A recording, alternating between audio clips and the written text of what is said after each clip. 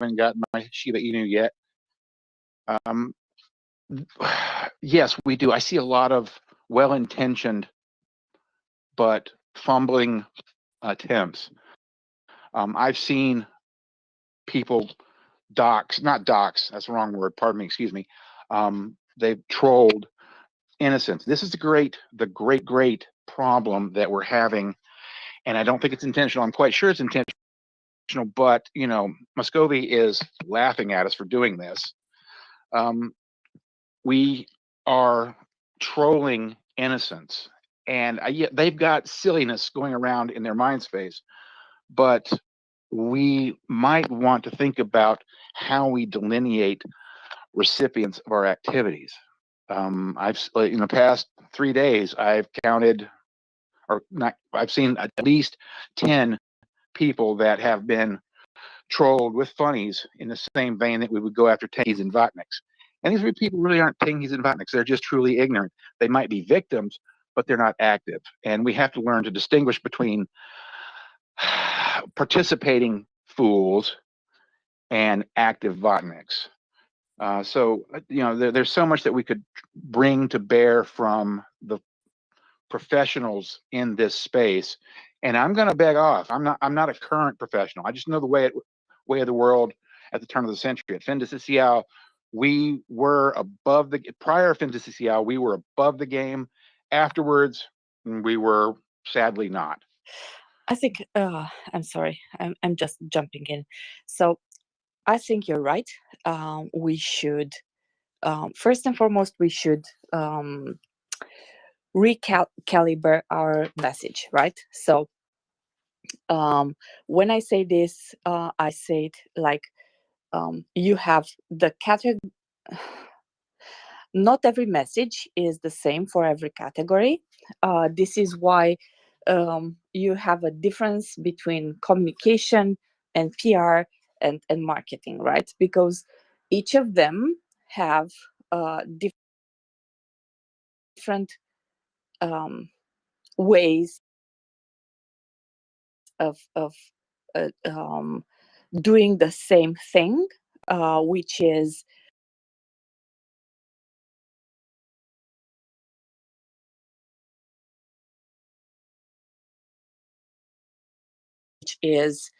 be specific,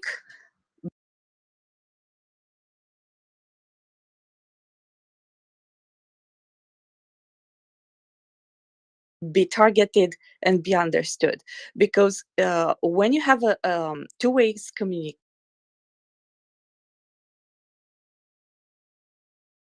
your discussion or your topic or what you want to say is diffused to a mass, you cannot start with the idea that the masses, whatever the target of your communication is, will engage with you 100%. So they will give the other 50, right? So you have to be smarter.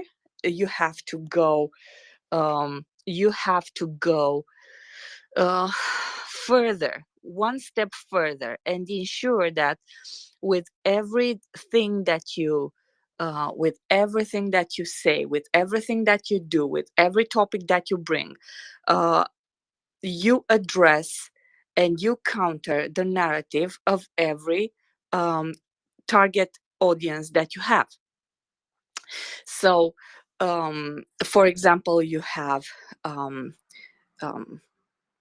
elderly people who look at TV, you need to have a certain message for them. You have younger people who are exclusively on TikTok and whatnot. You will have a message for them in a different format. Because if you will show memes to an elderly person, they will look at it and they will be like, "You're crazy." Like, I want a structured information in a structured way that I'm used to and that I can understand. And a younger person doesn't have the patience to read a longer article with tons of explanation why this and that and that and this.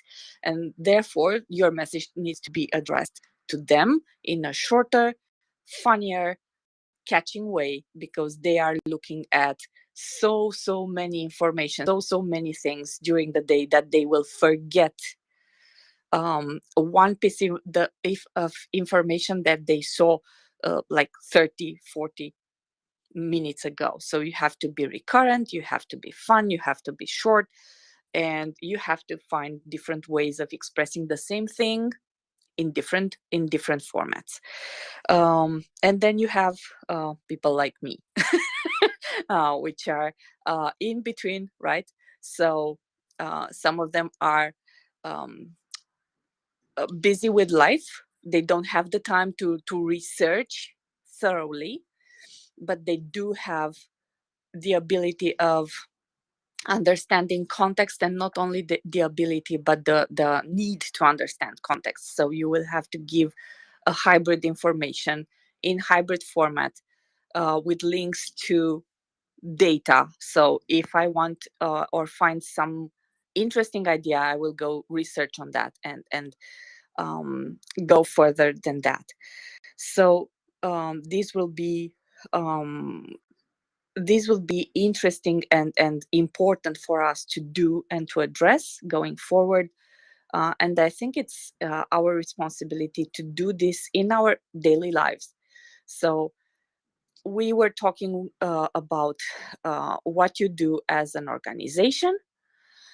Right, I was talking about what we do as an organization, but we have this responsibility in our daily lives around us. So we have people on Twitter that listen to us.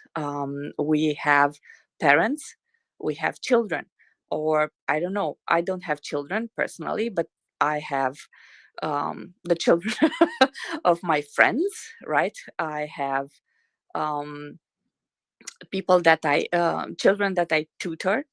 Um, um, I have other contacts, right? So it's my responsibility in my life to adapt the message to the people I have around me, in order to have them, to give them context and to keep the information fresh into their memory, and to actually counter some disinformation, because I do have people, as I said, educated people, which come up with some awkward ideas because they are listening to some awkward, shady narratives. And yeah, it's important to push back. You sometimes, I will end with this. Sometimes when you have, for example, an elderly person, they tend to have fixed ideas. So and having fixed ideas, you don't, at some point you don't want to uh, break out a fight, because Russia invaded Ukraine. You don't want a fight in your own family for that. So you will sometimes think twice. On the other hand, you cannot shut up forever. So my take is, be gentle but be firm, and address the topic, and actually position yourself. I think this is one of the most important things that we forget to do, like position ourselves. Where do I stand? What do I stand for? So these are the topics that I stand for.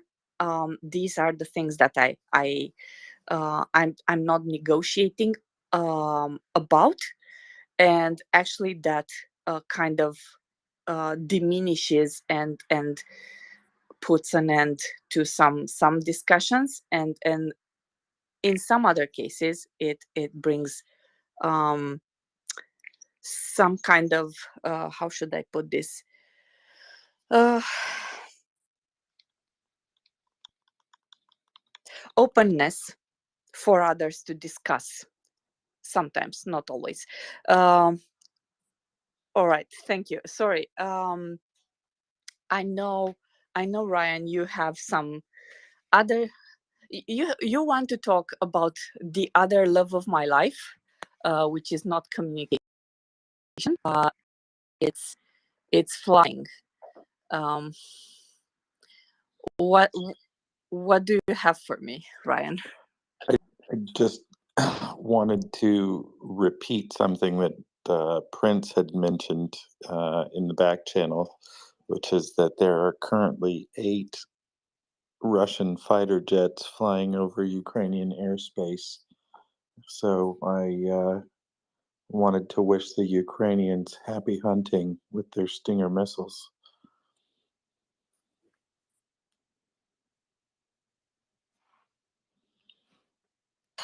Yeah, and there's a active air raid over all of Ukraine right now also. So we've got anytime there's Russian planes in the sky, I think that's the case. Those planes can launch a cruise missile. Excuse me, not a cruise. They can launch anything from one of those planes that can reach virtually all across Ukraine. So when there's one in the sky, they don't know if it could let loose ammunition. Then I think they err on the side of caution and drop the full air raid siren. Well, I know that one of the ones that is in the air, it doesn't necessarily mean that it's equipped and going to be used, because it often accompanies other ones. But one of them is one that can carry that hypersonic missile that Ukraine does not have the ability to shoot down yet. So that is a possibility too, with what is in the air at the moment. So, and that's sort of why I've been a little bit quiet. I've been trying to sort of keep up on that to figure out exactly what's going, so we have the current up to the minute news here.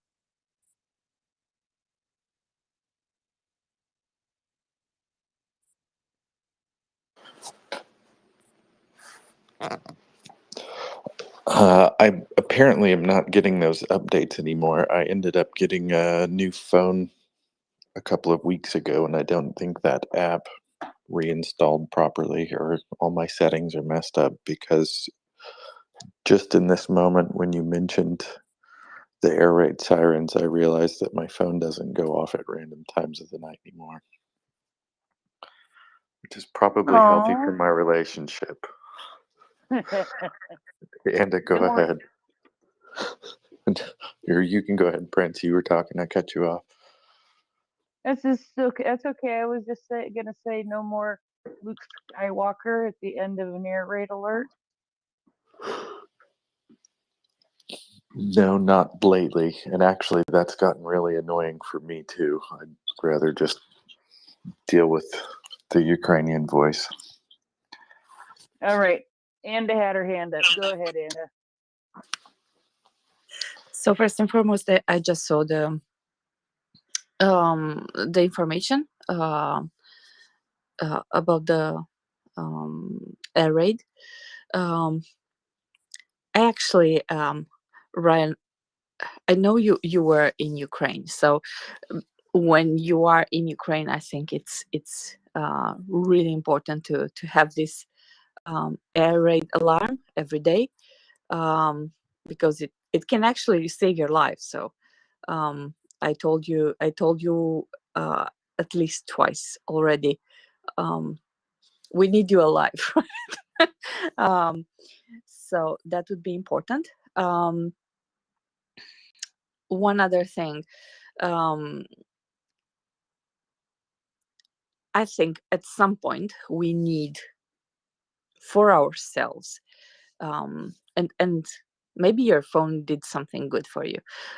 We need a break, right? From time to time, to all this messaging that is coming up and popping, and do this and do that, and read this and don't miss that. And at some point your brain is like, okay, this is a bit too much, right?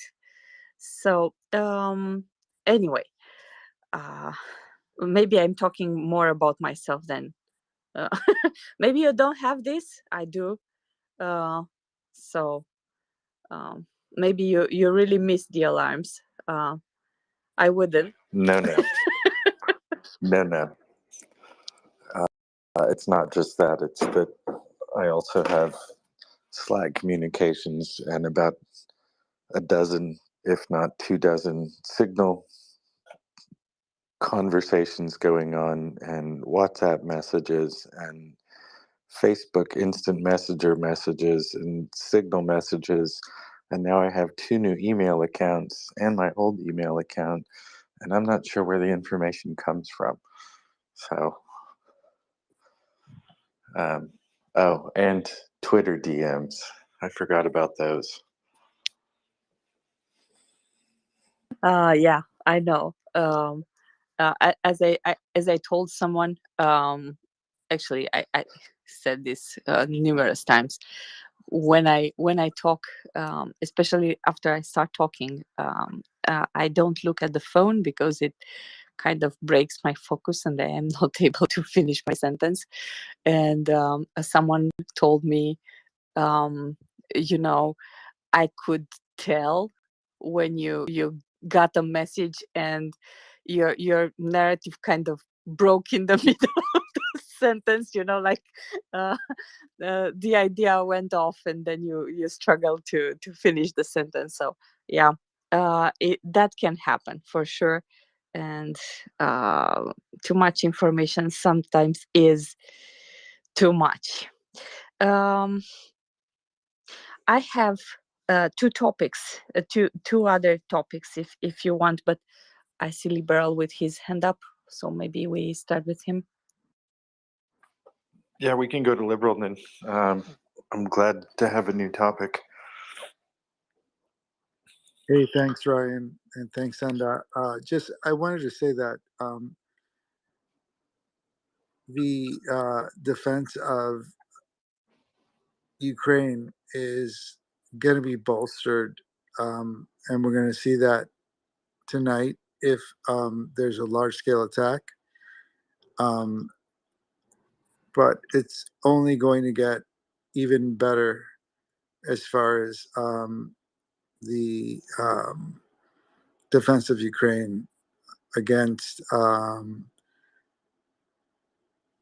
Russian missiles. So, yeah.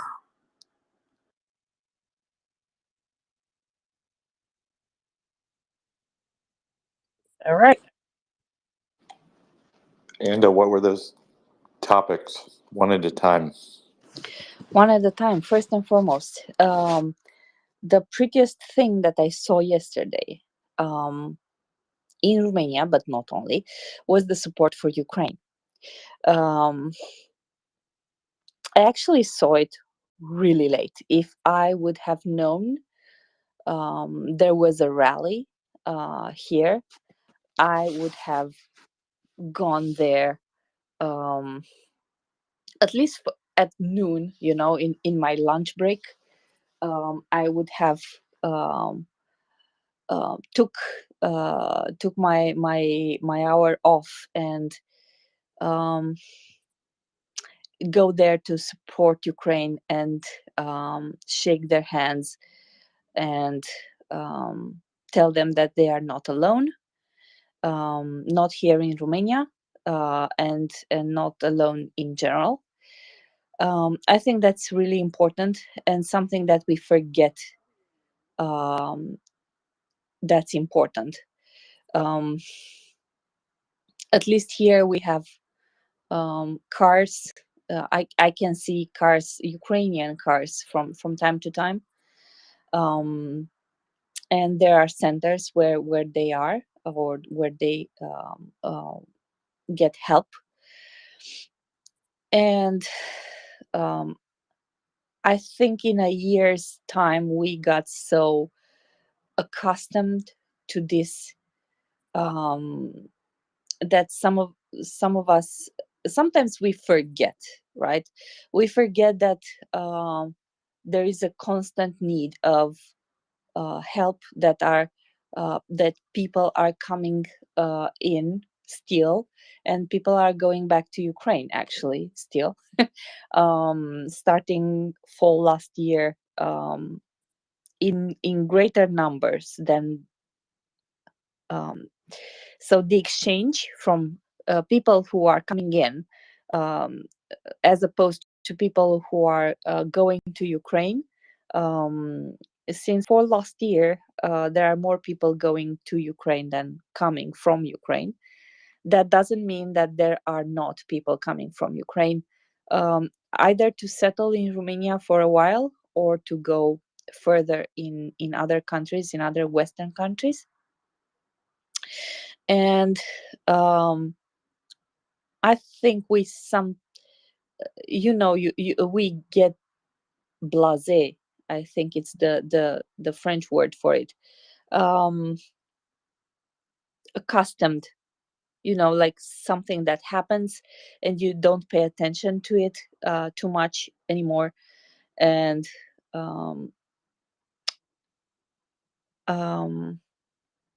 I don't know, I will encourage everyone, if you see someone with a Ukrainian flag or a Ukrainian car, at least wave of them at them, um, smile, make them feel welcomed in your country and in general. Sometimes a simple shake of hands can change someone's mood, and brighten their day, and be that person to brighten someone else's day, right? If you have this opportunity, take it. So yeah, that was my point.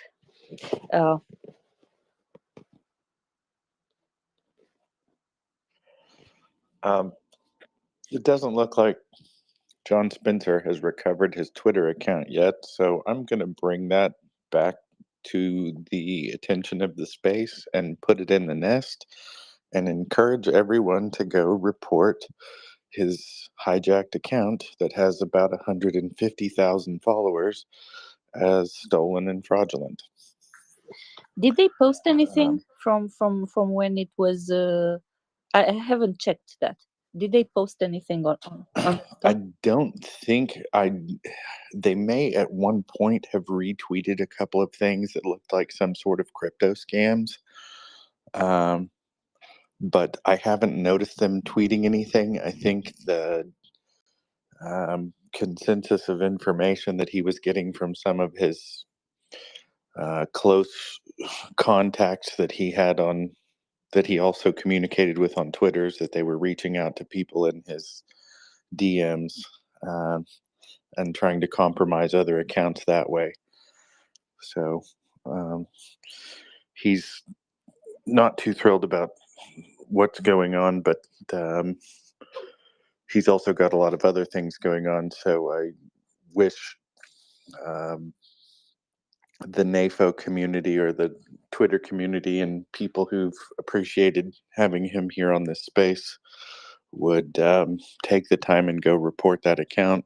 That's how he communicated with us. So I don't know if he's started a new Twitter account yet. I hope he will at some point until we can get this problem resolved. But basically, that's a good reason to go report this as hijacked, because you guys aren't going to hear from John Spencer until he gets that account back. I might in background channel through a text message, but even I don't get to hear from him like that, or very rarely. So if you want to hear John Spencer on the Twitter space, you need to go report his account as hijacked, and you can do that through the thread in the nest. Sorry for the squeaky door. I had to let my dog out. All right. You want to go ahead? Yeah. Hi there, Ryan, Prince, Mokus, and great day yesterday. And yes, Anda talked about the meeting in support of Ukraine in Bucharest, and indeed it was a very nice meeting. And I just want to add how many things were done in support of Ukraine yesterday in but in all the countries in Europe and even all over the world. I was so impressed about it. And for example, in Bucharest, we illuminated two buildings in Ukrainian colors. One of the mayor's building and the Ministry of Defense building. So it was beautiful. But also all over Europe, there was Tour Eiffel, Brandenburg Gate, and so many other. In Toronto, the tower in Toronto, in New York, also in Mexico, it was a bridge. In Sydney, Australia, it was the Opera building, and really in Riga, in many other capitals, and all the meetings that took place, all the demonstrations. It was absolutely amazing. In Berlin, in Frankfurt, in London, they painted the road before the Russian embassy in yellow and blue, and there was a big rally there. And also in countries that we wouldn't expect, like in Armenia, for example. In Georgia, we know that Ukraine is supported there, so it was not a surprise. But in many, many places. So I just wanted to say that yesterday it was a sad anniversary, a very, it is a year of war, but it was also an opportunity for every democratic country in the world and for people to show their support for Ukraine. Sorry, I'm not caffeinated enough this morning, but I just wanted to add this, and maybe I will try to make a thread with all those demonstrations of support, because they were wonderful. And also the music. Let's not forget the music. The national anthem of Ukraine was played before the Russian embassy in Berlin, and in other places. So it's really amazing. I wanted to add something here too. They were absolutely amazing, the things that we saw yesterday. All of that. The destroyed Russian tank in Berlin was fabulous. That was just a wonderful thing to see. But I sort of skimmed across this yesterday, but I just looked at it a little bit more closely. And there's a quote from Zelensky when he was giving an interview yesterday that I wanted to share. And his response was, "Two things I had luck with: my country and my family. Immensely thankful to my wife. Love my parents, whom I never see. Yep, Ukraine wins because of two things. One is courage, the other is love." And I just thought that was one of the most beautiful things for Zelensky to say. We see him so much, and he's been such a good leader. And I think the reason that we see this in him is what he verbalizes here: courage and love. You can see the compassion and the empathy that he has for families and people generally as he goes about his day and meets people. And you can see his courage and how he's defending his country and working very, very hard to accomplish that. Mockers, go ahead.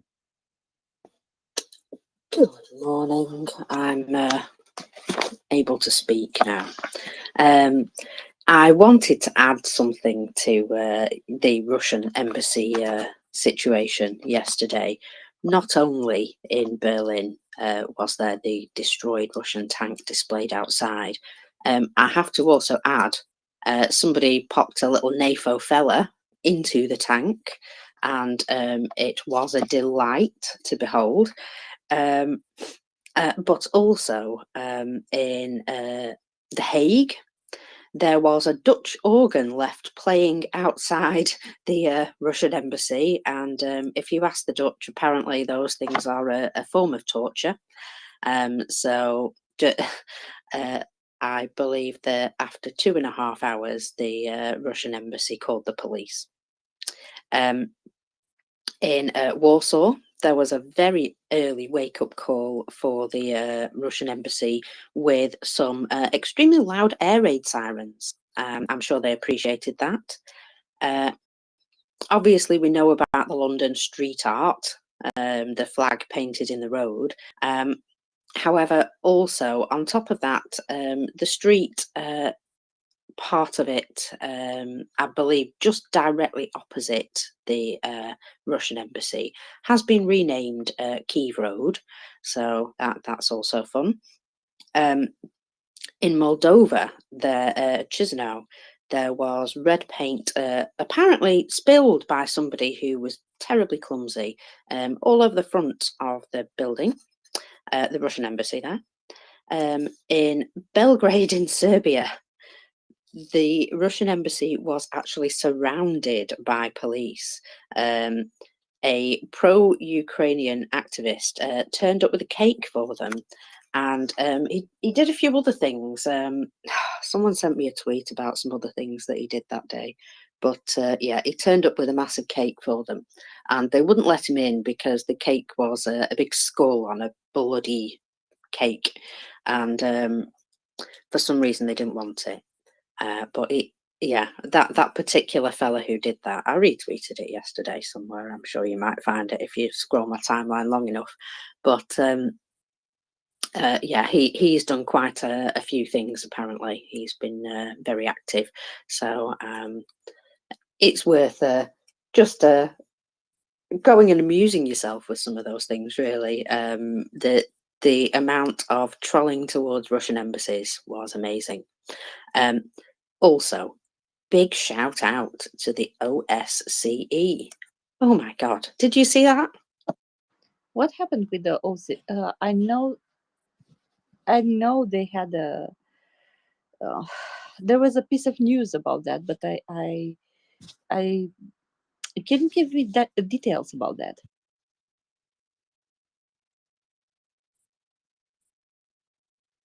Well, it was absolutely blimmin' hilarious. So first news came out that the Latvian ambassador, yes, Latvian ambassador, told the Russian delegation to go the way of the Moskva in Russian so they could understand, I believe. And they took exception to that, and they left. So that was part of it. And then later on in the day, whenever the Russian delegation were given their chance to speak, everybody else in the room, pretty much, apart from a few, got up and left. And as they were doing so, one of them walks past the camera and gives like a, victory V sign, as in like, hey, peace, man, peacing out. And I just, yeah, let's just say that was the best meeting of bigwigs that I've ever seen anywhere. It totally impressed me that they decided to take a stand en masse like that. And well flipping said to the Latvian ambassador, Lithuanian ambassador, Latvian. Oh, find out for yourselves. I think it was Lithuania, but yeah, awesome. Thank you for that. I actually have a question about that. So I know Colonel Jeff was here the other day talking. I think he mentioned something. I wasn't paying attention 100%. So yeah. My question to you, sorry, I kind of lost my thought. My question to you, the victory sign, was it the Churchill victory sign, the famous one, or a normal victory sign? It was like a peace sign. It was not the rude version. Well, one can hope. All right. Thank you. Thank you very much, Walkers.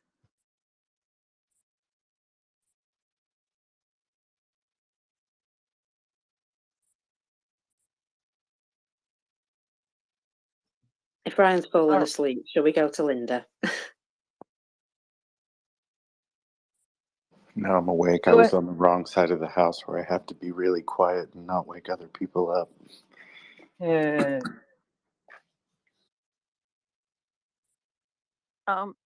Is it my turn? yeah, go ahead. We're Yeah, all go just, ahead, Brenda. we're all sort of winging it right now. We got it, but we're winging it. It's all good. Winging is good. Yes, winging is good. Yes. I just, with regard to troll, I have a couple of things actually, but one of them I'm just gonna wait. I have a lot to say about the whole disinformation, marketing, psyops, etc. thing, but I'll wait until another time when the right people are on board again. But with regard to trolling, I one of the things, number one, that the NAFO characters are fabulous. Um, because of the way that they were invented and the way that they communicate disdain in a funny way. But I saw yesterday, I lifted an idea from somebody, it was either yesterday or the day before.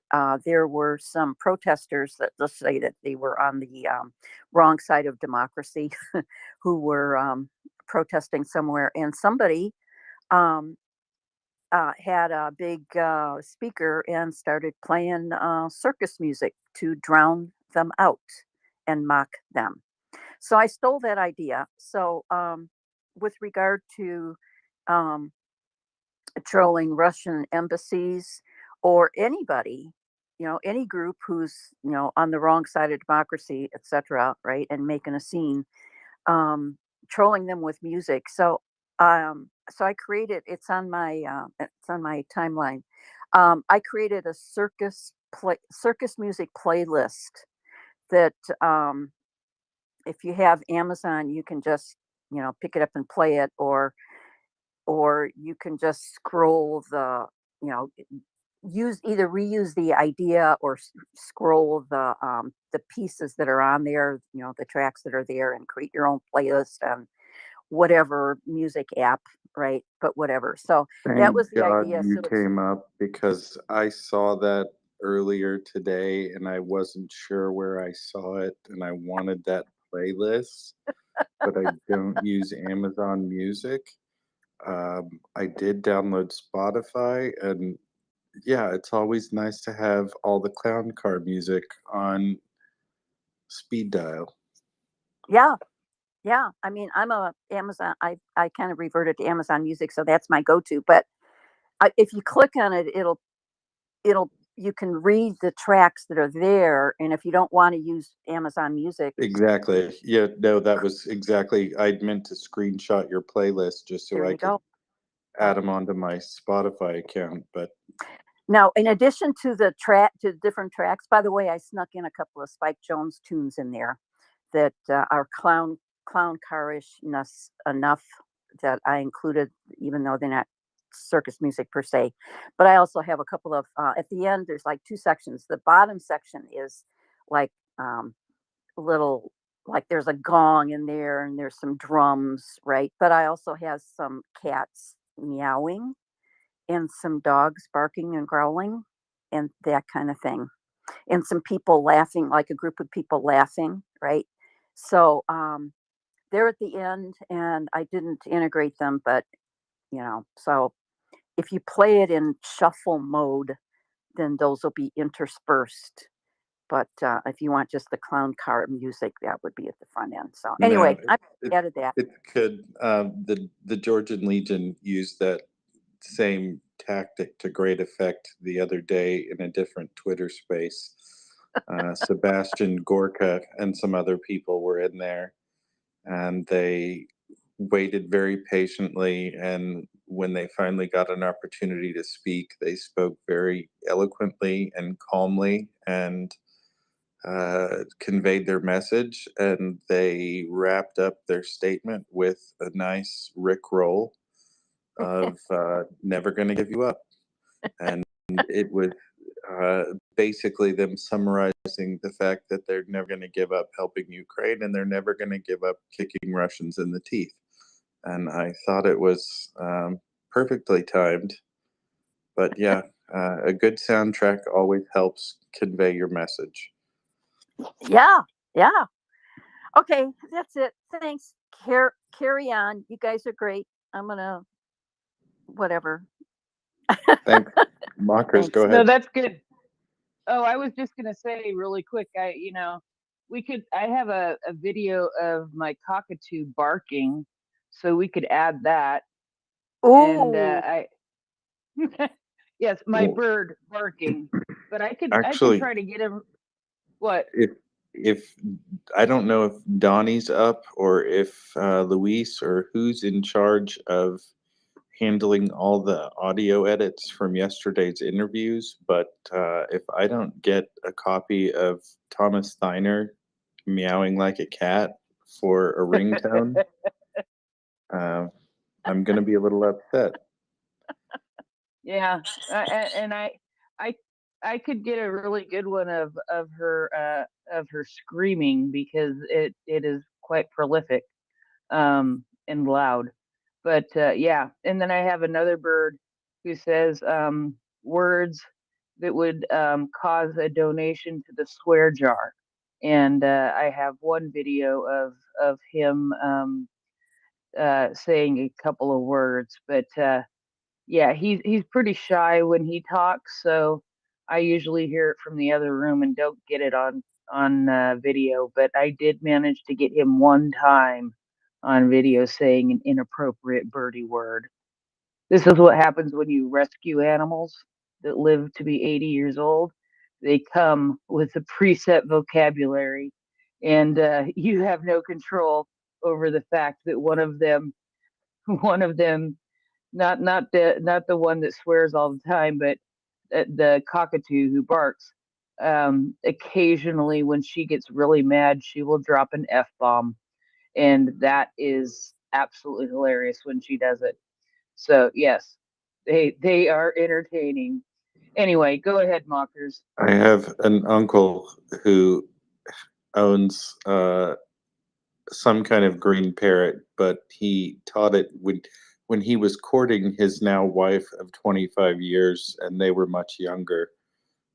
She had this bird, and he wasn't too thrilled about her owning it, and he referenced it as mother effing bird one too many times, and it decided to adopt that language, and still to this day refers to itself as Malachi the mother effing brat. And he told his now wife of 25 years that my brother and I are the ones who trained this bird to say that. So, still to this day, she somewhat resents my brother and I, who are now almost 40 years old, for teaching her bird to say something that we never taught her mother effing bird to say. Um, but Malachi is a brat.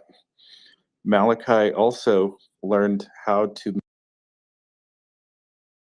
mimic the car sounds of its mother returning home from work so she could mimic the car alarm sound exactly what it sounds like from inside the house. And then she could mimic the deadbolt sound of the door unlocking. And when she would get bored late at night or the early hours of the morning, she would mimic the sounds of mom coming home, which, if you're in bed asleep at night and you wake up and hear your car alarm, and then you hear your door unlock, it's extremely unsettling. So, as I said again, Malachi is a mother effing brat. Oh, it's an Amazon. I can guarantee you, it's some one of the different kinds of Amazons. I guarantee it. Does it sing opera also? Uh, Amazon. I have Amazon. not seen Malachi in a number of years. Malachi was adopted by my Aunt Tammy when she got it, probably 25 or 30 years ago. So Malachi's getting up there, but Malachi still exists. Yeah, they can live to be 80. and a portion of my estate actually goes to the birds. It's actually sort of crazy weird. Let's go on to mockers and get off of talking about birds. Hey guys, yeah, I have cats, so no birds in my house. Alarms have been lifted in a number of regions. However, Russians have fired artillery at now. I have to say that this is not bad news. Russians have fired artillery at Ternihov village in Dnipropetrovsk Oblast, but there were no casualties or damage, according to Andrei Yermak. So, you missed us, I think is the kind of term.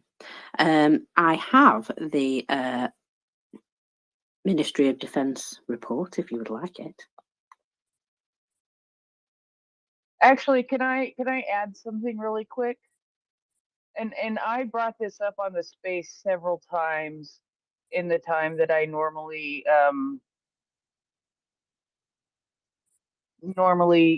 host, but on the anniversary of the full-scale invasion of Ukraine by Russia, the Metropolitan Opera of New York held a concert in remembrance and hope for Ukraine.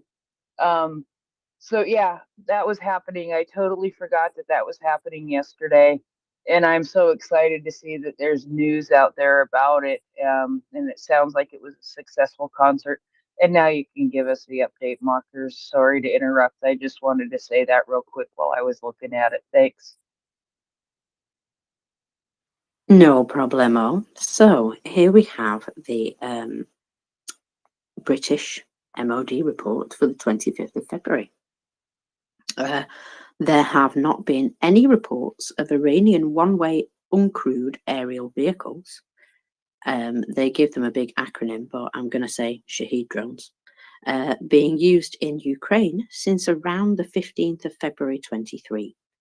Prior to this, Ukrainian armed forces reported shooting down at least 24 of these Shahed drones between late January and early February 23, and scores were destroyed in the first few days of the year. The lack of these drone deployments likely indicates that Russia has run down its current stock.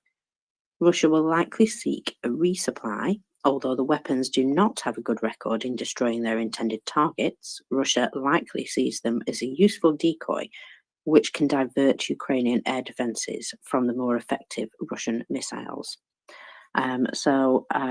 Yeah, that's a shame for them that they're running out of drones.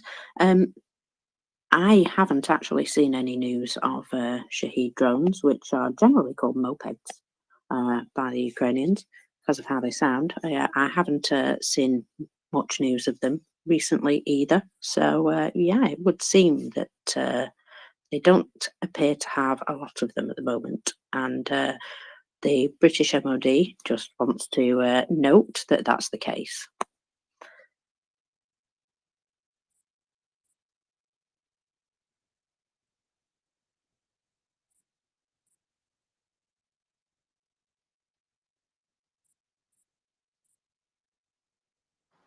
All right. So, I love the British MOD reports.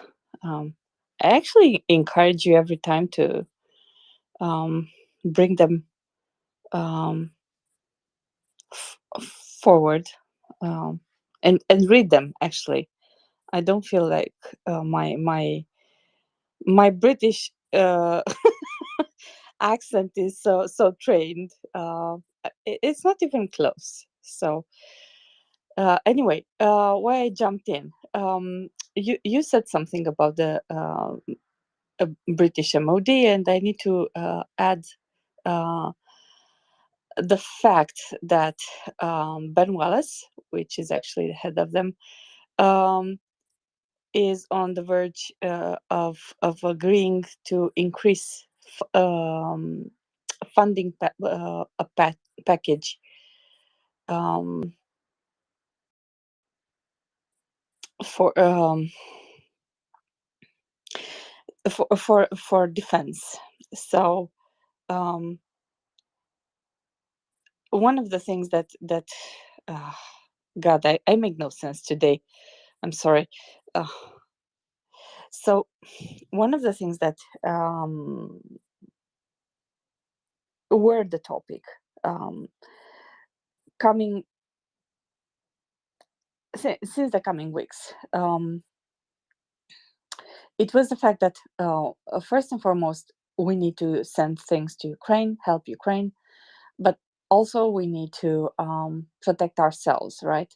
And we have seen the countries from the eastern side of the bloc, um, like Poland, for example, and not only, strengthening their army, investing in their army, investing in tanks, investing in Bradleys, investing in basically equipment, right? So you train people, and you need to have the equipment for the people. So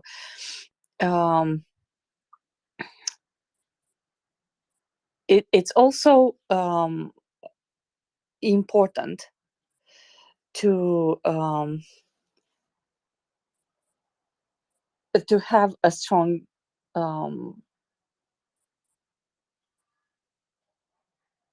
so how should I put this? You, because you mockers are from UK, right? You are sending a lot of stuff to Ukraine, help Ukraine. So it's also important for the British MOD to strengthen the internal structure, right? To you send some, and you buy some. You kind of reshuffle reshuffle and help and reorientate yourself on what you've learned in the last year, right? Because it's not linear. It's not like the British MOD gives away to Ukraine 14 Challengers, and therefore they need to buy another 14, and that is that. No, they give away the Challengers, and not only a lot of javelins have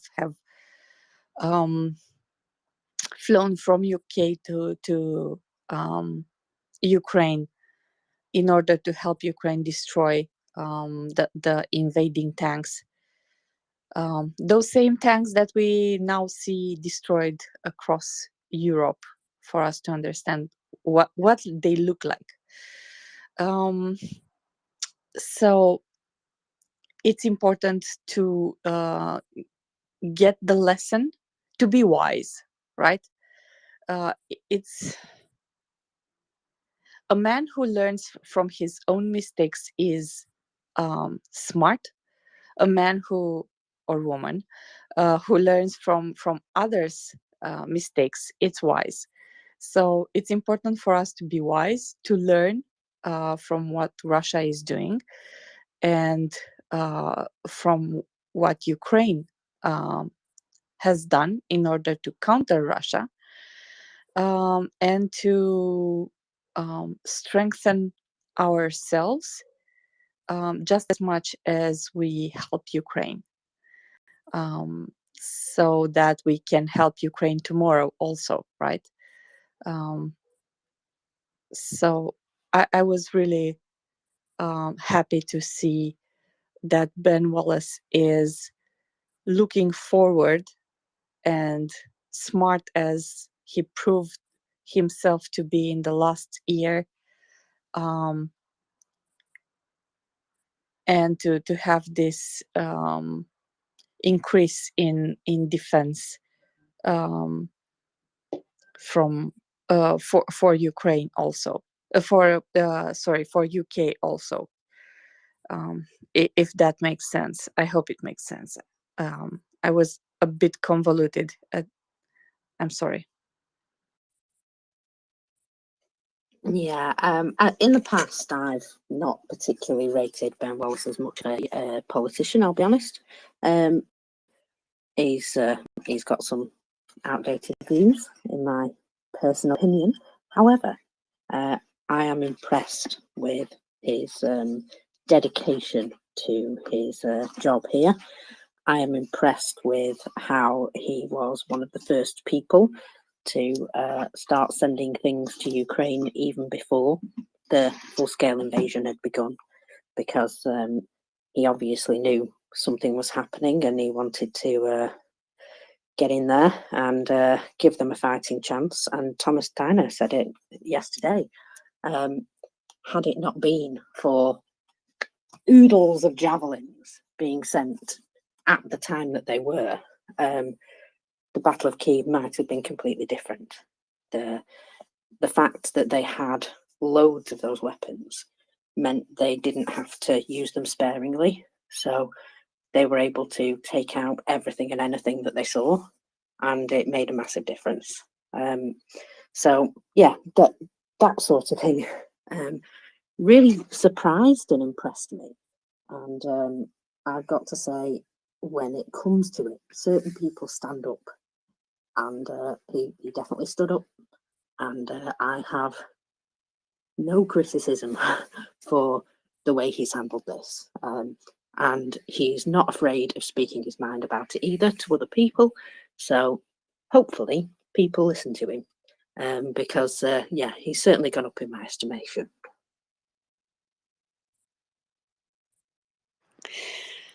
Thank you, and hopeful.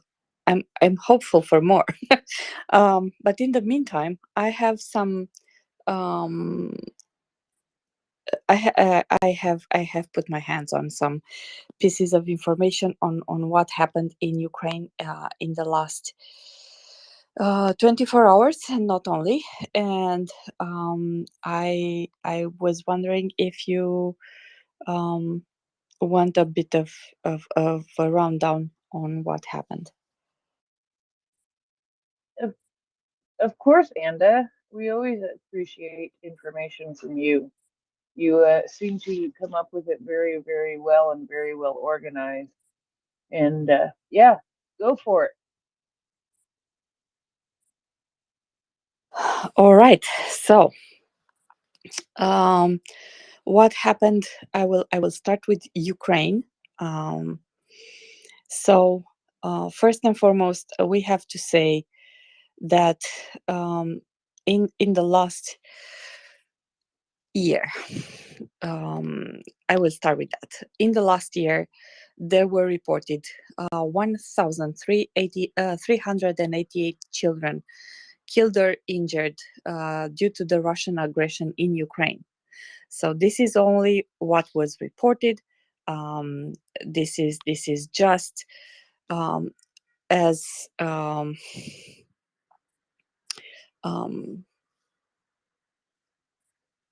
what was, in Ukraine strictly hit and reported and in a hospital and something like that. So that's one of the things that I think it's important to recognize and to not forget, not only the children and the people that were deported, but also the ones that remained and were injured or killed. And what happened yesterday, because we thought we were looking at this support for Ukraine, all the demonstrations around the world, but the war is still continuing. So, for example, Kherson was attacked yesterday 83 times. 34 settlements were struck. Around Kherson, it's a lot of artillery, and this is what they use in order to hit Kherson, especially because Kherson being a former city under Russian occupation, they know exactly where to hit. So it's not a guess. It's not just satellite image. You actually know where everything is. Maternities, hospitals, buildings, um, um, and and and therefore it's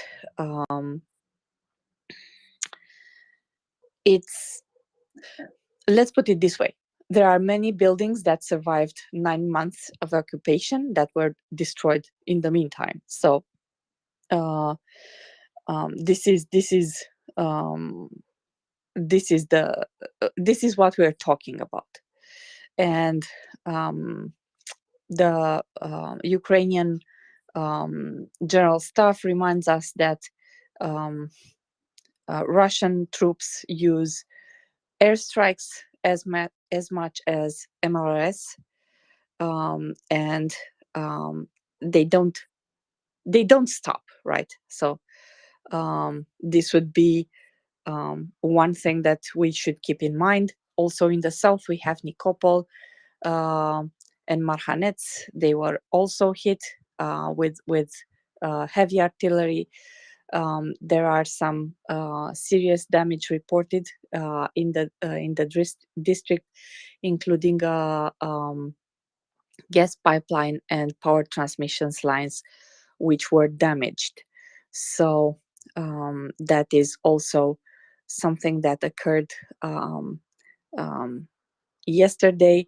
Donetsk region was not spared. There are 5 civilian casualties there. What else do we had from Russians? Shelling and attacks from yesterday, because I'm bringing this up because yesterday we focused more on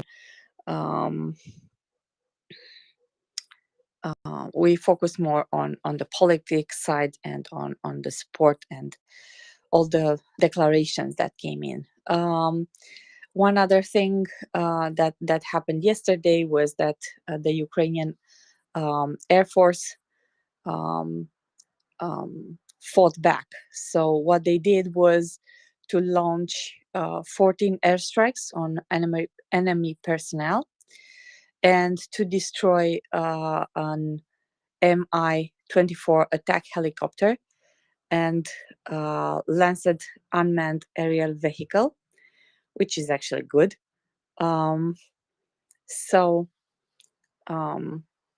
Because I said this and I will say it again and again and probably again, because it happens every day. Almost. Russia is shelling civilians. They are not hitting. Usually, they are not hitting. Um, how do you say? Great number of civilians, because they are not hitting the cities as much as they are hitting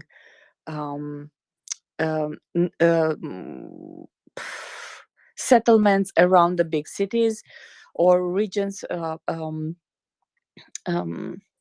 neighborhoods in the cities which have houses and yards around them. So we should not forget that in most of the Ukrainian cities, you have a lot of buildings, block buildings, which are taller with lots of inhabitants. So if you manage to hit one of those with one rocket, you will have an entire building of 40 or 80 families affected. So if you hit a neighborhood with houses, or a settlement, a village around the city, you hit a house or the yard, the permit around the house, that is significant, with significantly less material and human loss. So it's really important. And this is what Russia is doing every day. And on the other side, Ukraine is aiming and fighting smarter. So they are not launching 80 airstrikes. They are like launching 10 or 14 or 12 during a day, but they are targeted. They are targeting Russian gatherings. So sites in which Russian soldiers are grouped together with armament or without. And I think this is actually the reason for which we see such high casualty numbers in Russian side, much more than there is in Ukrainian side. So I wanted to bring this topic up and to remind also the fact that we are at a point in the war when some discuss about peace, but the main victim, if you want, right, is fighting back, right? Ukraine is not playing a victim. They are a victim of aggression because Russia entered their country, killing their people, taking their territories. So they are the victim in the story. But Ukraine refuses to act like a victim. They are not taking it. They are fighting back, and their narrative is the same as the one from the first day of war, like Russia go to hell, basically. Yeah. No. There has to be a victory, and Ukraine is fighting for victory. Is fighting for earning their territory and not leaving any room of further discussions on their territories, on their people, on their children, on anything. So I am really happy about that. And if you have someone from the room, if someone from the room has information about the explosions which are reported near a large concentration of Russian soldiers near Mariupol, I would be highly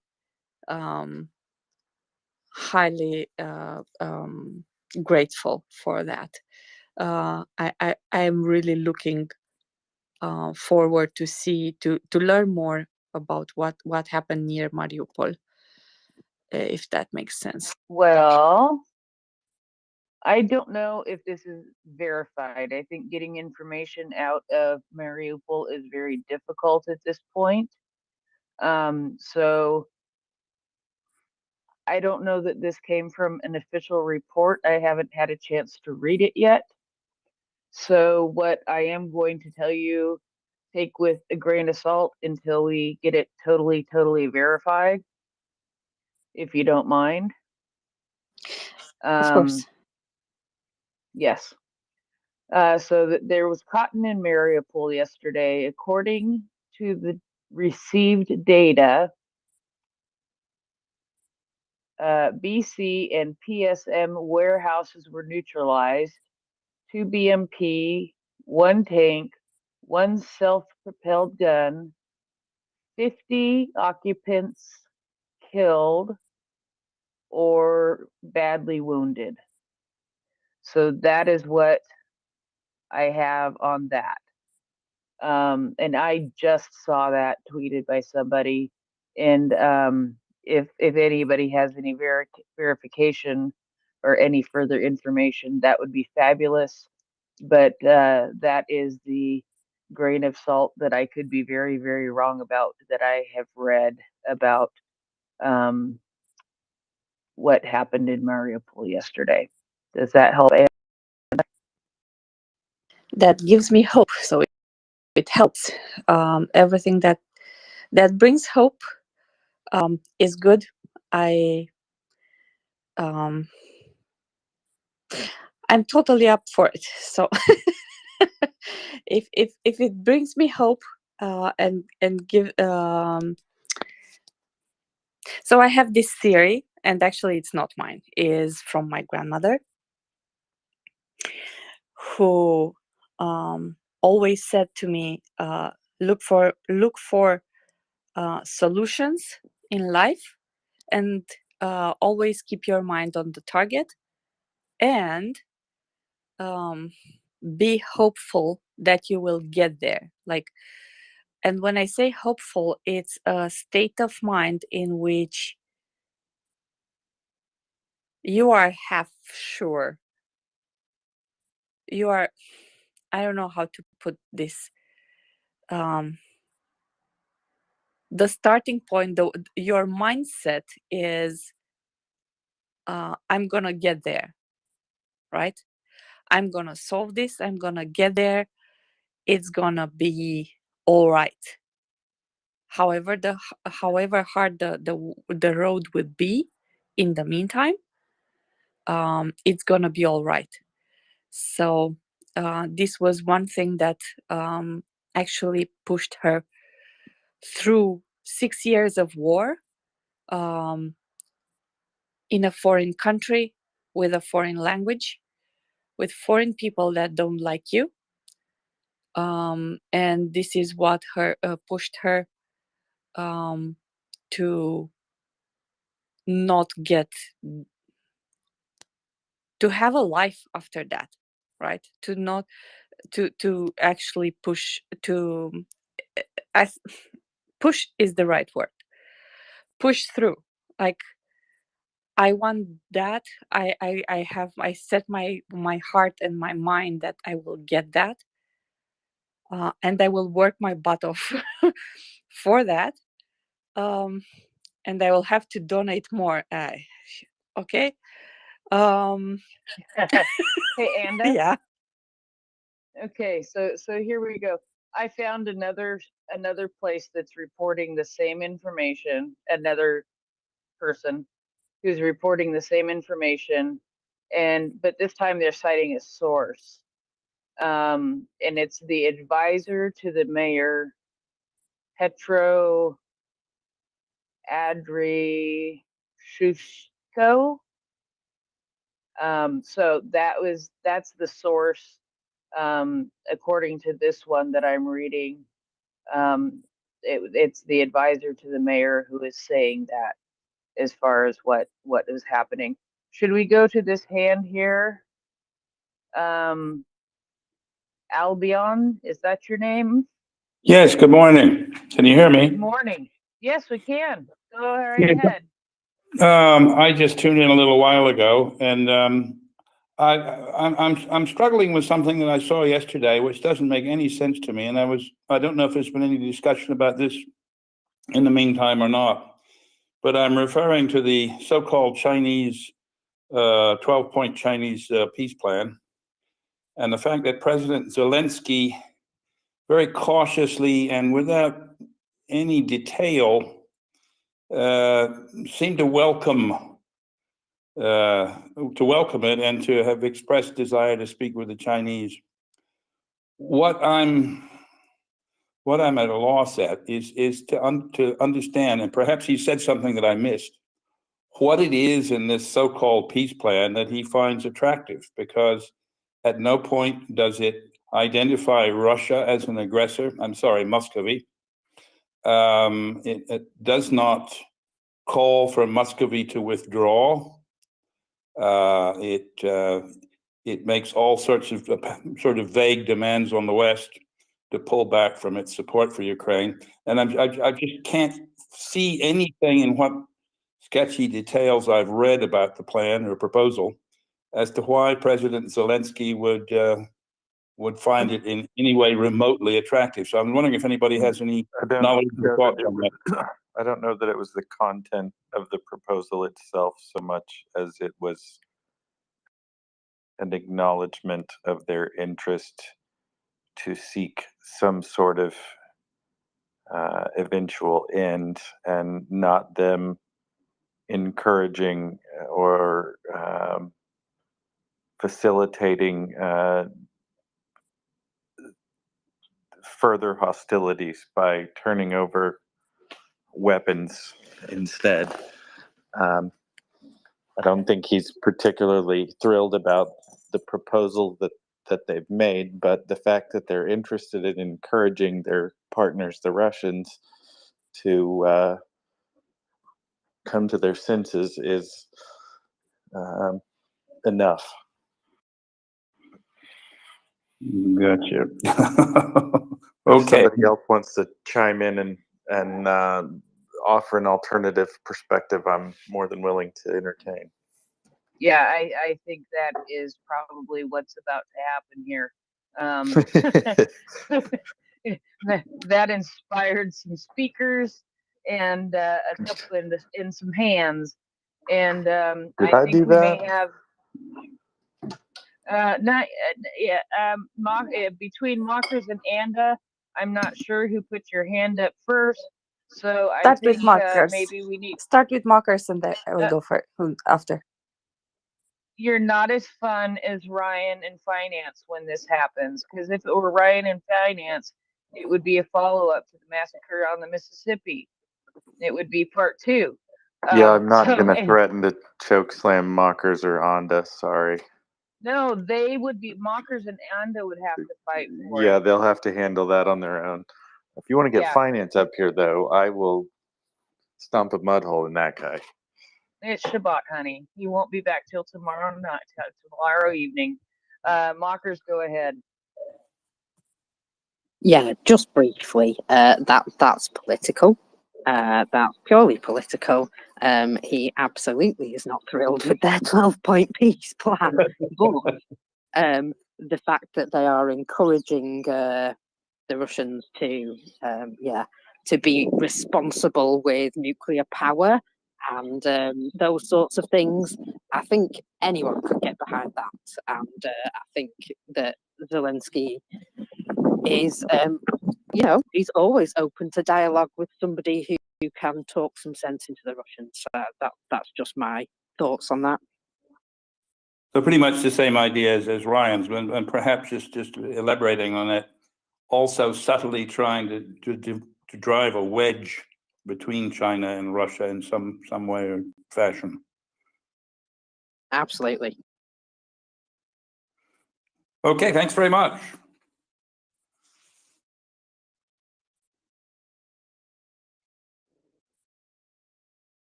Anda, go ahead.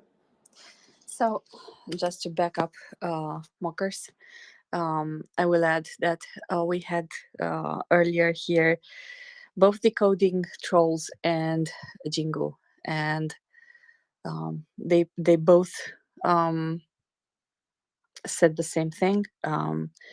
This is in no shape or form a welcoming or an approval, and the only nice thing that was done, the only good thing that was presented was the fact that with 2 statements they pushed back on nuclear topic.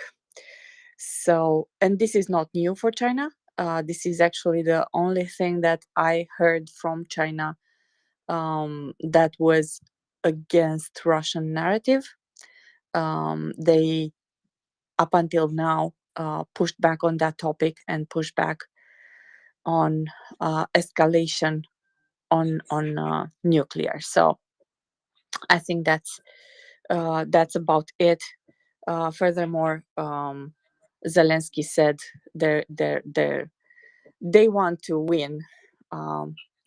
It's not about peace negotiation. It's about winning, and winning big, right? So I think we should help them do that in order to have a clear cut option going forward. It's one thing to settle at the green table, and it's another thing to actually win it on the battlefield and have a claim on something. And I think that's important. Just one follow-up question, if I may. Has anyone seen any evidence of Russian trolls attempting to take advantage of Zelensky's statement as some sort of evidence of, well, not evidence, but as some sort of vindication of their activities? Sorry, what? Can you say? I'm just wondering if anyone has seen any evidence of Muscovite trolls attempting to twist Zelensky's cautious, lukewarm, well, I wouldn't say lukewarm, but cautious welcoming of his proposals for talks as not as evidence, but as somehow vindicating Muscovy's position in this whole situation. I haven't seen anything.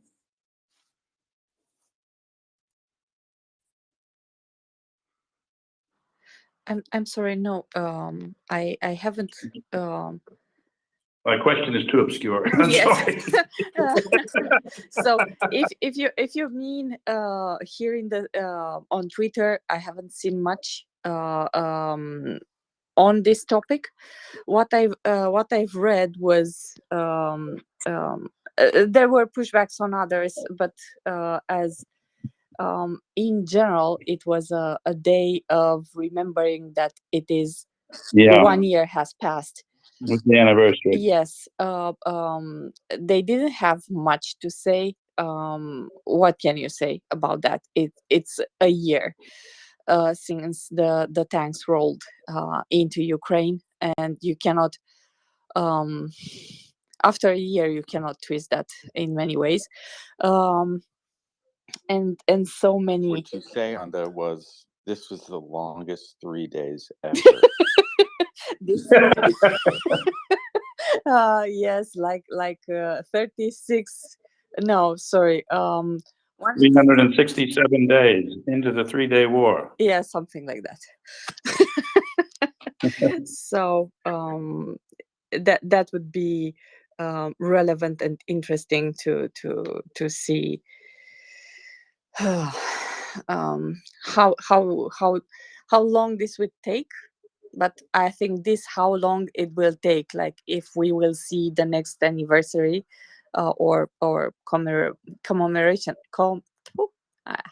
Commemoration. yes, Of victory. we will have to. So in order to not reach the 2-year mark, we need to give more weapons to Ukraine. That's my bottom line and point.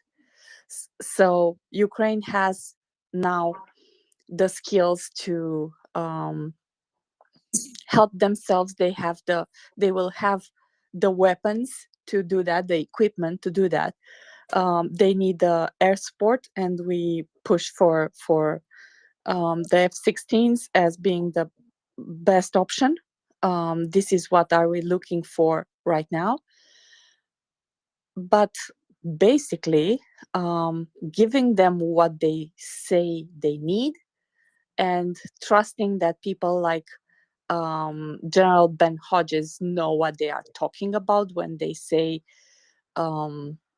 it can be done, and a fight on Crimea will happen, and it can be won.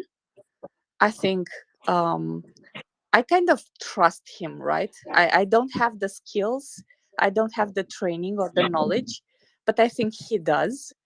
So if General Ben Hodges says that, or General McRyan, or other people who actually know more about war and how it's fought, I kind of defer to their opinion and go take it and run with it, right? Something like that. So yeah, I'm sorry, I was a bit long.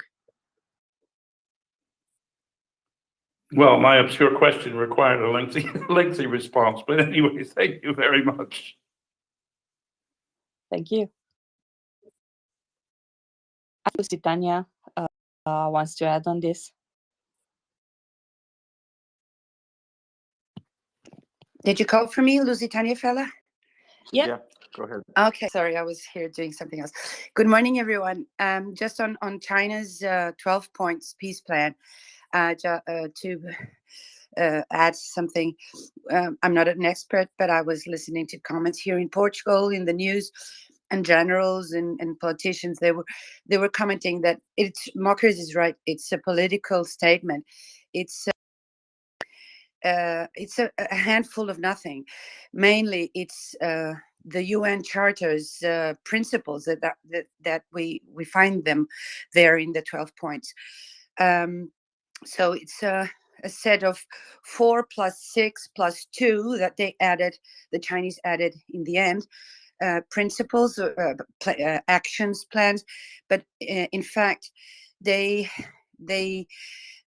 peace plan starts with a strategy, step-by-step actions that has to start in one first step, and the first step is to recognize the occupied lands, the territory. So that is not there. So what we find there is just a political way of the Chinese say that they are interested in keep on being friends with you. They have been doing business with Ukraine. China has a lot of economical interests in Ukraine. It has had for the last several years, and also with Russia. So they are trying to start 1 year later, very slowly. China is very, very longue durée way of acting. And they are cautiously trying to see how people react to these ideas of what the public would say if China would act actually in a real peace plan. That's it. Thank you.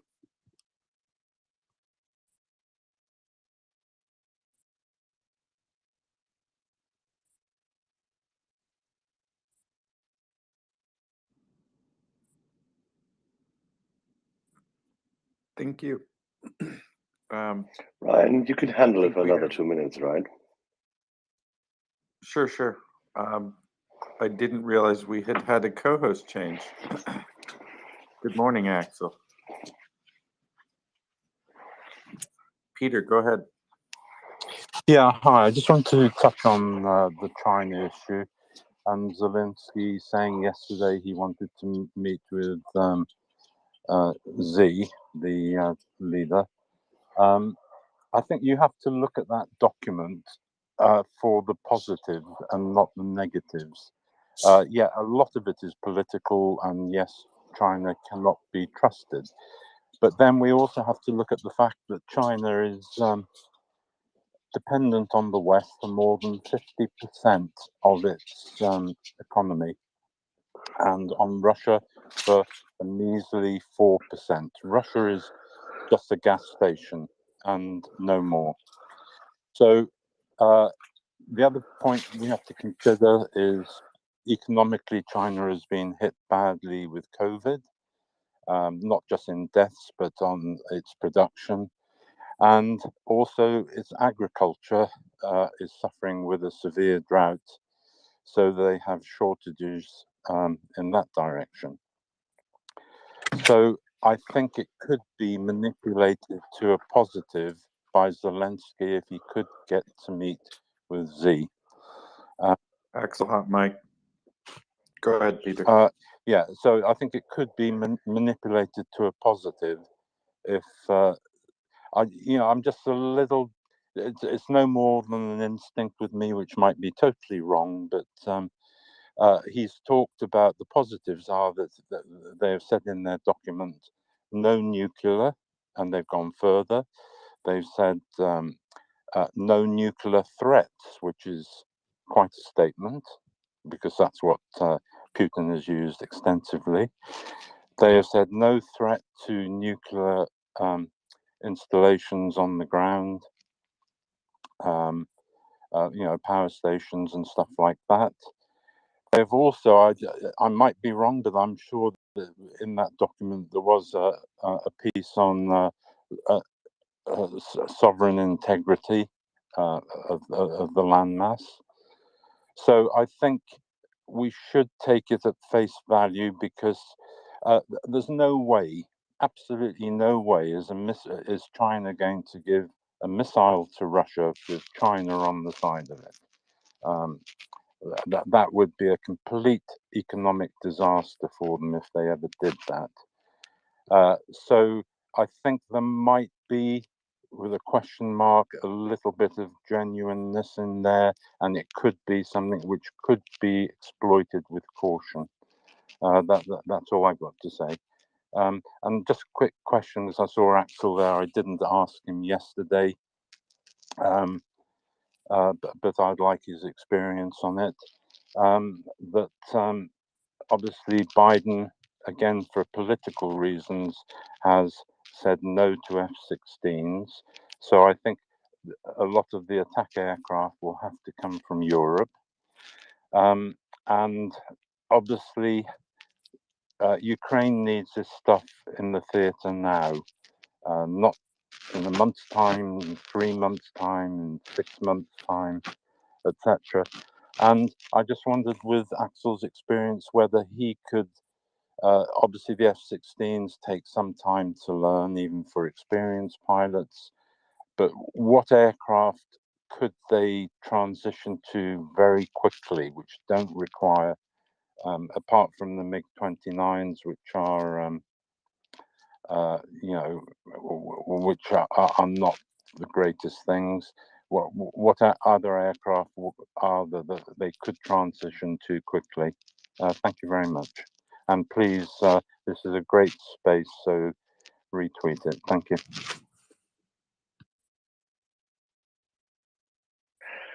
Yeah, I wouldn't take the notices which have been made thus far, and specifically, and I apologize for my voice, but that's just how it rolls at the moment. I wouldn't take the utterances of that specific deflection campaign yesterday in US media for as weighty as you deem it. You will see F-16s and Typhoons in theater. Those are the two aircraft which economically, logistically, and in terms of their multi-role capacity make sense. And this is how they will be coming into that space. There's 4 European nations which have the Typhoon. The logistics train can be stood up properly. There's enough maintainers around in the world who can be motivated to work with, alongside of, and train the Ukrainians. And we can supply parts for them. And the F-16s are the perfect multi-role attack aircraft for that matter. And this will happen, and it will happen in a fashion so that during the summer, you'll see the first squadrons flying there. Right. Also great news to see that, again, in the news this morning in the UK, that the UK are supplying long-range missiles, definitely. So I think that's a great plus.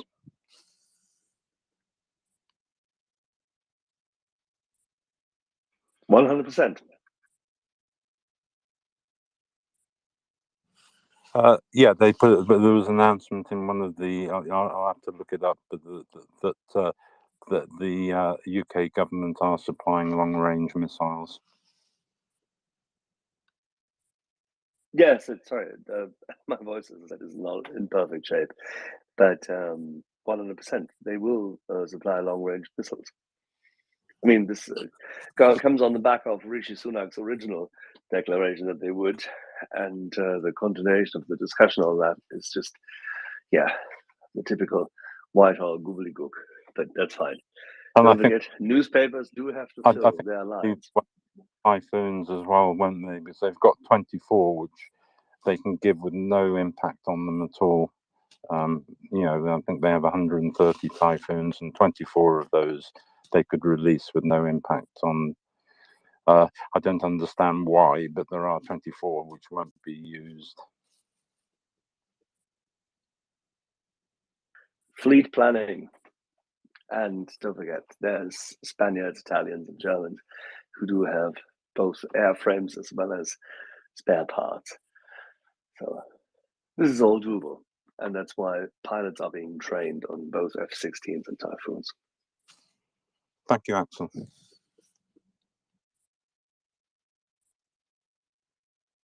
Alrighty, Ryan. Let me set myself up here in the log cabin. In the meantime, what else did I miss in the poor few hours since what? What's it? 8 hours ago? No, 7 There hours. were little over half a dozen Russian fighter jets circling in the skies of Ukraine as of an hour or two ago, Circling. awaiting a fiery landing in a wheat field. I don't know. I was just wishing the Stinger teams happy hunting, but Okay. Right. The reason why I'm asking is I haven't been able to read anything, see anything. I just literally woke up. So, Marcus, please update us and tell me what to do. Well, this morning the Ministry of Defence British MOD report basically says that the Russians don't appear to have any more of these Shahed drones, or if they do, very few of them, and that's a development, certainly. That is sweet. And what about these? What did Ryan just say about aircraft circling? I mean, they literally don't. They have no aircraft which can circle. So, flying in the skies above Ukrainian territory. Sorry, let me be more specific.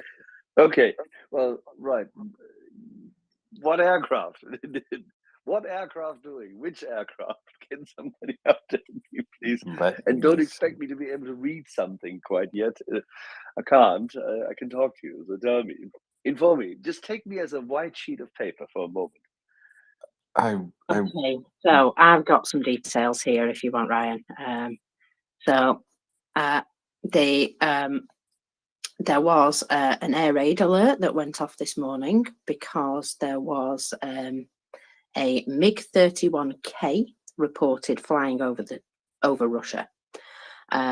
Then some short time later, there were 4 further MiG-31Ks reported flying over Russia.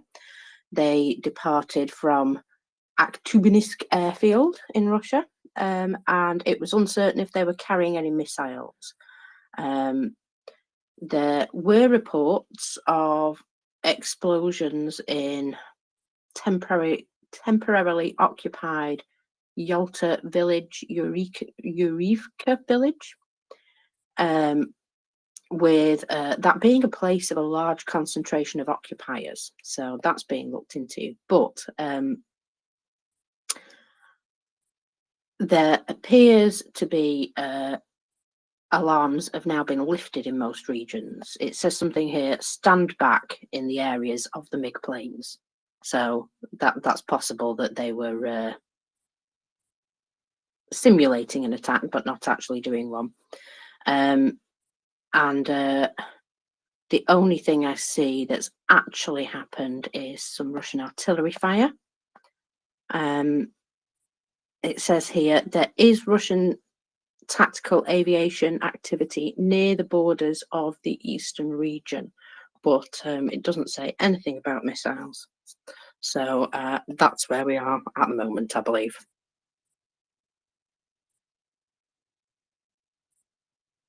Does that help?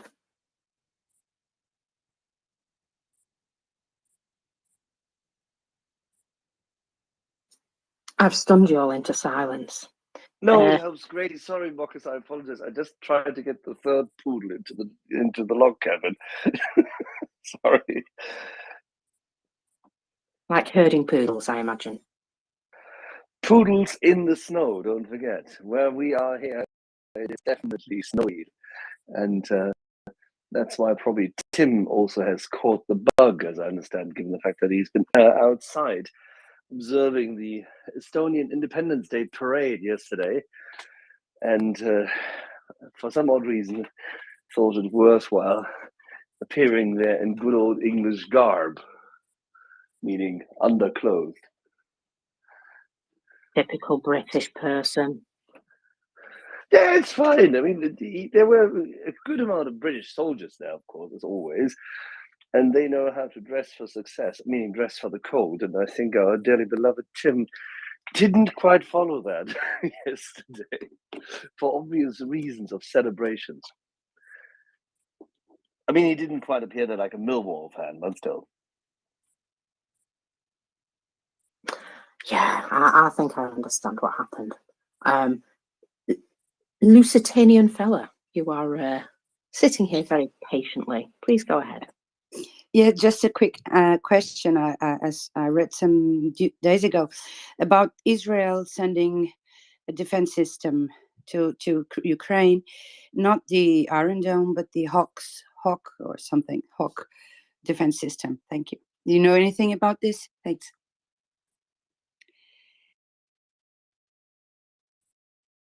Axel, that's for you.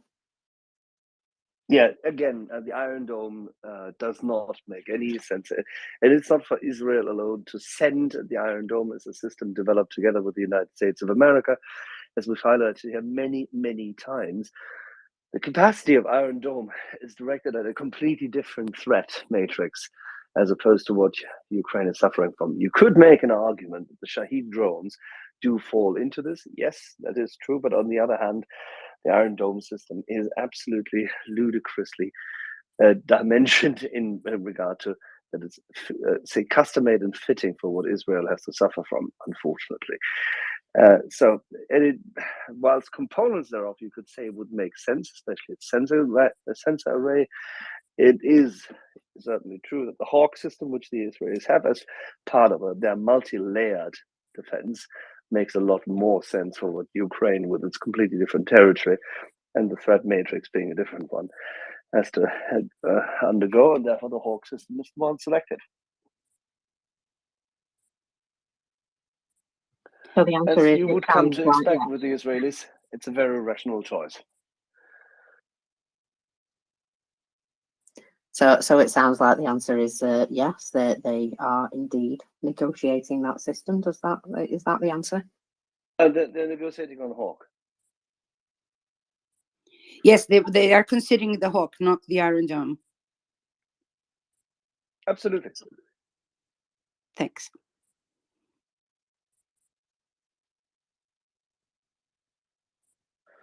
So, I have now snow cleaned 3 poodles.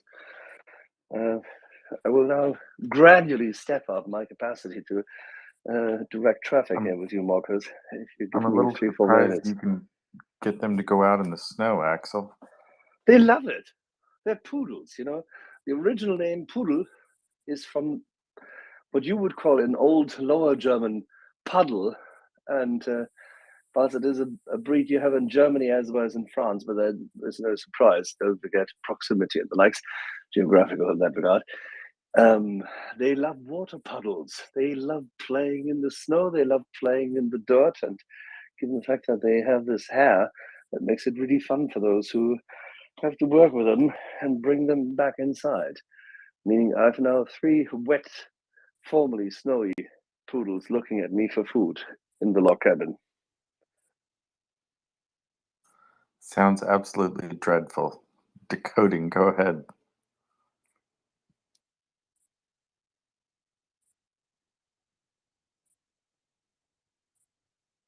Hi, maybe someone can fact check this, but here, maybe Axel knows this off the top of his head.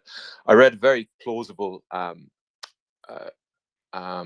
position paper from an Israeli think tank the other day, plausible in the sense that it seemed kosher, in all senses of the word. And my memory of what I read was basically Israel disassembled its Hawk system quite a while ago, and it probably destroyed the engines, and it stored the components outdoors where they've been rusting away for the last, hopefully not close to the Dead Sea, because presumably the salt there would really make them rust, rusting away for the last 20 years.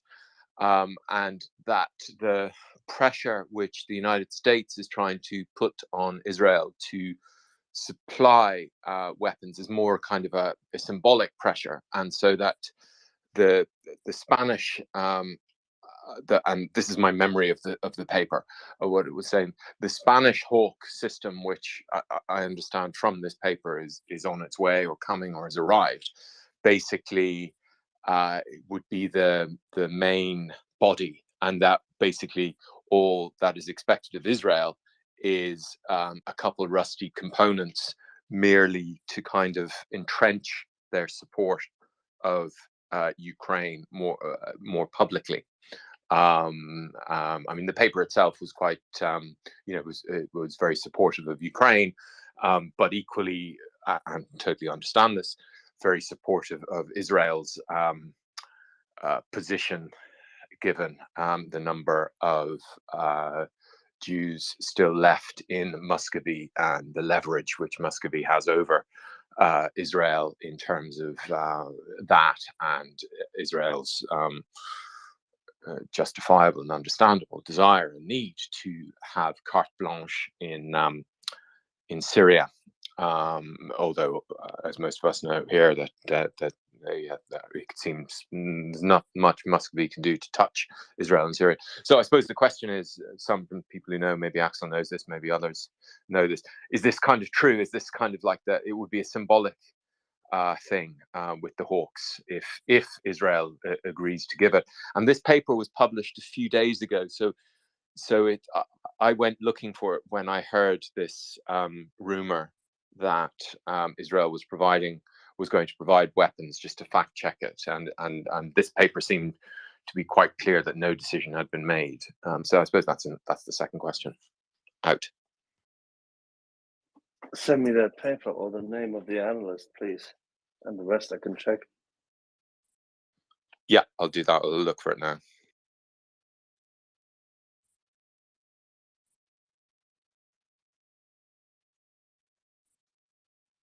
In the meantime, Lusitanian fella, please go ahead. Sorry, I was trying to check here the news I had read too, but what I remember was that this came after the Israeli delegation came to Ukraine, to Kyiv, on the same day or the day after Biden was there, and the Israelis saw and checked that the drones, the Shahid drones, were in fact from Iran. So after that, Netanyahu decided to send the Hawks. I don't know if this is confirmed. Thanks.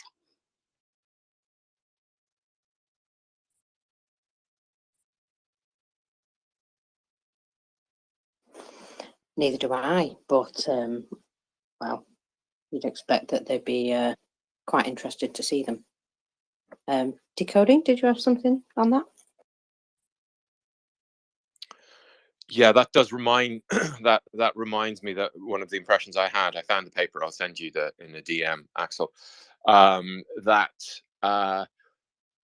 This thing about Israel sending the weapons arose again around the time China was being accused of sending stuff, and so yeah, so hopefully. So yeah, it may all be part of this game of trying to dissuade China from sending stuff, and also Iran, obviously, because I think Israel made it clear that, or it seemed to make it clear that if Iran provides Muscovy with long-range missiles, then Israel will open up its arsenal to Ukraine. So it's yeah, so maybe part of information warfare or whatever. But sounds good anyway if it intimidates Muscovy. Out. Thank you. Yeah, well, anything that deters, I'm sure would be very welcome. So this morning, it's been quiet overnight, and I'm really thankful for that. I'm sure there are an awful lot of people in Ukraine who are also very thankful for that. But 12 hours ago, there was what appeared to be some missiles fired from some, it says here, C-300 missiles. I don't know. But that they were fired from Belgorod and again may have failed. I can only say, sucks to be them. And it's just it's another one of those things that leads us to believe that they're digging out old and degraded ammunition now. I can refer back to the images that came out the other day of some ammunition that looked definitely past its best. I'm quite sure that if you were receiving that on the front line, you wouldn't be wanting to use it. And they've kept these things not in great condition. They've left them in outdoor storage, and that apparently hasn't done them any good. So that's a shame. Sucks to be them. I've seen something this morning, and well, I've got to tell you that the NAFO CATS division has infiltrated Budanov's office. Budanov has an office cat. He's got one of those faces that's amusing, black and white cat with a particular shape on its face. We'll all go there. So anyway, this particular cat was already there, and so Budanov says, no, it's his office, basically. And I thought that was a nice thing to bring, and obviously, if cats could talk, that would be a very well protected cat. Let me put it that way. Apologies, but I love cats and had to bring that into the into the room. I'm just that kind of girl. Got to share these things with you. I have been terribly ill this morning. I do apologise. So I haven't done my usual research. However,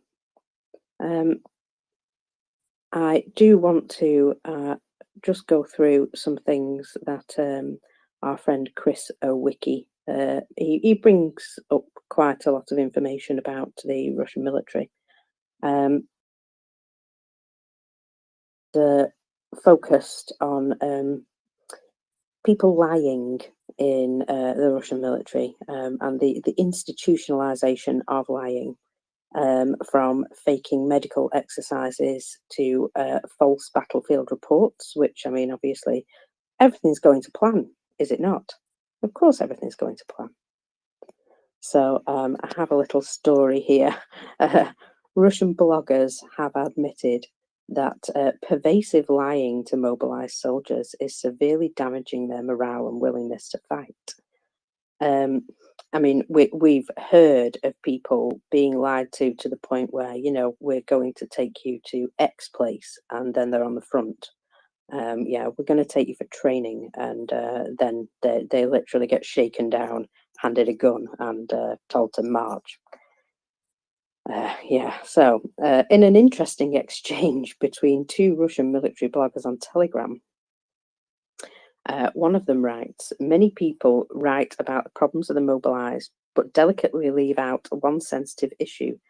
Many of the mobilized people do not want to fight. Let's be clear, I'm not talking about all mobilized, but I'm talking about many. This is becoming a problem.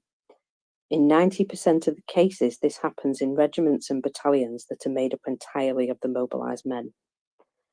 There is a reason for such behaviour. People were simply deceived. They were told they were not going to war, that they would guard something, or man an outpost. Of course, there are many reasons, but this is one of them. I wonder if this problem will be solved by humanitarian workers and deputies of the State Duma. Writing in response, another blogger agreed and said, many cunning officers who trained the mobilised on the mainland before being sent to the front in order not to strain their brains and avoid any problems and resentment from the Mobics, simply deceive them by telling them they will guard the corn in the distant rear. They are taught to shoot but not prepared. As a result, they arrive in the Donetsk People's Republic, join one of the units, and then the problems begin. Unlike real officers, our officers know how to put a firm end to acts of disobedience, but this also hampers combat operations. The problem should not be solved in. The problem should have been solved in the rear, but alas, this does not happen. Obviously, we've all seen video petitions recorded by mobilised soldiers who are having a good old moan. And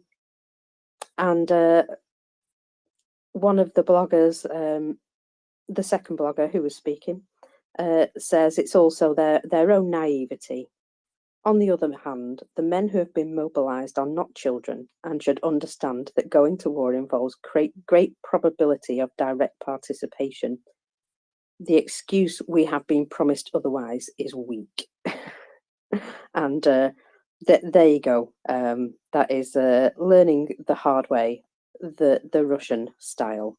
And yeah, it's unfortunate for those guys, but the more of that happens, the better, I think. And I hope you enjoyed my sorry tale of the Russian situation with the mobilised. Decoding trolls, please go ahead. Yes, I did enjoy it. And I've been reflecting on the story you told the other day as well, about the police academy recruits in Moscow itself who had been locked in a room, and they were trying to troll them into signing their papers to go to the front. And I don't know whether now, if confirmed, that story as well as what you've just recounted, and I read that Chris Wiki thing. I mean, a few things. I mean, as you mentioned at the time when you told this, when you reported this, these police recruits are part of the Siloviki. Most of them, it's a hereditary position. It's been going on since Tsar's times. I've worked with many of them who managed to rise to the top and become diplomats, but were part of the interior ministry there. And if they are, so it's two things. It's one, the need to lie because the war is unpopular. And then the second element is, well, having been lied to, the very people whose existence, whose hereditary existence is to perpetuate the lying state and the lies and the Potemkin state, are so offended by being lied to that they won't go to the front. And so if this war in any way was popular, if the entire rationale for the war in any way anyone believed it, even in the bottomness of their soul, then the category of people, the psychological profiles of these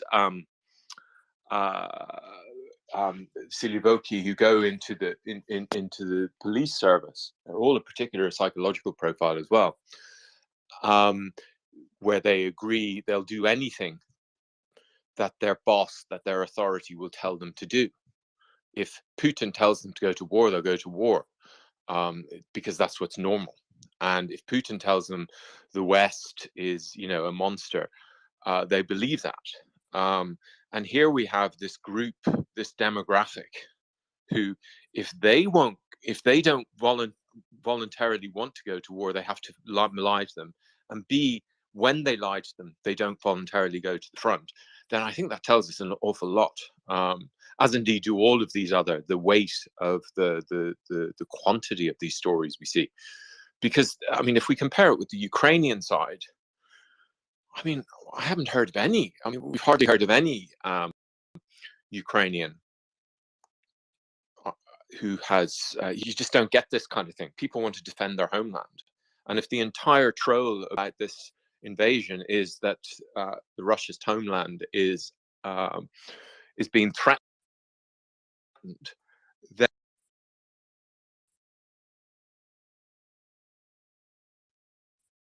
no one or willingly.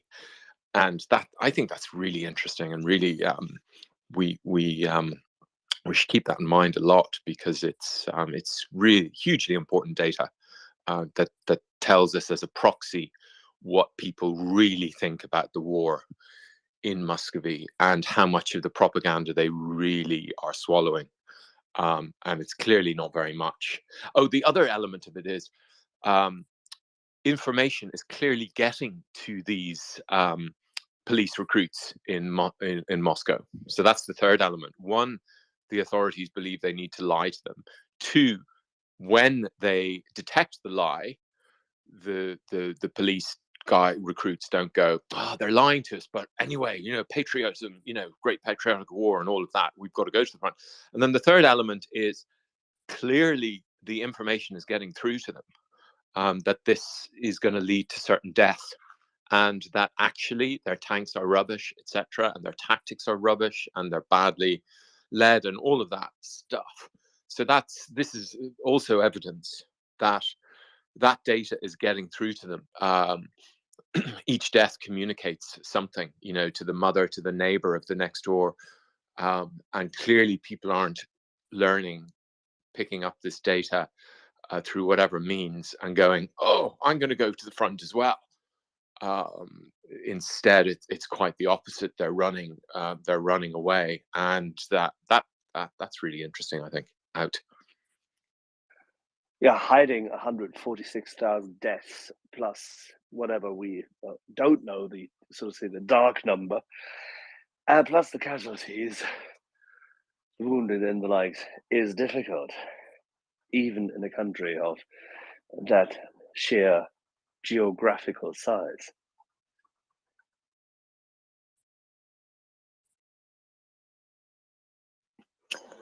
I have had somebody feeding me information of the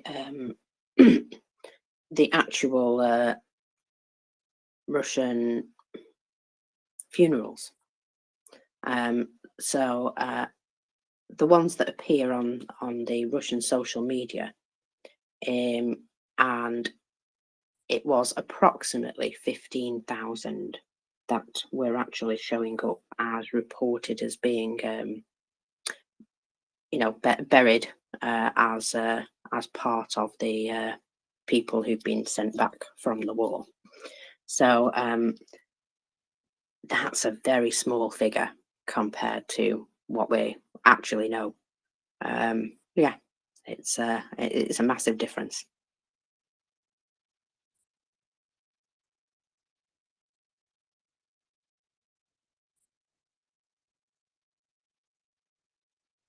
Oh, go on, decoding.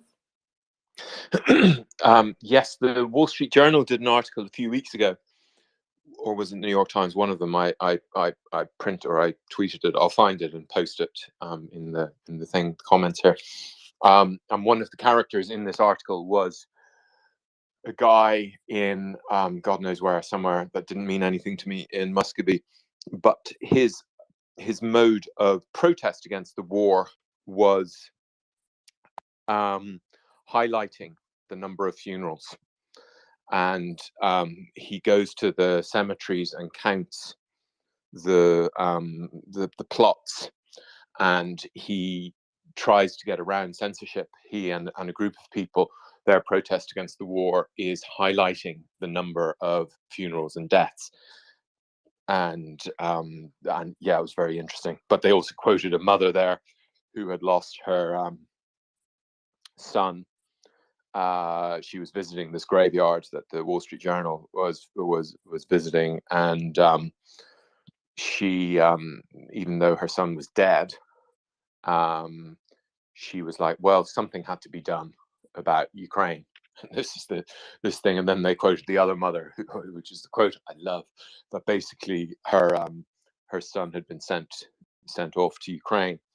And again, she repeated this thing, something had to be done about Ukraine.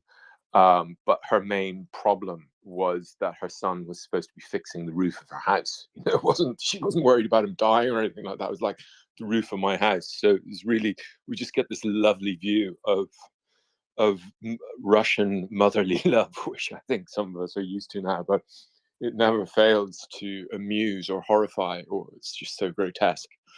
Because I think most of our mothers would, their main concern wouldn't be their roof; it would be ever seeing their son again. And I can tell you genuinely, because my mother died after Ukraine was invaded. My mother would have been shocked if she kind of suspected I would end up there. And I remember her being really she's very concerned about it, but she didn't want me to get there to sort it out. Whereas a Russian mother would be like, well, yeah, it's a good job. So, out. It is the residual utilitarianism of the Soviet-induced, I don't know. I call this usually cockroaches in terms of behavioral patterns, but if nothing else other than procreating and somewhat surviving for food and using others for the purpose of getting something done is your shtick, then you end up in the bland landscape of what is today's Russian culture.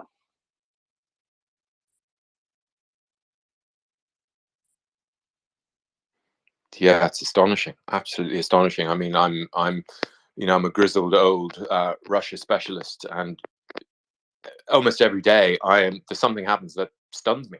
I just couldn't imagine. Even Butcher, I remember when my first Ukrainian friends were telling me that they had heard rumors of rapes, even singular rapes. I remember it in March in parts of occupied Ukraine. I remember my reaction was just an emotional reaction. I didn't reply to them in these terms. I just couldn't believe it. I was like, this exaggerating. And then, so I can really feel it when President Zelensky says, the worst moment for him in the war was visiting Bucha and stuff like that.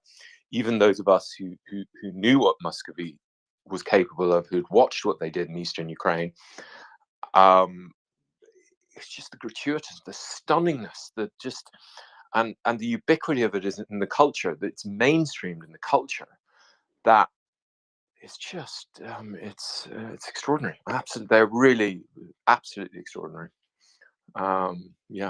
Speechless. Out. I will only say it once. I told you so.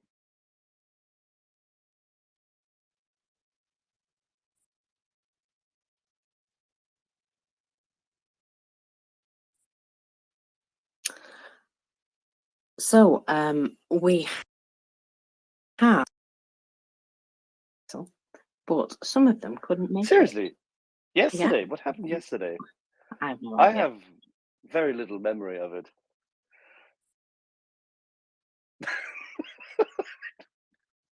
Marcus, what a day yesterday.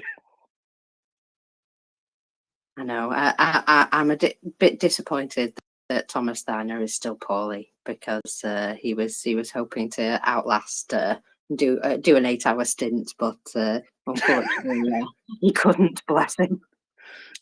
But hey, Thomas and I had this discussion before. He suffered from the cold and his voice was down at the beginning of the week, and he was right in time, so to say, for being back up. But hey, now my voice is gone completely. Thank goodness I've still got one, eh? Chris? Yes, you have no idea how glad I am that you can speak. Chris, go ahead. Good morning, mockers. Good morning, Axel. Well done, sir. Congratulations for your marathon yesterday. Looks like everything held out, your voice and everything like that. So well done. It was so la la. But yeah. Well, you have mockers. You have mockers that show that too. So. Yeah. I agree with everybody else, but sent you. And I tagged you before, Axel, but I've just sent you something for you to luxuriate over, which is a site of Klitschko testing a German Leopard tank, and on the quote on it is, the boxing mayor privately said that he drove the tank to the front line to avenge the Ukrainians, thanks to our allies. So we've seen a couple of things of the leopards beginning to roam free, but that, I'm sure, is a lovely thought for you in your log cabin with the poodles puddling, to think of the leopards roaming free on the Ukrainian steppe.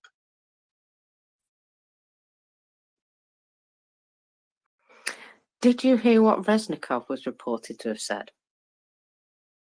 Nope, don't think.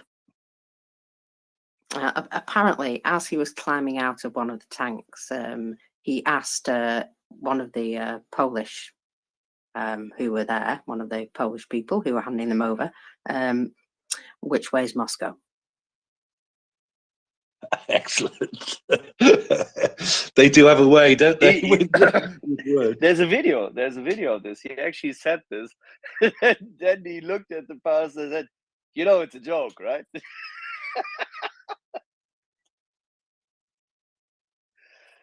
People are just too slow, aren't they, Axel, really? Yeah, but the thing is, I mean, evidently, I can fully understand Alexei and the boys. This is for Ukraine, it's a seminal moment. And it's something they've been asking for from the very beginning. They wanted to have Western kit. They knew what they needed. General Zaluzhny, General Sirski, the likes, they all knew what was required. It became evident within days and weeks that they needed kit quicker, more of it, more comprehensively supplied. And when it finally arrives, it gives them now the comfort and the security that they will be able to wage war against the enemy effectively. And I can only highlight this to people. Yes, there is sufficient air power missing, and this is dangerous. But Zaluzhny's staff and his many soldiers will make absolute hay of this. The Russian front is fragile. It is brittle. Yes,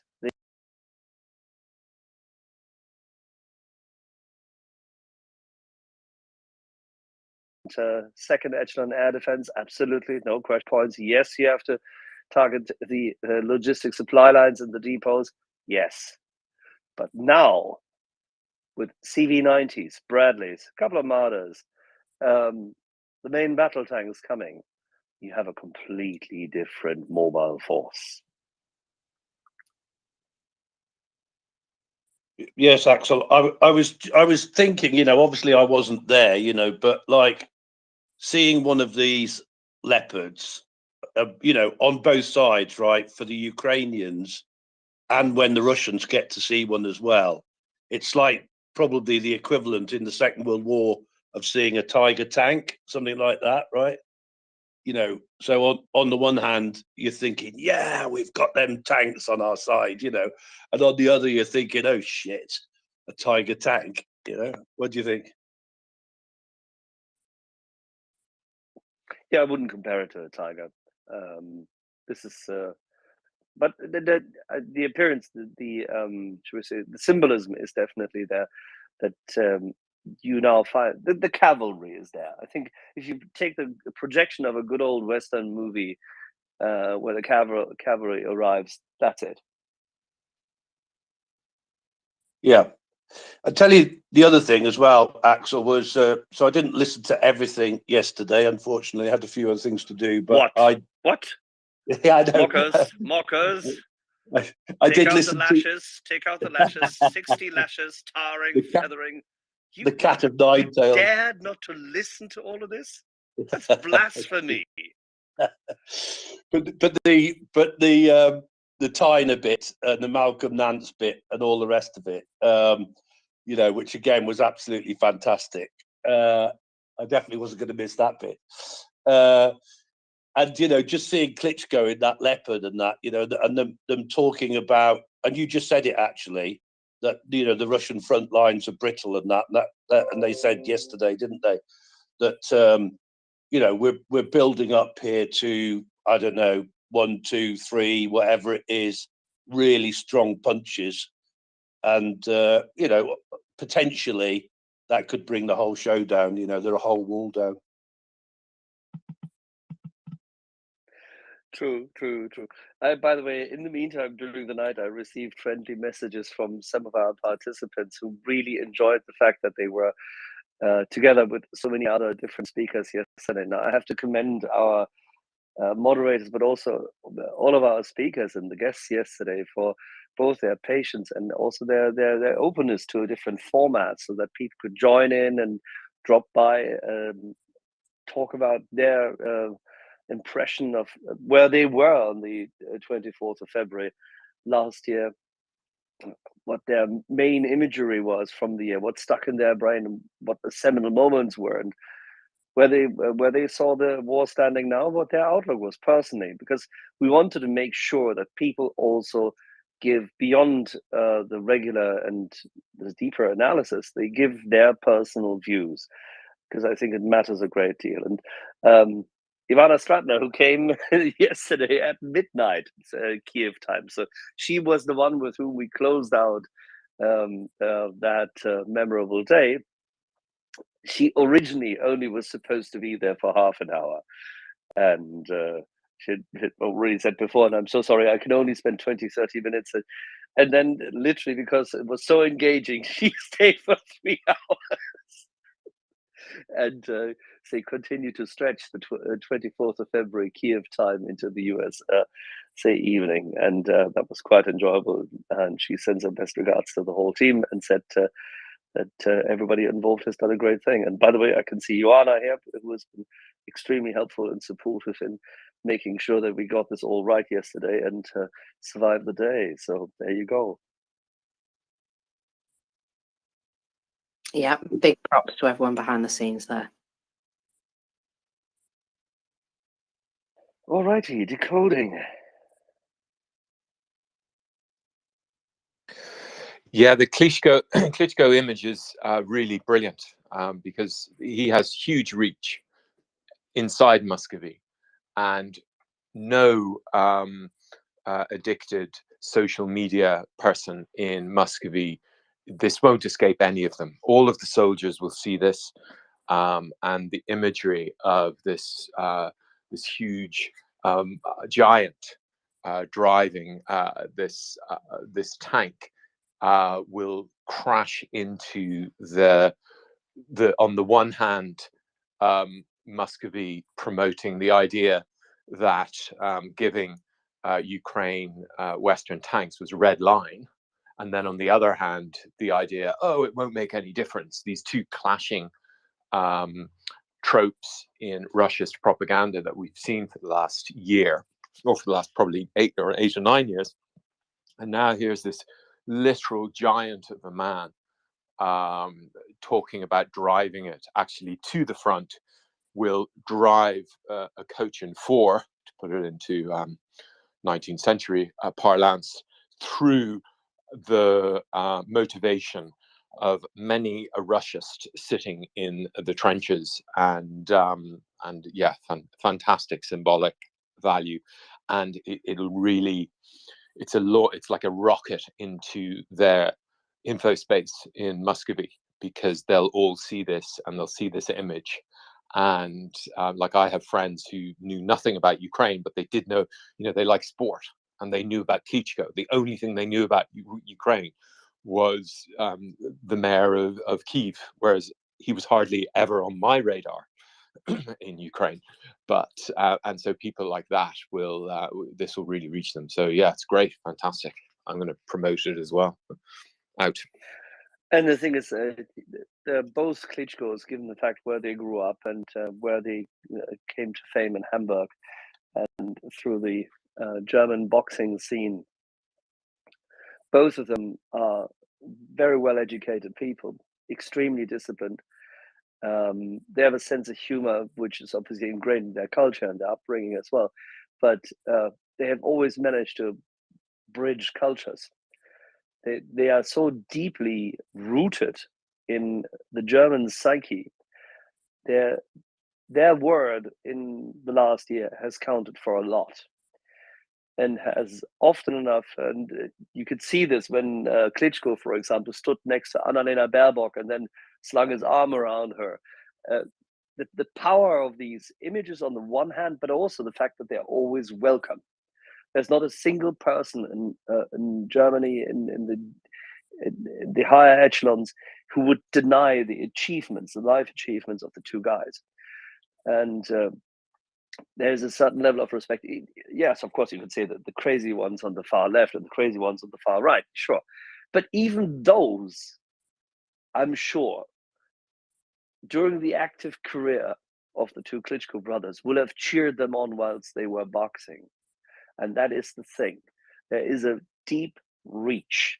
And therefore, all this is connotative. It is there. It's present. It is an everlasting afterglow of what they have already achieved. I mean, if you become the heavyweight world champion in boxing, if you fight for the title, if you're as qualified and as disciplined and as intense as these two guys have been already in the boxing ring and in sports, and then carry your career forward and your, say, focus on your education and the likes, and go into politics as patriots as they've done into the administration, that is quite something.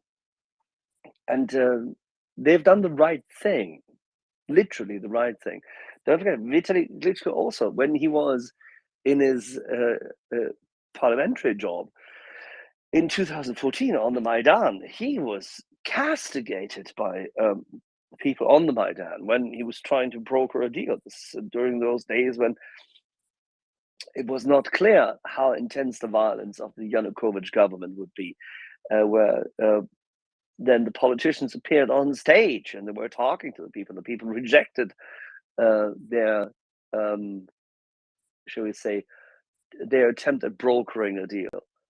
But he turned around that and took essentially their wrath with him and denied Yanukovych of any kind of negotiations thereafter. It's very interesting how sometimes the demands of the honorable, the honor of the regular people do overcome the inhibitions and the risk averseness of those who lead them.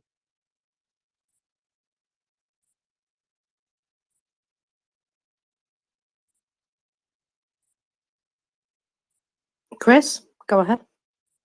Yeah, thank you, Marcus, and thank you, Axel, as well. Actually, because it was a question that I was going to ask because I watched Winter on Fire again a few days ago, and I obviously I didn't the first time I watched it, which was like in the first couple of days of the invasion, I didn't really know any of the people in that film or documentary, but obviously the second time I watched it, I went, "Is that Klitschko there on the stage?" So it was really interesting that you brought that up because my impression then was that he was sort of on the other side, if you like, right now. But that, and you could see some of the, I don't know, the facial expressions that he gave, which, if my memory serves, was like, shit, this isn't going to work, right? I'm going to have to go back to whoever he was going back to and say, you've got no chance. This deal ain't going to fly at all, type of thing, So thank you for that, actually. He was in opposition. He was in fierce opposition towards Yanukovych. But the political opposition in parliament at that point in time was trying to avert, because this is how people are conditioned. Don't forget, even here, how many times do we see this? How many times do we see yesterday in the media, in parallel to everything which we've done? This big ballyhoo yesterday of both administration officials as well as media professionals in the US going out, whether it's this Mr. Zacharias on the CNN and the likes of that, I don't really care. Sullivan will never be my friend, but then again, I don't have to be his friend. He just needs to do his job properly. Everybody wants to avoid further bloodletting. Everybody wants to avoid further war. Everybody wants to avoid further conflict. Now, there are situations when fighting and war is the resolution. There are situations where you cannot budge, and you must not budge, because the compromise will suffocate. The compromise will suppress. The compromise will shift society. The compromise will achieve what the alligator wanted.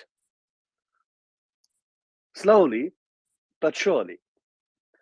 So you have to fight. And I can only highly recommend to go through the biography of Patton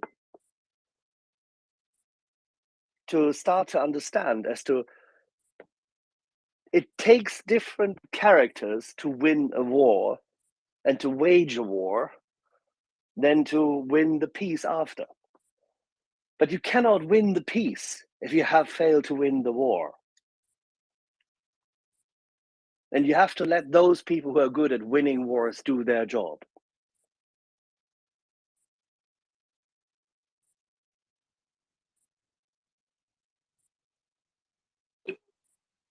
The Malamutes are howling in the back. So, but obviously, Axel. I mean, well, not obviously, but you probably could have guessed it. That that's something that I believe in totally. That obviously, having served in the Navy, etc., that there are times when you just have to stand up, and you just have to do it.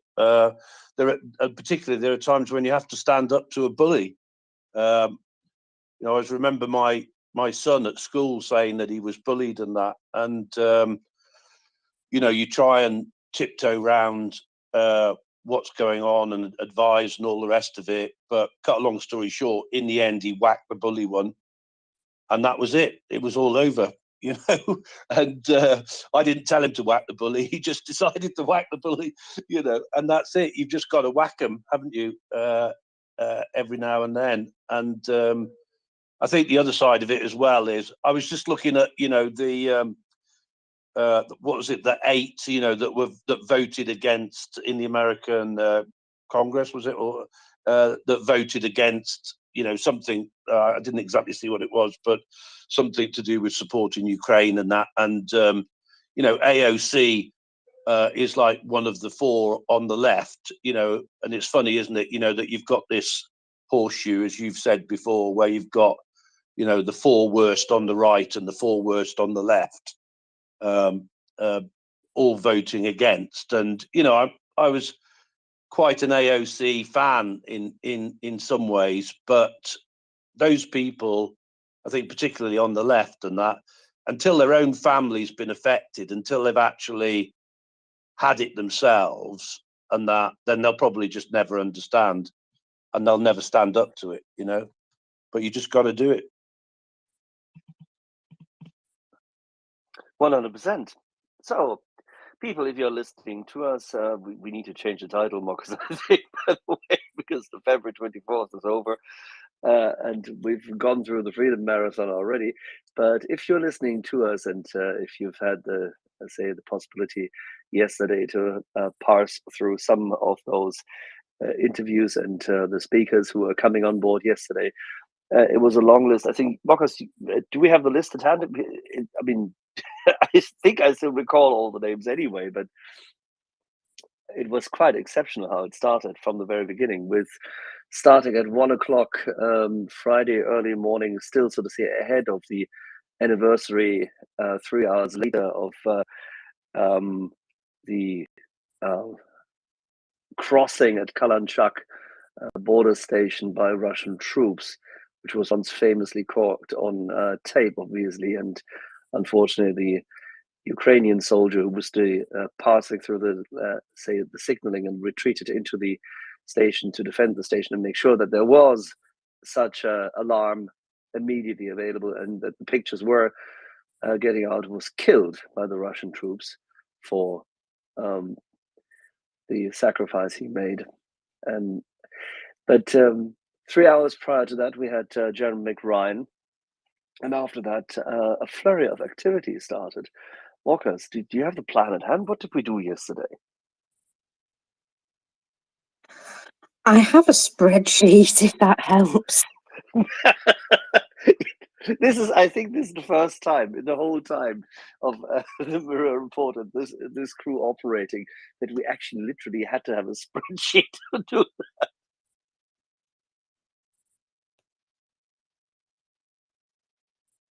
I've got to admit, one of my favourite parts was Colonel Jeff coming up in the morning and waking us all up with his Good Morning Ukraine.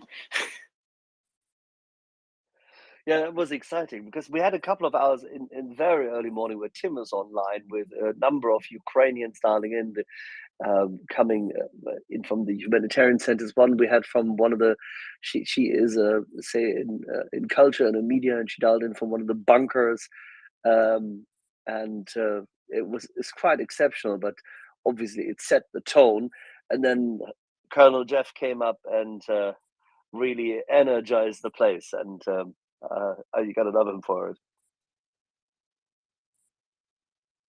Talking of things that might energize you, I've had an addition to my Russian embassy watch, which somebody has kindly sent me. In Riga, in Latvia, you can go to the Russian embassy there and hammer nails into a portrait of Putin. That would get your blood going in the morning. Well, and it's physical activity. That's even better.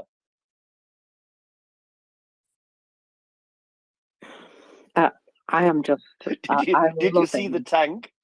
Did you see the tank they put in front of the Russian embassy in Germany? In Berlin, yes. I also saw the incredible NAFO fella sticking out the top of it. And I have to say that NAFO have started to meet one another. Yesterday was a coming together of people on the internet in all sorts of places. I was seeing them organising to meet one another at rallies and attend events together, and I thought that was quite a beautiful thing to see people coming together over this issue and making sure that they were turning up to events and organising. It was a really nice thing to see. Chris, go ahead. Oh, sorry. Go ahead, Axel, first. No, it's okay. I was just about to confirm what you said. I think that is the power of the people. That is essentially it. That they're coming together, and after having been brain dead dogs for nearly a year, or for whenever. When did Karma start this? Was that in late March? With this you pronounce this nonsense, or where did it start? I think it was March. But an incredible explosion of popularity. And, it's just because people don't want to listen to the nonsense anymore. We've seen your propaganda and we're not having it. And your propaganda is naff also. Chris, sorry, go ahead. We got into that then. No, not at all, Marcus. Yeah, Axel, do you know what? When I saw, a film of the German people, marching and that, and did you think that was, reflective of the reflective of the view of the German population? Was that what you wanted to see? I saw a number of pictures, but it's okay, but it's not enough. I mean, I've seen like more than 40 cities yesterday. Then I stopped pretty much counting at some point in time.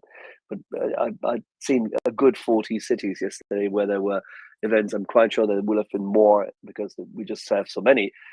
But still, it's okay. It's a good start, but just being there for one anniversary is not enough. They need to be talking on a municipal level, on a regional level, on a federal level, and they need to talk to their elected officials, and they need to make sure that the momentum which is building up in Germany is not lost.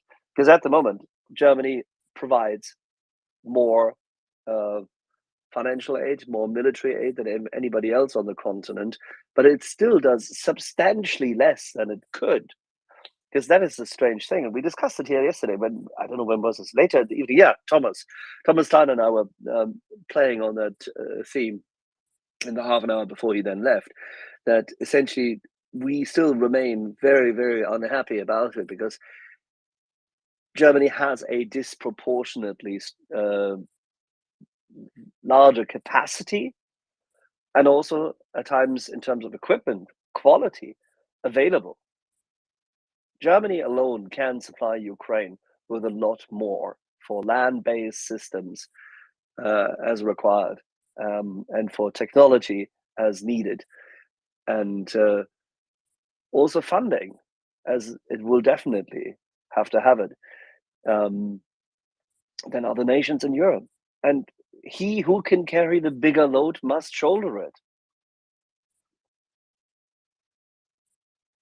Yeah, I did listen to the bit, where Thomas was saying towards the end, he was saying, and this is made in Germany, and this is made in Germany, and this is made in Germany, which was sort of like interesting and obviously pointed and that, and I mean, what do you think? Obviously Germany and France have like not stood up as we hoped, wished, if you like.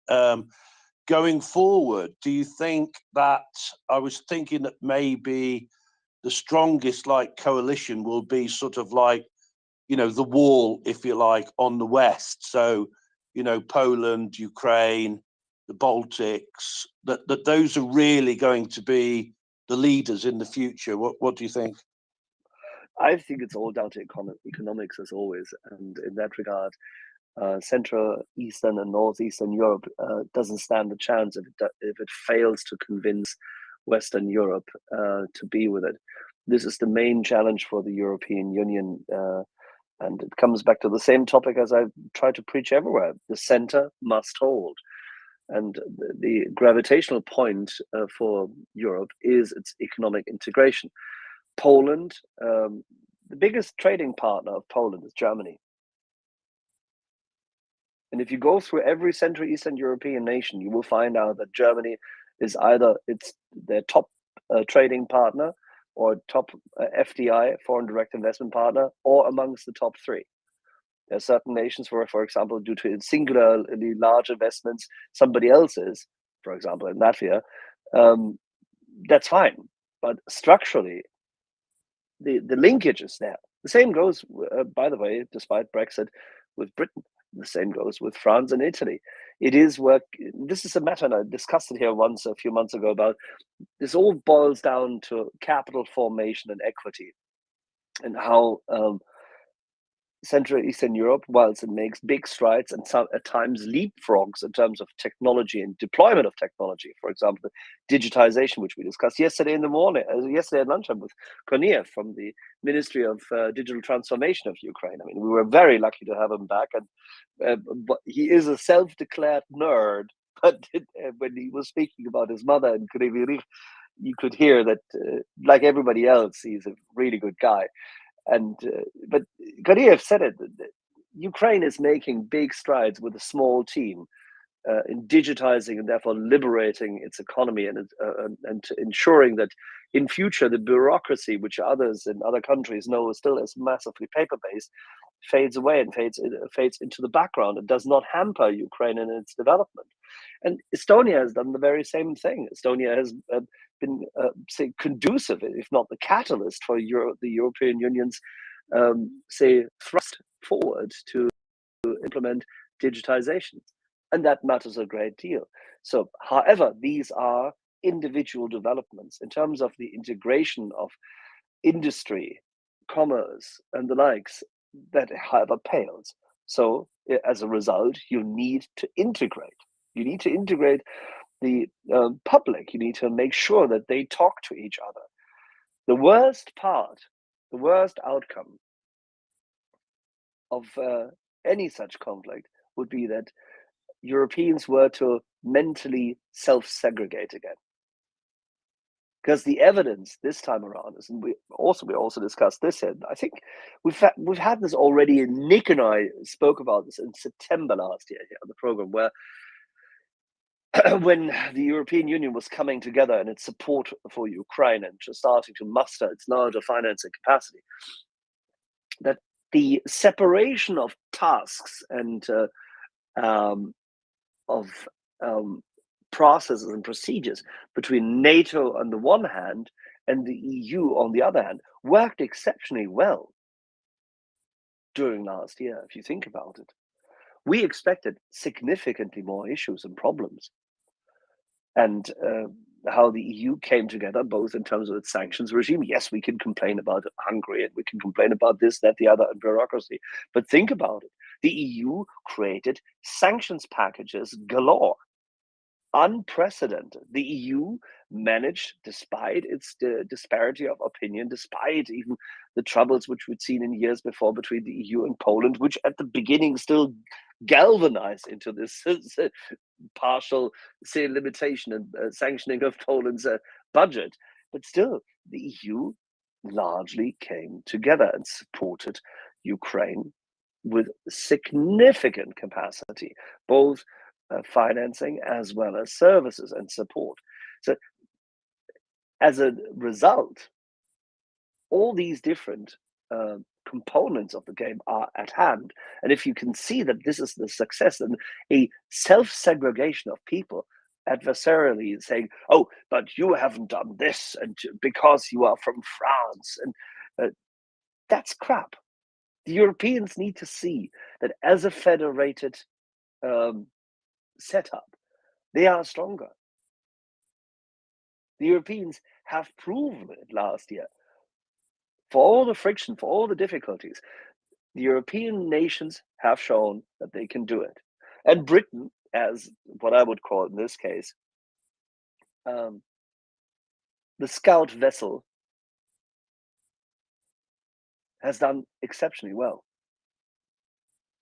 And for all the silly discussions about the consequences of a sovereign decision which the British populace took, you can see that Britain and Europe are one when it comes to defending freedom. And Britain leads in that regard. No surprise there, by the way. So I don't see this as a bad thing, and I don't see that there will be and I've had this discussion with Peter Doran, who is very staunchly in favor and propagator of Central Eastern Europe and Poland and the likes. And I am too. Don't be mistaken. I'm super happy to see, for example, that von Sandrart, the German general, is the head of the MNC, the multinational command in Stettin or Chechen. I am super happy to see that there is now a Fifth Corps stood up, albeit that it's still small in terms of capacity, and by the Americans in Poland, with their brigade command in Romania also. I'm very happy to see all this.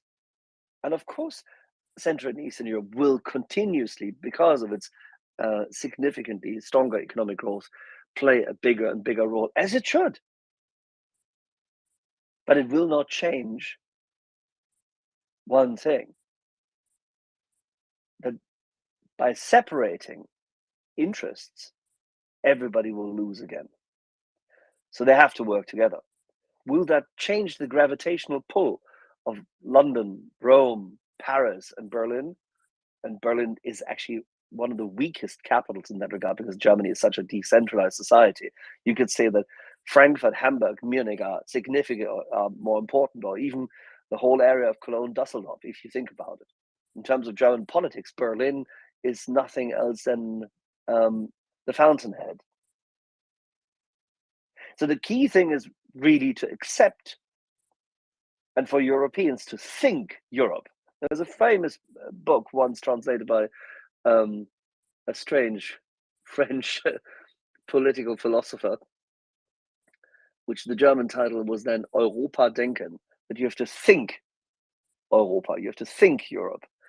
And that's probably something which we have to tell our children. This is probably the key aspect here, because Europe is both a visceral acceptance of our differences without and not denying them, but it's also the logical conclusion of a federation.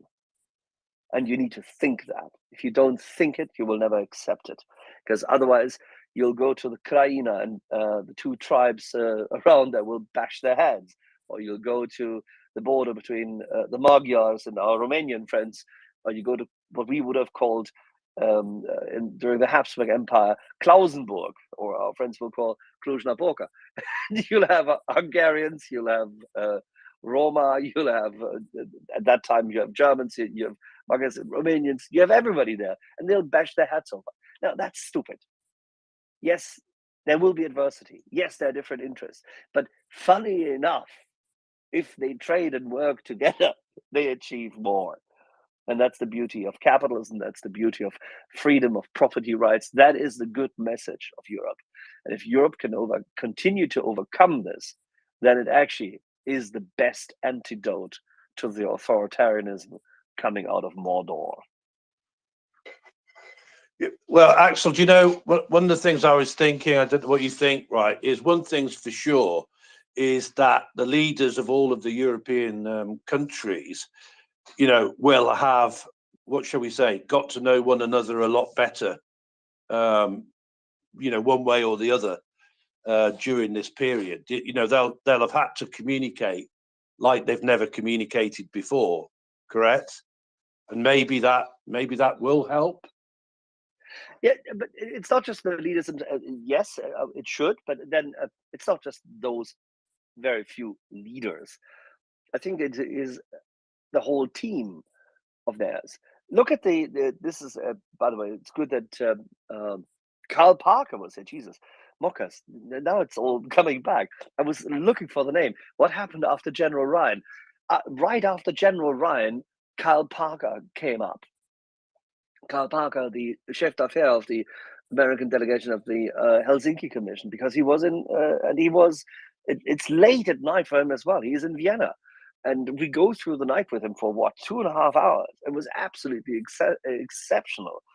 And he was reporting on the goings on of the OSCE meeting in Vienna on Thursday, which then continued on Friday, and where he highlighted this thing that Richard Holz, the Latvian delegate, had provoked by means of, say, giving the Russian delegation the Moskva treatment, and which led to a walkout by the Russians.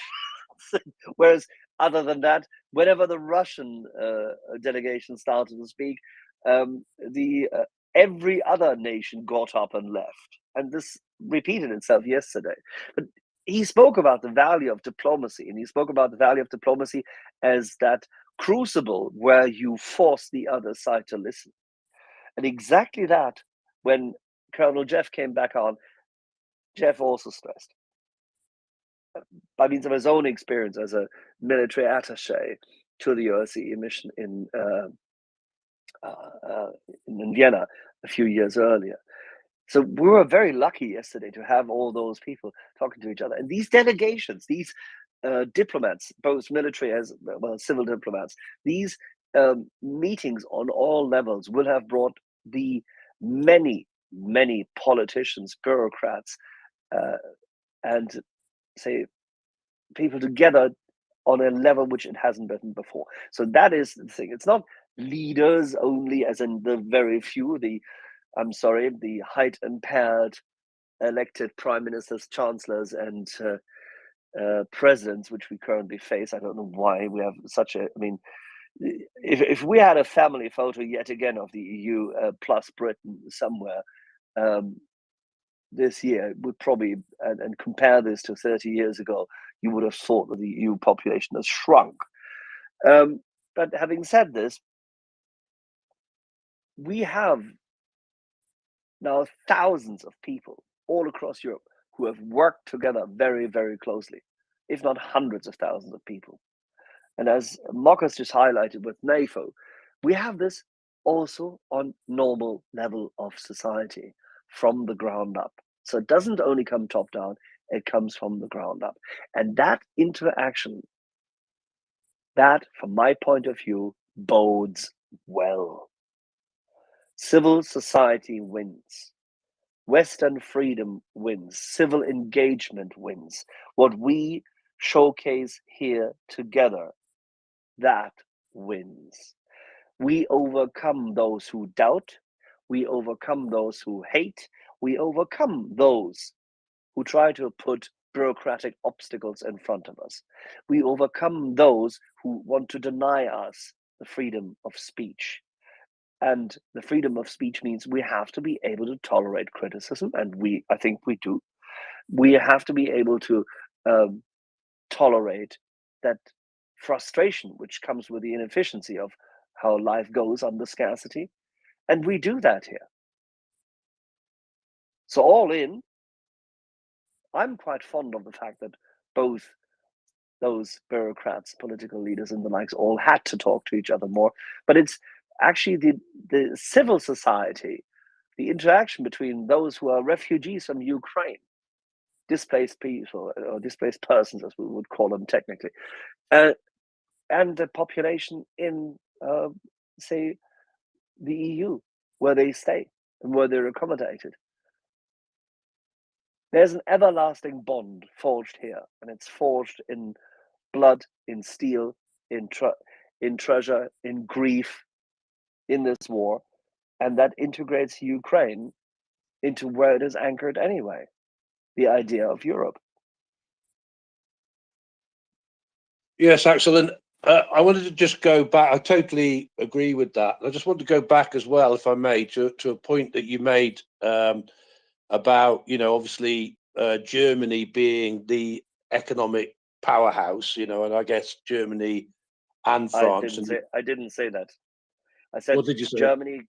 What I said is that Germany has more capacity than others, and it's not the powerhouse. That would be saying that it dwarfs everybody, which is not true.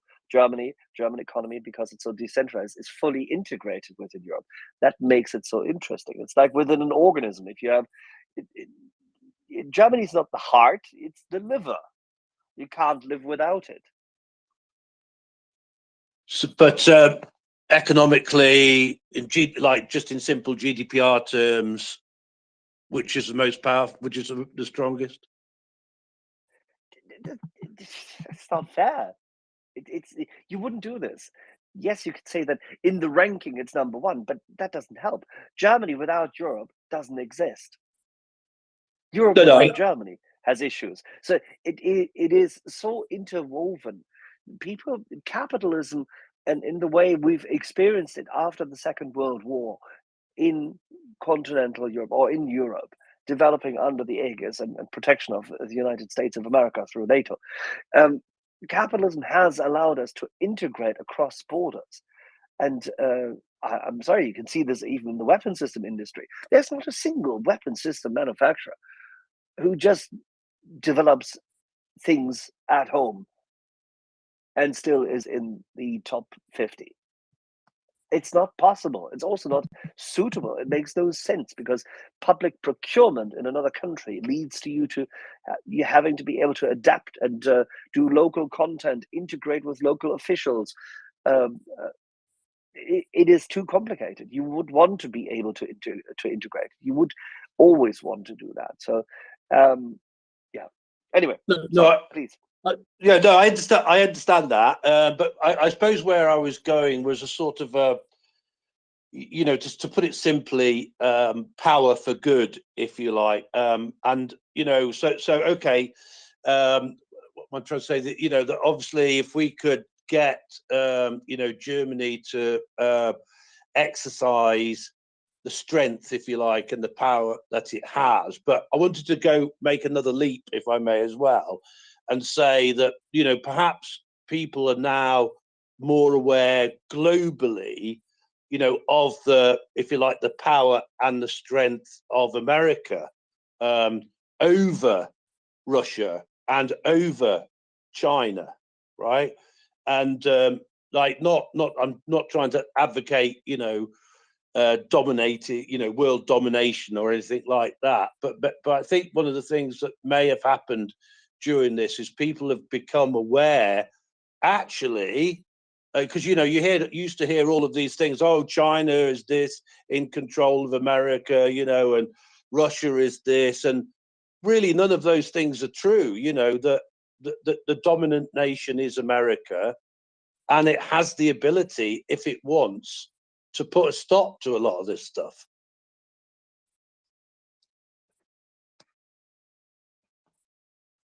Yeah, 100%. But that's the whole point.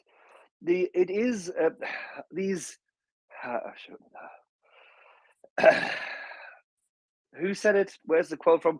Reports of my death have been wildly exaggerated. That's what America, so to say, in a comic strip could say, because it's not true. That is the same argument I tried to make for Europe just now. The capital formation, let's take this example. Capital formation in the United States has led the many disparate markets within the US to constantly compete with each other. The decentralization of that federal state setup has led itself to be able to constantly course correct, have contrarian opposing political and societal movements and views, and by that means allow itself to continuously provide options for innovation. It is ultimately very blessed with its territorial setup, its location, and everything else, but also has taken the right decisions. Just like the Royal Navy was a direct consequence of Britain's need to actually expand at that point in time when it was formed in, say, the 17th century in that format to beat the Spaniards for control and then fend off the French. The US decided to have a navy out of an absolute clear need. And without the US Navy, the United States would not be able to project power in the form as it does and be a force for good. So when you call for a force for good, the United States has played this role. It has saved Europe twice, and now the third time. And when we call upon, for example, Germany to do disproportionately more because it can, because it has, for Germany, it's a possibility to escape from its dreadful past of the Second World War and the conundrum, which is the outcome of the First World War. It is the case for redemption is there, if you so will. Redemption from the Holocaust, redemption from its misdeeds. And because the United States of America and the West allowed Germany to come back into the fold of civilized nations after the Second World War, integrated it smartly into economics because it had the culture for it. You cannot integrate Russia. It doesn't have the culture for it. So it's a different case. Just beware of that. But it's a completely different case because it is not a core European nation. It doesn't have the same kind of shared heritage and the development over what. If you take Italy, France, Germany, the crucible of European nations who adopted and went through all these dreadful, dreadful wars, but also at the same time innovation, enlightenment, and the likes. you can make the case that the spark of freedom, which is vested in the American Revolution, is still that shining light. So if you go through your old school papers you once wrote about the pursuit of happiness and the American dream and, you know, the shining city on the hill of the speechwriters of Kennedy Law, you end up with exactly that. That is the spark, that is the shining light, and America leads that against the dreadful, dark authoritarianism. You can go back to Tolkien and C.S. Lewis. You can take the moral obligation. You can take the Land of Narnia, if you like. You can, but the key thing is beyond the moral obligation, the moral imperative vested in there, and the logic of Kant. You would end up with the clear binary good and evil as vested in Tolkien's tales, which is why we often here call it as it is, Mordor. And the rest is essentially a fellowship. It is a coalition.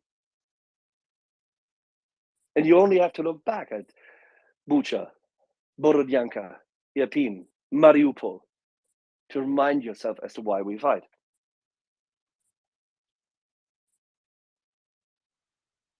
Absolutely. Daniel, please go ahead. We have added to the swear jar for you, so you should be good for a short while. No need, no need.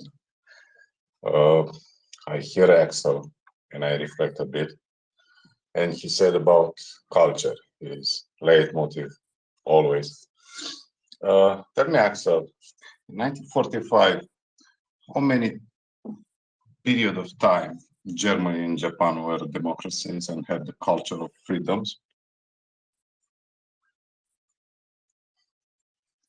Never. Sorry, what? In 1945, what?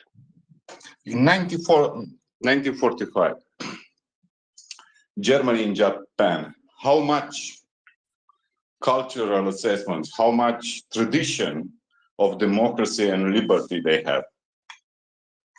Well, this will become difficult for you now to explain to me. Germany had a revolution in 1848-49, which was suppressed.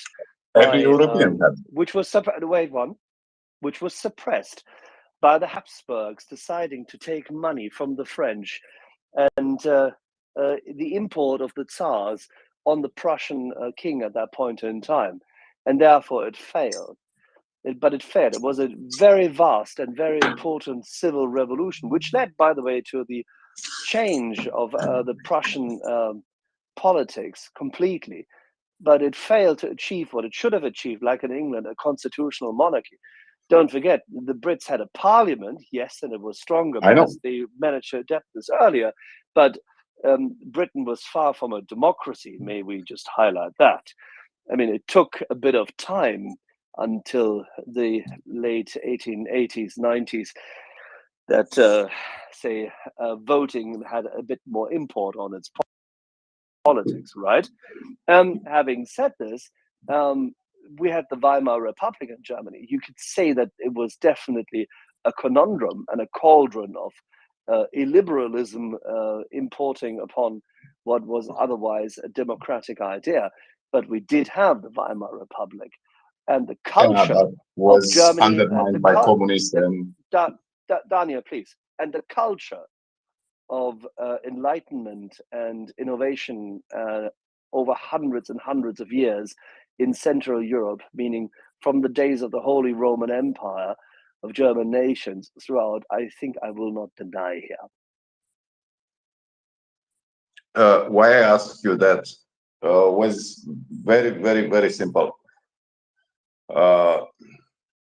In my country for a while, few years ago, was very, very popular in right-wing political views, an idyllic image of interwar period of Romania, for example.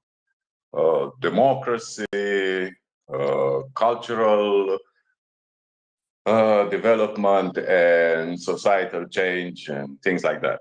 And for a while, I was a bit seduced by idea because many parties, there were governments elected, and you make a small dive, not big one.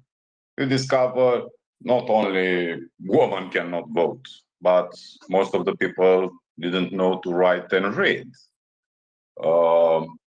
Most of the people live in villages. But, you know, sometimes we project an image which is not totally true. I think if we go back to Ukrainians, because we do this here, Ukrainians, why did revolt in 2014? Because they want to join NATO? Because they want to, I don't know, change their political system? I think the most important thing which people who live in European Union forgot is how seductive this open federacy is for everyone which is not in. I can say from my experience when I was out of European Union, and you said that metaphor which Americans use, the shiny city on the hill, is similar for European Union. That's why we have huge waves of immigration. Yes, most of them, they are economical immigrants, but not forget about liberties, prosperity, a shine future. You can plan for the future for you and most for your kids to live not just a better life, but a great life. You are less afraid. And if you look at Ukrainians, 2014, Euromaidan is very, very less about Russians, is very less important about Yanukovych and Region Party, which was more about, I want to be like Germans and French and live a good life.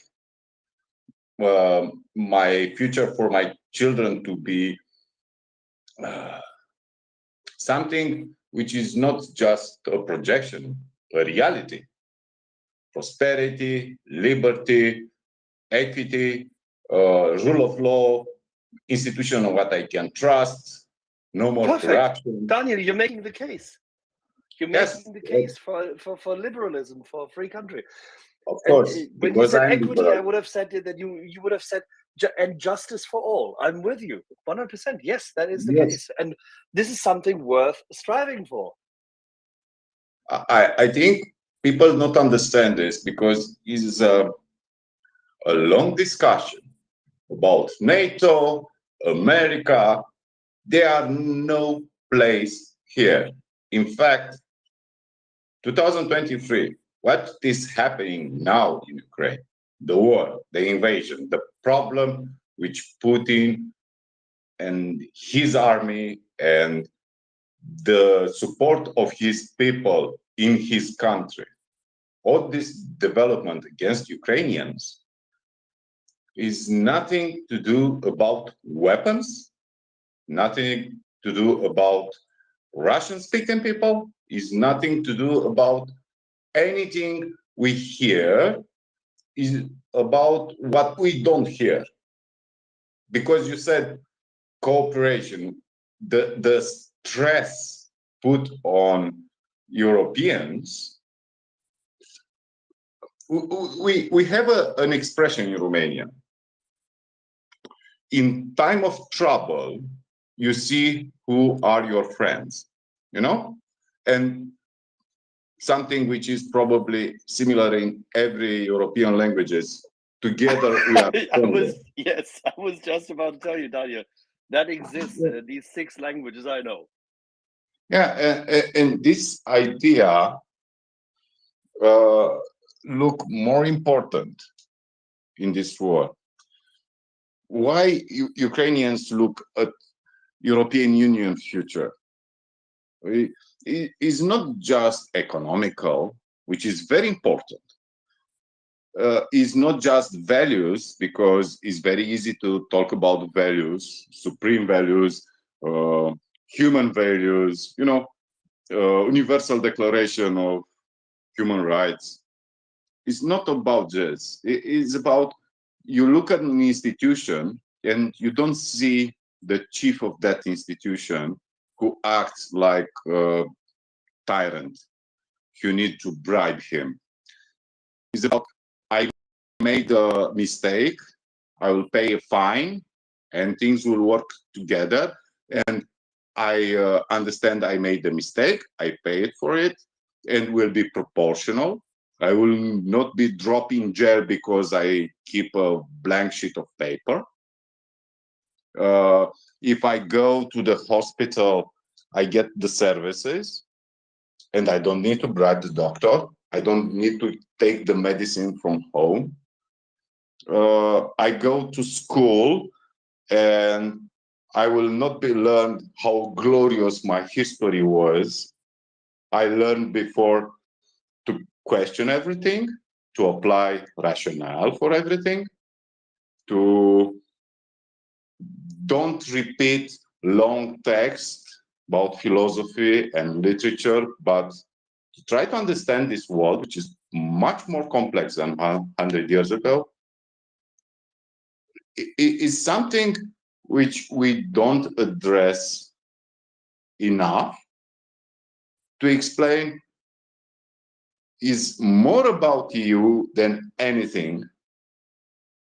And that's why Europeans acted, we are very different one of each other. The political systems are similar somehow, but people act differently. But we got together because we share some image about how we can live better, develop, and not oppressing someone, not taking the resources of some African nation, not going to another country and, hiring some people in sweatshops. This idea, this vision is more than, Thomas Jefferson. It was okay then. But now I think we made a big jump, a huge jump. And Russians, let's say better, political establishment of Russia, they are more afraid about this than they are afraid of, I don't know, any president of the United States. Because United States of America, with us or without us, they have their destiny, they have their economy, they have their army, they have their values and their society, their market. But Europe is next to Russia, is a shining example of prosperity and freedom, of people being happy. We criticize a lot Germans, for example, and French, and any Western European, because they didn't act radically like Eastern European. But we made a mistake there, because the normality is to be calm, not press things, to enjoy your values, to take care of your kids, go to work, respect the values of everyone. And these hysterical Europeans coming and say, let's destroy the Russians. Sounds weird, sounds a bit alien, but we get on this compromise to understand each other and to reflect a bit and compromise. We know to compromise. I have bad examples. But I read Daniel, it. once you make, but when you say bad example, what you just said is exactly fitting with what I highlighted earlier: the need for and the benefit of integration. You know what is the bad example? Usually you get a lot of polls about what citizen think. Usually they are commended by parties who had some interest to place some direction they want to go the discussion. But one poll saddened me so much. You cannot imagine. For example, in Romania, support for Ukraine generally is not positive, is majority. Maybe three parts, 75% of Romanians support Ukrainians. And what we do, slowly, lately, but what we do, no, a just cause. Imagine 90%, almost 90% of Hungarian minority, which is big in Romania, is 1 million, have a different opinion. They consider Russia to have their rights, Ukrainians to make mistakes, and NATO being the enemy. In fact, because they eat Hungarian television, Hungarian newspapers, Romanian Hungarian minority is acting exactly like Hungarian people, except Budapest. And for me, this is not worrying because they are a minority, but saddened me a lot because this means their neighbors, Romanian neighbors, don't talk with Hungarian neighbors about this thing and had an exchange of values. Is horrible to think people lose empathy. You know, you can love Orban because he put some money in your church, he built a soccer field in your village. You can love his expressing, I don't know, Christian values and go to pilgrimage, but it's not normal. It's not normal at all to see such a big difference. And probably it's our fault also, because this don't come from anywhere. We fail like a state to deliver a message. We failed to educate all our people. Doesn't matter the language. But you know, is this small fracture, and I war is over after we drank in Sevastopol together. Not only You Viktor mean those Orban. those 4 weeks of barbecuing? Doesn't matter. How much energy we have, and Ukrainians allow us to stay in their country. I hope not people just like Orban and his party Fidesz. I hope people like Vucic. I hope political system majority in Austria. These people will answer somehow. Will be a reckoning for this. And it's not about revenge, it's about human values.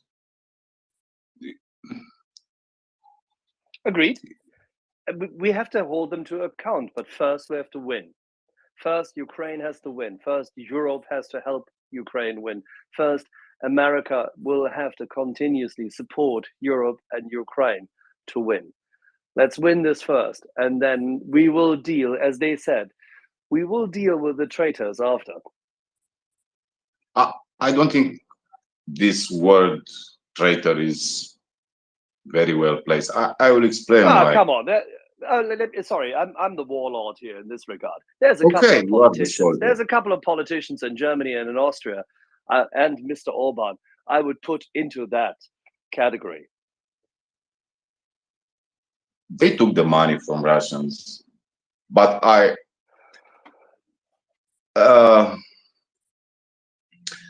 let's face it, a thing. The people who didn't took the money but support them, we must deal with them with must deal. Sounds so arrogant. We need to be cautious, not necessarily. Education. Yeah. And also, you said to win the war. What I see past days is nobody believes Russia can win this war. Russians know they cannot win this war. So we're on the right track. 100%. Marcos. Yeah, I just have a little something on the new US sanctions package. Somebody's given me a breakdown of it here. Of sanctions against 78 companies, including Skolkovo, which is a Russian Silicon Valley type company, 15 banks and financial institutions, 33 regional offices, 9 ministers, and a 200% import tax on aluminium, which is basically a ban. People managing finances of the richest people of Russia, such as personal bankers, equity management, companies and individuals. Companies from China, Canada, Luxembourg and France, which supplied equipment for Russian military sector. Well done. Yeah. Individuals and companies from Switzerland, Italy, UAE and Cyprus who helped Russia to avoid some sanctions. And yeah, it seems like a very strong sanctions package. Just thought you might want to comment on that. Yeah, this is, I think we discussed it a number of times, but from what you just told me, and I haven't seen the details, but when I hear the names of Skolkovo and others, then my heart rejoices, because this is absolutely necessary. There is a series of investments in the United States, both direct as well as indirectly, which need to be reviewed. There's a number of individuals in the Valley who definitely, even if and when they've attained American citizenship, need to be reviewed. And these are predominantly exiled, as they call themselves, or emigre Russians, and they need to be reviewed. Their dealings need to be reviewed. There are a number of companies, Chris knows what I'm talking about, where the shareholder base, the management and the likes really need to have a little look-see deeply into their dark hearts by people who know this a little bit better. And sending those signals in such an interim sanctions package is exactly right. And you need to hit some of them where it hits most. Future income generation capacity. You can't prevent them having made their money. That's impossible, of course. They've made it already. But you can make it very difficult for them to sustain making money. And you can take away what they have made, respectively, freeze it.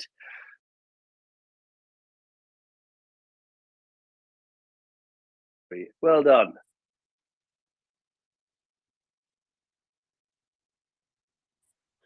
They have also, I'm told, added sanctions relating to a number of propagandists, one of them being that crazy woman on the telly who talks on Solyaryov's show.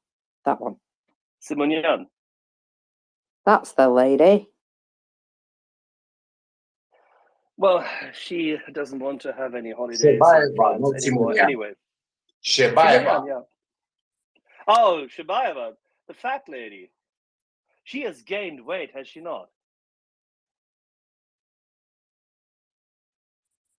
She must be living well.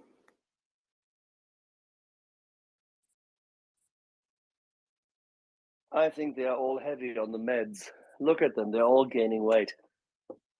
Kadyrov, Skabaeva, every one of them, even Simonyan. Could it just not be additional vodka? I believe alcohol is, it's like eating cream cakes if you drink alcohol regularly, apparently. What? Are you trying to rob me of my beer? I'm also being told that when you're stressed, you can eat as well. It's called comfort eating. Okay. And I thought Gunny was right that regular physical exercise in the gym is a countermeasure to whiskey tasting. I don't think whiskey is too bad. Wine is certainly very calorific. Now you're really hitting and lashing out at Doman and myself.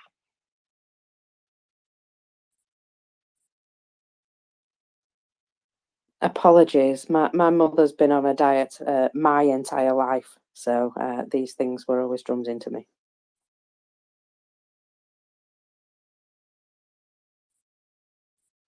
I also note she's still the same size and shape that she was when I was a child. She's not really terribly overweight. She's just, not exactly thin. Guys, do you talk about Russian declaration? Any intervention in Transnistria is an act of war against Russia? Yeah, we heard this rubbish.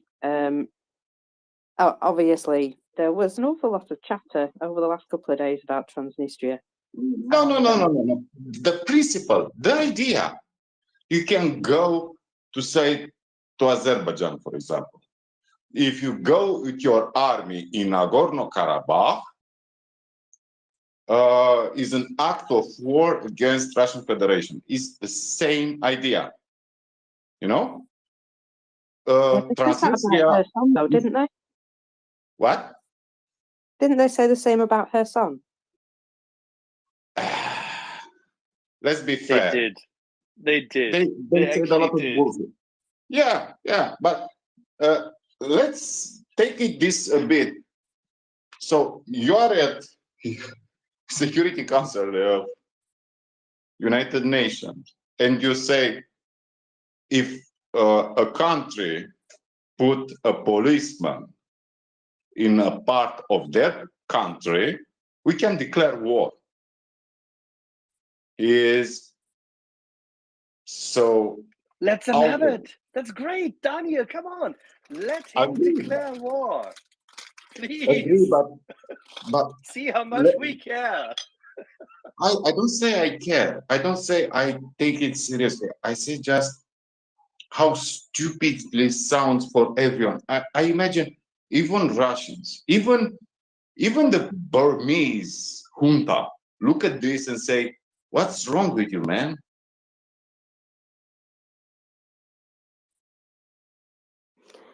That is probably very true. Ioana, my lovely, go ahead.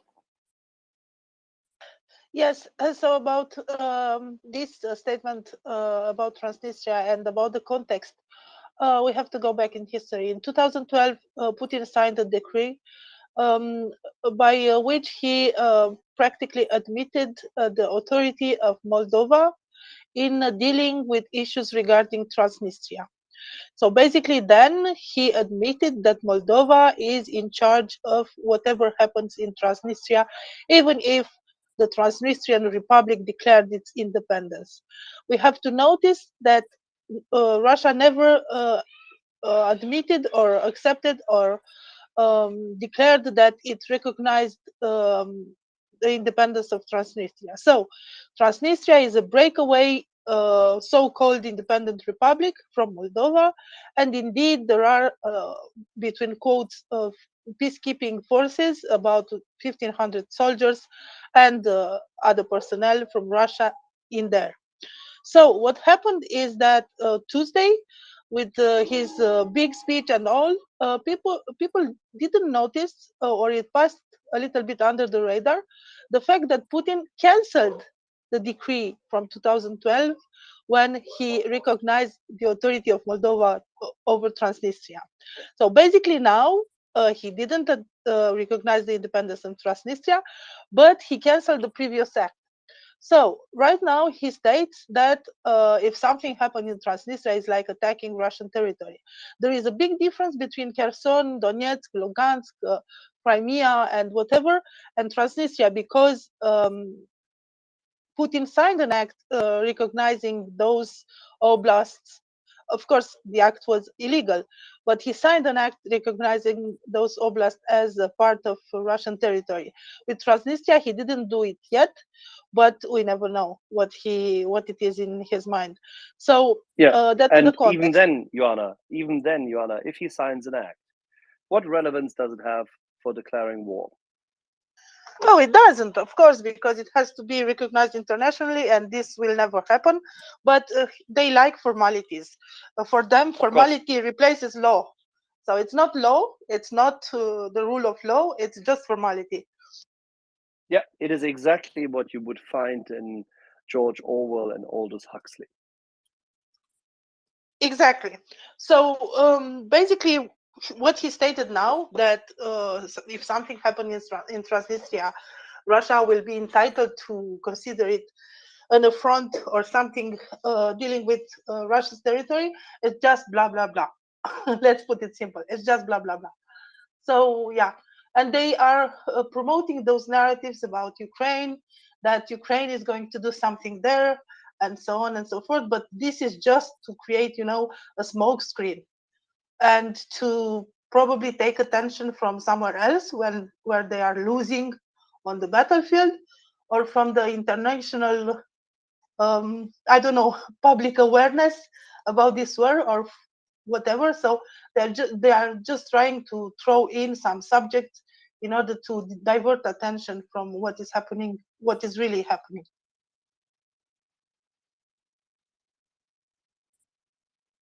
Sorry, I'm a little bit out of breath because I was heavy lifting doing cookies. And yeah.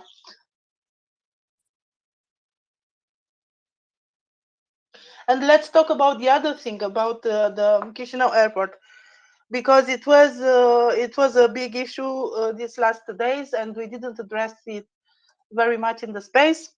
So there were some informations that the Russians are going for the Chisinau airport, but this basically is a problem of translation.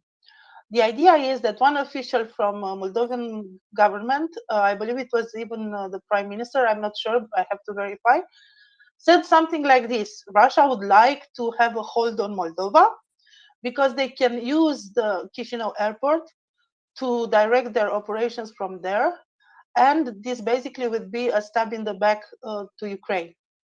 So that was the statement, more or less. I just rephrased it. So that's the order is like this: Russia would love to have a hold on Moldova because after that they can use the Chisinau airport.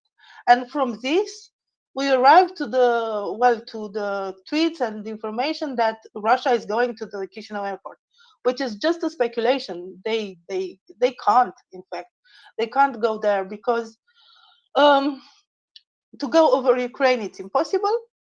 To go over the Black Sea, it still leaves a little bit of Ukraine that they should cross, and we know that that part of Ukraine, in the southwestern Ukraine near Odessa, is very well protected by air defense and by troops.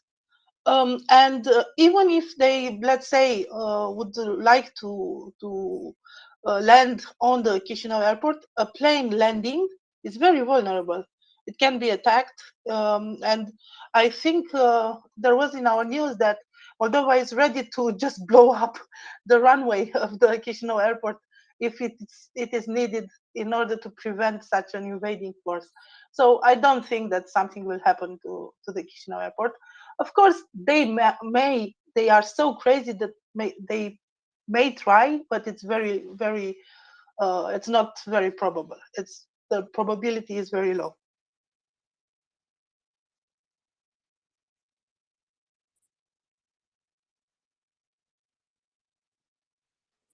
Daniel, Well go said. ahead. Oh, sorry. We always like to jump in at the same time. Yeah, Daniel, go ahead. Okay, let's enjoy something, if you agree. In beginning of the April, probably Ukraine will start to crush the Russian in a very spectacular way, and will be shown to us, and we'll laugh, and Russian army will collapse. I hate when people like Peter Zeihan put prediction about the future, because future cannot be predicted, not even close. We are not prophets, and nobody is. But let's enjoy a bit of exercise. After the crushing Russian Sorry, army, before we enjoy the exercise, Daniel, did you just blasphemously tell people that I'm not your prophet?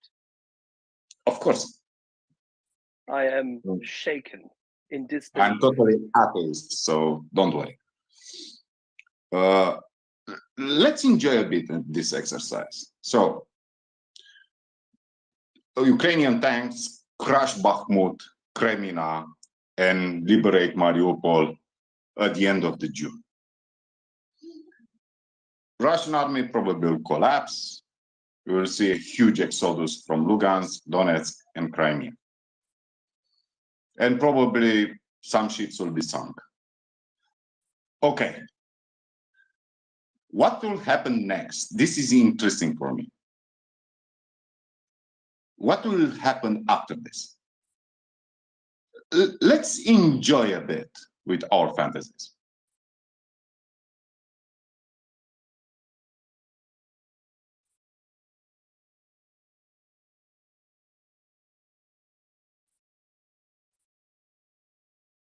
No one wants to try? What was that? Was that the ending of the point there? Yeah, we were just wondering what would happen, but tell us. I don't know. My predicament is I will see Vladimir Vladimirovich in a ditch, shot in the back of his head. Is my prediction. I don't think he will enjoy Sochi vacation. But I try to imagine what will happen, how will be received the catastrophe. And I know few people have empathy for the other side, and I understand why. But I try to imagine what will happen there, because can be grim, like, I don't know, faction after faction armed with private armies, starting to seizing cities, starting to kill each other on the streets, and we'll see a bloody massacre, which I have nothing against, except I don't like to see people with no sin to suffer. But also, I imagine can be something more peaceful, more like 1991. I don't see political opposition there, because if they are not in jail, they are out. But it's possible, because if I remember well, the Communist Party of Soviet Union don't have any opposition in the country. If I remember well, nobody in Russia asked for the collapse. Nobody. I don't remember anyone predicted there will be something different will happen overnight, and they will enjoy to become the loser of the Cold War. But I think people speculate less, exercise mentally less about this idea, which I enjoy a lot.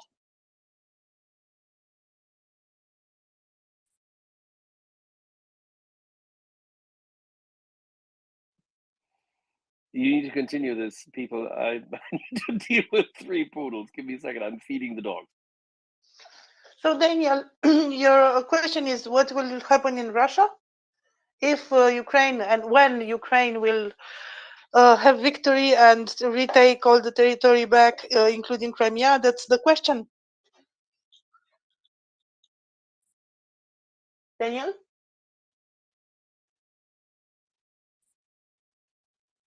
Marcus, that was the question? I think it was more of well, here we go. He's requesting again because he dropped out, but he's Yeah, doing so it. he seems to say that that was the question. Yeah. So it very much depends on how it will end.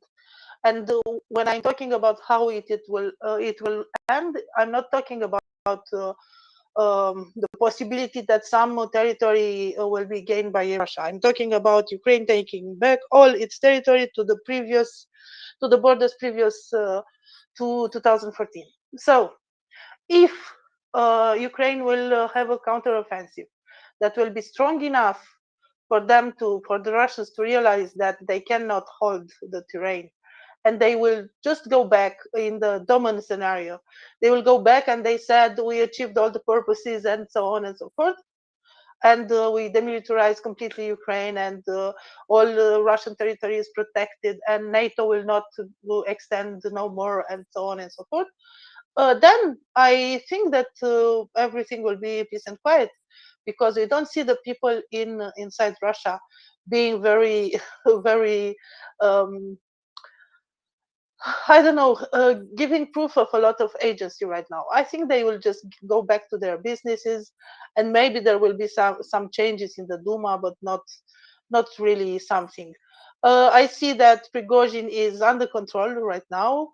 I see that Kadyrov is not very prominent. No, also, I see that there are some companies that are trying to do private military companies, but still in Russia it is not legal to have a private military company. So what Gazprom is trying, I don't know how it is trying this. Maybe not in Russia, because in Russia it's illegal. So it can be just peace and quiet. It can be that. What I see that what I see that is more important is that something may happen with the countries around Russia or the former republics. Maybe something will happen in Belarus. I would like to see Belarus free. Let's not forget that Belarus is also oppressed, and it has a dictator that lasted longer than Putin. Let's remember that Belarusian language is oppressed, and so on. Maybe something will happen in Georgia. Maybe something will happen in Moldova, meaning that Moldova will take over Transnistria and Georgia will take over the breakaway republics, and so on. Maybe the former Soviet countries will drift further from Russia's um, force of influence, something like this. This is the first scenario. If following the Ukrainian counteroffensive, Russia will try to hold on and mobilize more, and send more people to the front and lose more people, and it will be a very, very bleak and grim defeat, like with hundreds of thousands of people dead, and with a retreat, a long column of soldiers walking on foot to go back to Russia.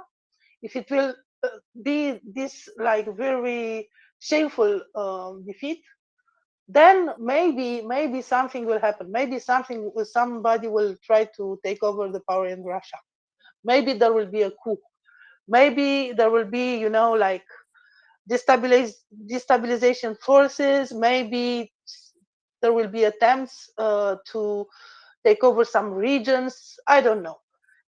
This is a kind of an open scenario, but in my mind, it's not really the most probable one. And for a long term, if we are thinking about it, I think in the long term, Russia, if it remains a federation, it will be more like a true federation with some more autonomy for the republics. Maybe some of the republics will try to just get a hold on their affairs, because right now central government has a lot of influence and power over whatever the republics want to do. Okay, so I talked too much. I will stop here. Daniel, please. Okay, I will say, with all my love, all my respect for you and for my friend Domen, the first scenario is impossible and will never happen. This is not Eltsin era, is not First Chechen War. That scenario has almost zero chance to happen. Second scenario, about hundreds of thousands of Russians killed, is most probable, and also Ukrainian army says something similar. And after that, the development will be very easy. I hate it a lot when people talk about Kadyrov and Prigozhin like they are important. They never were. Never, ever. People don't understand.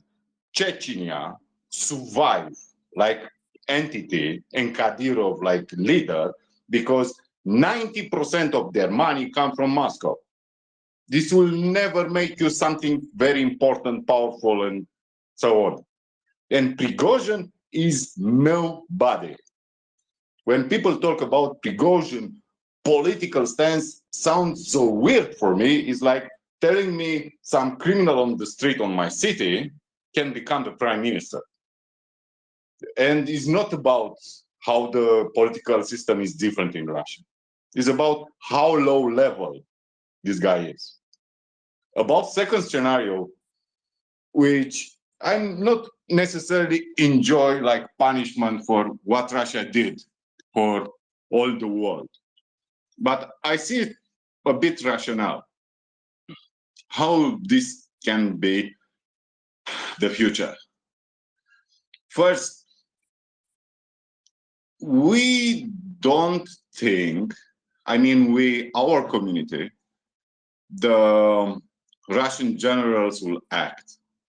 I think it's very, very wrong, and we use the precedent, but it's very wrong because at one point, when you lose so many people, so much capability, and your institution become empty of any value, you'll start to look political because it's your skin in the game. Second thing, we can talk about lack of humanity, empathy, agency, which I think sometimes is not so well placed about Russian society in general. But hundreds of thousands of dads and sons is not something like, you can say we can throw anything. We are not living in 1940. Even in Russia, your dad is important, your son is important. You cannot go to oppose this, you cannot go to protest this, you cannot act smart this, because if you had necessary money, you are just exit the country because you had money, and remain the guys who don't have the money, so they don't have a choice, a real choice. But hundreds of thousands of dead. Imagine the drama. Putin is the best example what I learned years ago. Put in their shoes. So your dad, your husband has died. Your neighbor have same fate. His son and his husband has died. And your neighbor from the other flat, his husband come home without feet and hands and has PTSD. And this problem in all neighborhood, all your city, all your oblast. This grief, and you can project saying, blame Ukrainians, they destroyed my son. Doesn't matter. we somehow forget this kind of grief, this kind of pain, we can make the people to act very differently than we expect. And I don't think a political regime will change because mass protests is very less likely. But if you add this problem, hundreds of thousands of people dead, wounded, or psychologically destroyed, your economy becoming just a small, insignificant market for countries like China and India. And in fact, your pride, your national pride, if you look how everybody look at you and point the finger and say, you are ugly, what you do is horrible, we don't want to have anything to do with you. And your partners are Syria, North Korea, Eritrea, countries like this. These things will go together. And some people, like, I don't know, Sobiani, I don't know who, may will choose to say, maybe we need to change the grandpa. And not just saying, just planning directly, acting. And why not? Maybe Putin will make a heart attack. Why not? He's a very, very old man. I don't know. If I look even at Patrushev, I think will make a change in their stand. Even if Patrushev comes to power, even if Prime Minister comes to power, it will be a change. Because you cannot act like this forever. And it's not about us, it's about them. It's about their future, not our future. Our future has nothing to do with them.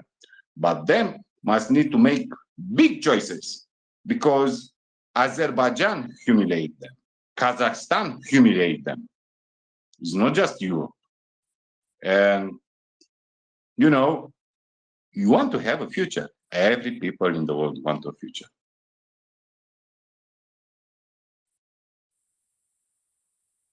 Can't argue with that. Every person wanting a future. Johannes, my friend, you've come up. Hey, good morning or good day. I think, well, it's not really morning anymore. Well, I mean, in the long, I mean, two things maybe. I just, one is a question, and as always, I'm always the one to worry and to be, unsure about what is going to come. I mean, Daniel, when you said that there's going to be like a major counteroffensive starting in April, and that there will be major gains until June, I mean, that would be totally awesome. So do you really think that the pledges that have been made until now are sufficient really to get this really major shift? I mean, that's really... Johannes, at Bakhmut is a concentration of armor. In Mariupol is a shaping operation bombarding Mariupol past 4 or 5 days.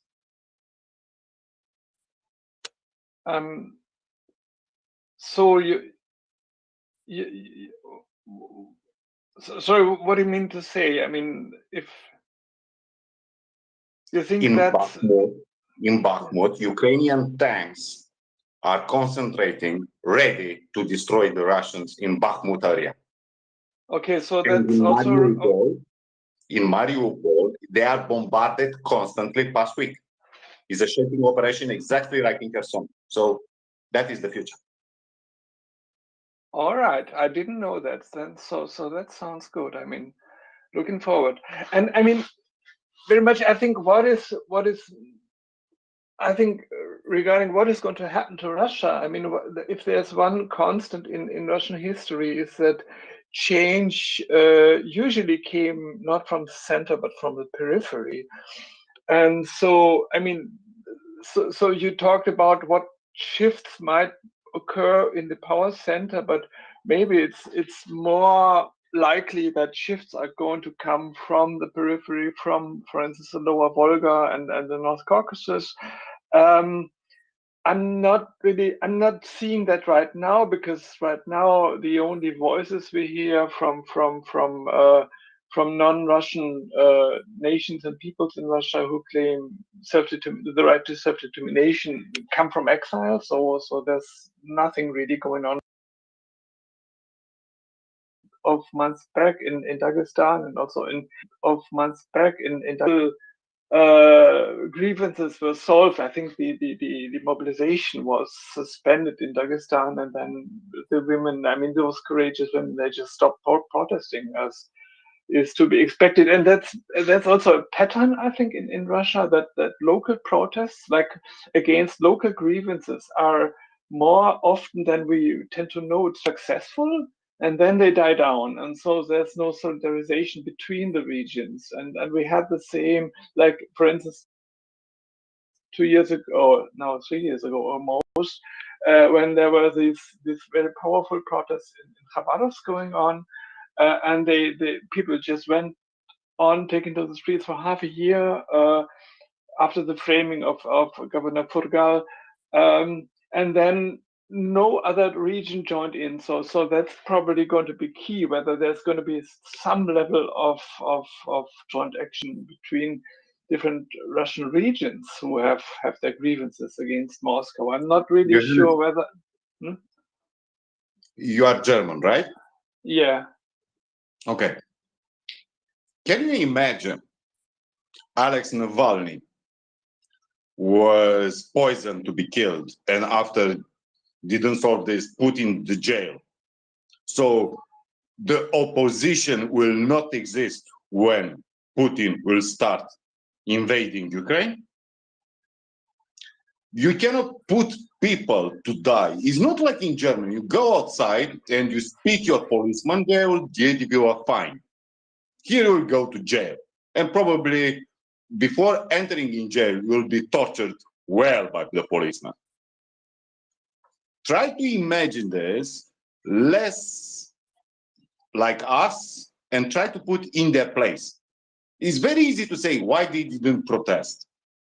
Because if you protest, if you act somehow, if you oppose somehow this regime, they will act more like Lukashenko did than Russian regime past 20 years.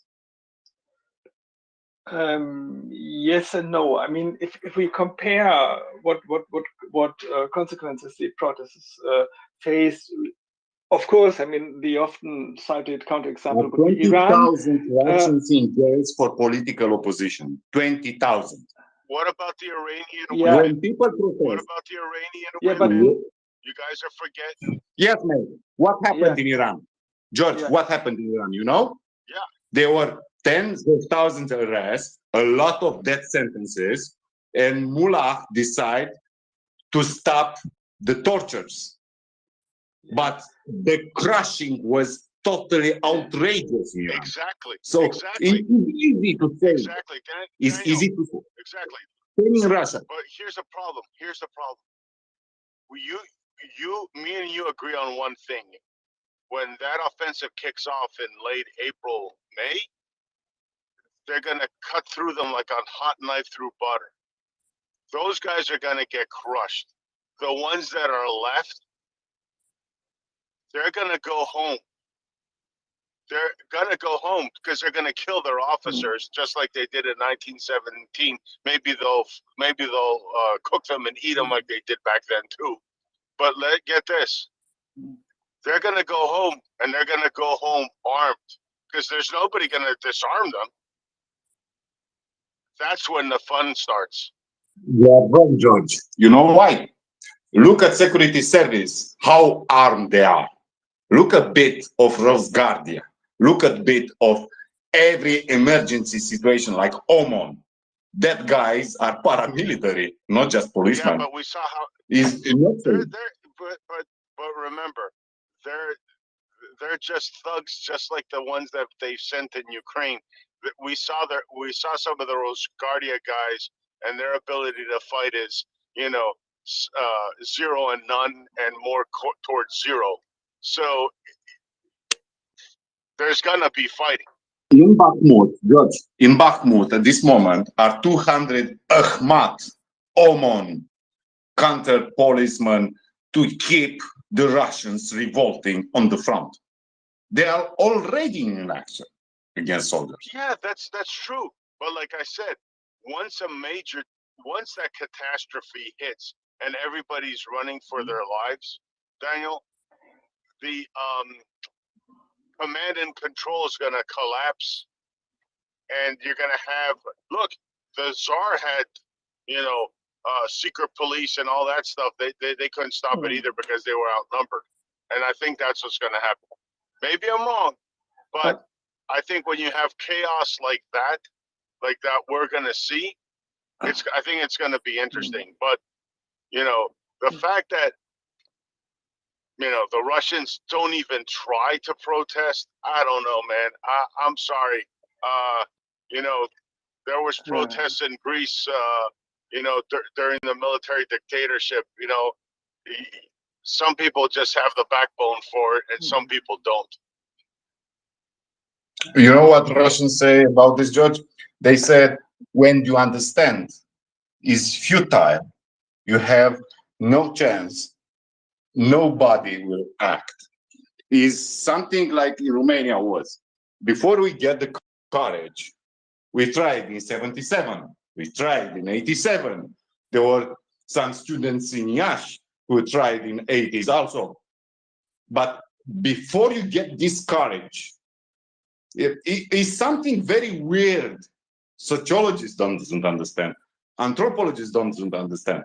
But until you get this common courage and everybody converge at that point, people cannot act. In Russia, every rational Russians, and there are Russians who said not just not to war, but they understand it's horrible what is happening in that country, but they sense the futility. When the protest started and they were crushed in 2 weeks, you don't look at the records. You'll hear there are reporters near the police vans. You can hear people screaming like mad because they are tortured. They are raped in the vans. And they did it explicitly to discourage any opposition, any protest. When they arrest that girl with a blank sheet of paper, was a warning for the Russians. If you do even this idea, you'll be arrested and we'll take care of you. When you see today people going to Ukrainian monuments in St. Petersburg and Moscow to put a flower, and is one activist, and 10 policemen come to grab you, arrest you, and you are filmed and published by televisions, there is the stern warning. Any disobedience will be harsh punished. And if you say, oh, they don't have the courage, must experience that kind of oppression. You don't have hope. You don't have parties. You don't have any organization. And everybody are too scared. I understand them because we were in their shoes. And when we succeeded, was the convergence. Every Eastern European country started to throw up their governments. We are the last. And we died. But we didn't have the courage. We didn't have the Polish courage. They started 8 years before us. We didn't have Hungarian or Czech courage. But you must understand, oppression is insidious, is strong on fear. And people, when they are afraid and they feel, even I crush my fear, but my effort, my sacrifice is useless. You don't start to oppose a kind of regime. In Iran, the things were so far, the girls, which were very young and very idealistic, do it what generations they do, past 10, 15 years, is not the first time. Was the biggest, but it's not the first time. And you must understand, It's not easy to be unarmed, unorganized. You don't have any political leader, no leader who can do anything for you, and to go, bare chest, I go to fight against Putin police. It's easy to judge. Put in their shoes. I do it a lot.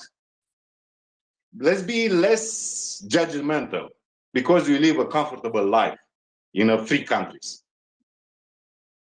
Well, you know what? No, I agree with you. Well, if that was the case, George? no, I was going to say, if that was the case, then we wouldn't have had partisans throughout Europe when the Nazis were there. I'm sorry, Daniel. Sometimes, you sacrifice for your kids. These guys, their kids died. I got a pack of sausages. I'm happy. Thank you very much. I make more kids. No, sorry. My grandfather died fighting the Nazis. He had nothing. He had a whole family.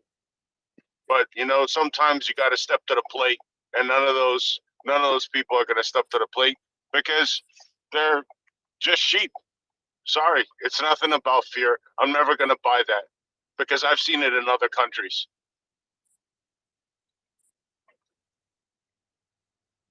Well, you are wrong. You are wrong at so many levels, George, and that is not personal. You don't understand. Look at Burma. Look at any oppressive regime in this world. Saudi Arabia. Look at Turkey, which is not even close like Russia. If what you say is true, Kim Jong-un will be hanged. The reality is we can be brave when we are free. It's very easy. Try to be moderate against. Try to have small courage in this situation. That is very, very, very brave. And sometimes we forget they are human beings like us with our fears, our hopes, and they are not aliens. And don't take 1, 2, 10,000 of examples to justify what happens there. Because we have just teeny bits of information, we can see and try to make an image. But in fact, we don't understand anything. Me and you, we don't speak Russian. Me and you, we are very outraged because Mariupol. And I understand you very well. But try to understand it's not easy to fight oppression. Sorry, I'll take a break. Yeah, I just wanted to say, look, what the example I point to is France. France was occupied by the Germans, and it was and I don't care what, sorry, French people, there was a very, very, very small France minority. was not Poland, George. George, France was not Poland, was not Ukraine, was not. There was a very, very, very small minority of them that joined the resistance. You see, everybody else just went along with the program. There was a very, very, very small minority that joined the resistance. But those people that joined, they did it. And we're talking Nazi oppression.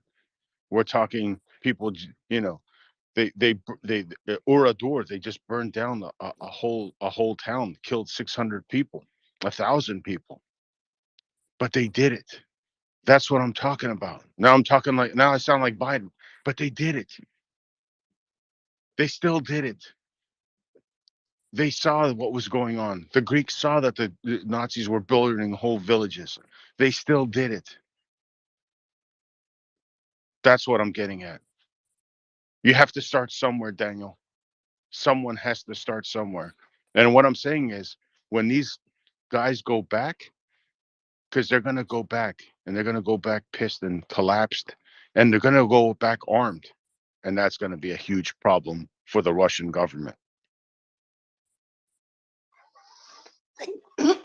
Sorry, thank you, George.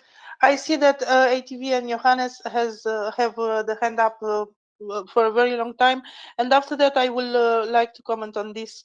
You are both right, both you and Daniel, But yeah, I would like to comment on this later. ATV?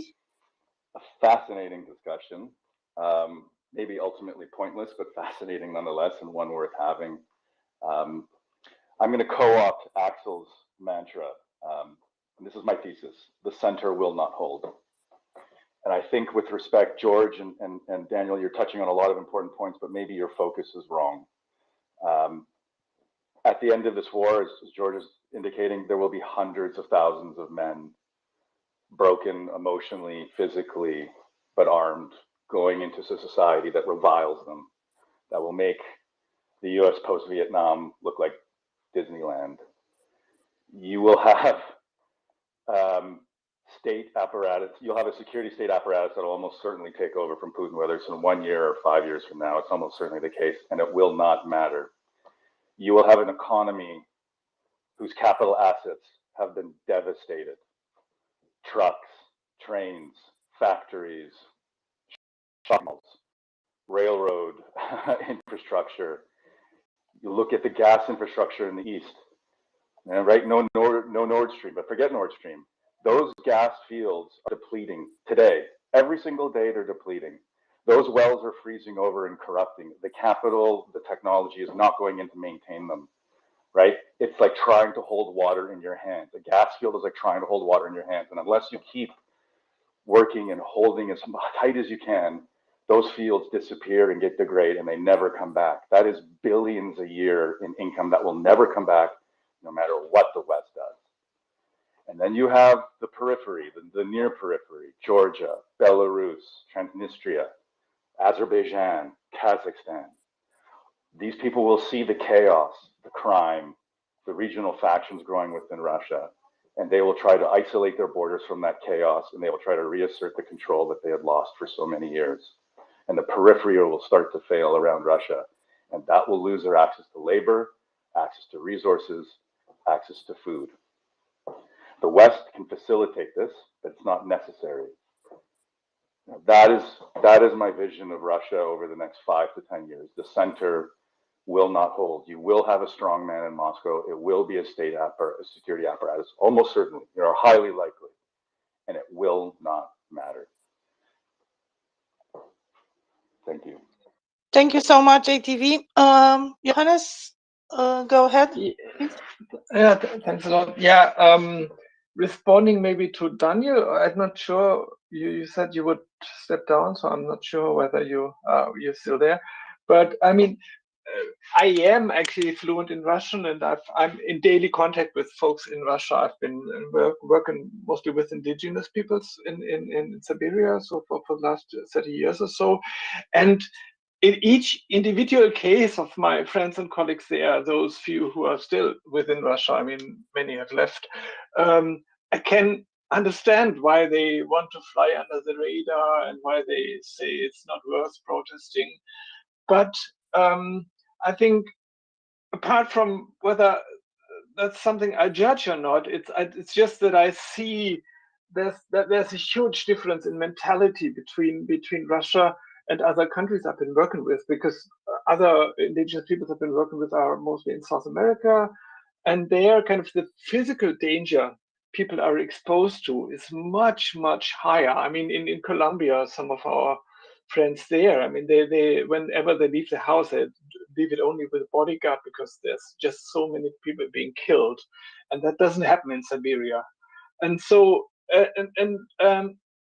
I've always been stunned by this observation that the level of fear in Russia is so much higher, whereas the level of actual physical danger is actually so much higher in other countries where people are much more courageous.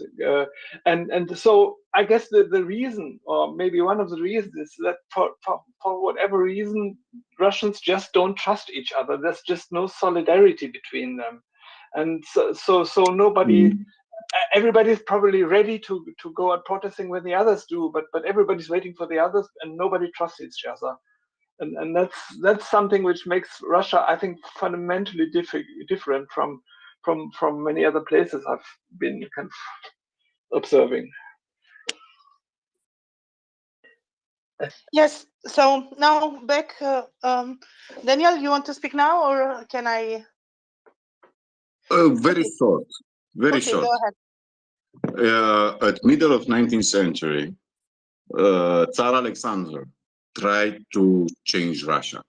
Was the probably first time they tried to change really something, and he spent a lot of time trying to put laws, trying to free the serfs, to make agricultural reforms, social political reforms, and he failed.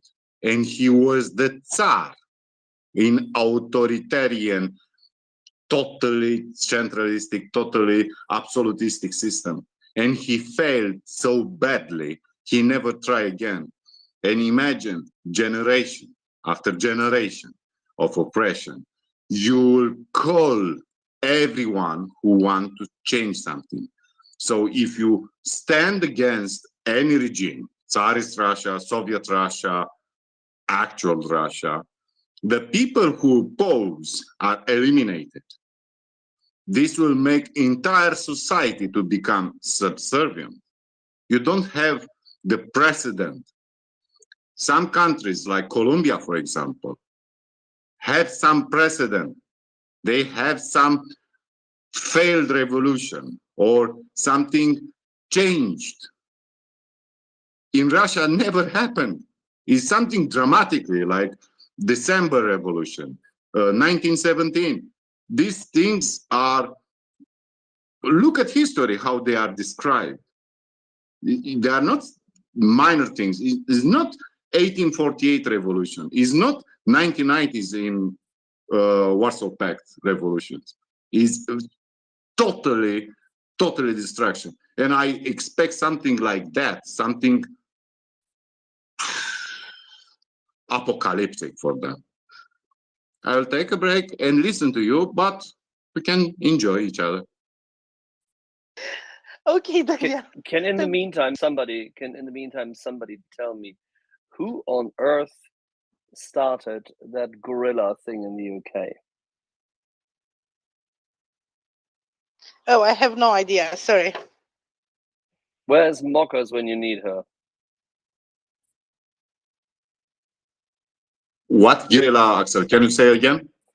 There is something trending on Twitter about the midget, a gorilla, and some tape. Oh, sorry, I don't go there.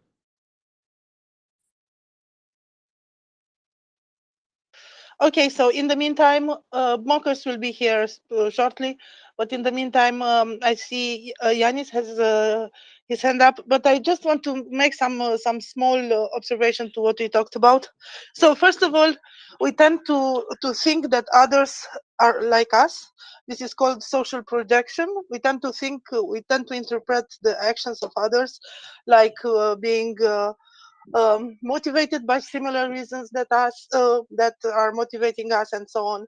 And at first, at the beginning of this war, I was thinking that the Russians are like us, and that there will be an upraise and something will happen, and so on. But after that, we have seen during a year what happened, and I read a lot more about Russian history, about Russian people, and I came to an understanding that they are not like us. They are simply not like us. And even us in the Eastern Europe, with our experience of decades under communism, we cannot understand the Russian people. I think only someone who lived there and was educated there and managed to break out from the numbness that is given by the way in which history worked on them may be able to explain this to us. So about the fear, Daniel talked about the fear. Yes, the fear is real. We experienced it in Romania. We know how it is, but we experienced it for about 3-4 decades. Not really for the length that the Russian people has experienced the fear. I'm not giving them an excuse for anything. I'm just stating a fact. They are experiencing this fear for centuries. And also, when they don't realize that they have the power to raise up, because they are depleted of any agency and any initiative, and the few ones that get out and go on the street and make demonstrations and so on are quickly taken by the police. I said it on the space a few times. If there are 2,000 people in the central square in Moscow, of course police will get them. If there are 1 million people in the in the central square in Moscow, police will be with them. That's the difference, but that they do not know, and they do not trust the others, and they cannot coordinate, and they cannot bring that community spirit to work together in order for a million people to be in the central square in Moscow. And we had it in Romania. And we had this experience when nobody wanted to protest, but when a few people got out, or when a critical mass was achieved, then the spark went on, and that was a revolution. And I won't get into Romanian revolution too much, but I just want to say a little bit about this lack of agency. So they were like on the communism, you are told that you are equal with everybody, but in fact this is not true. You are not equal, you are just powerless. It's the relation with power that changes, and you realize after a while that you have no power.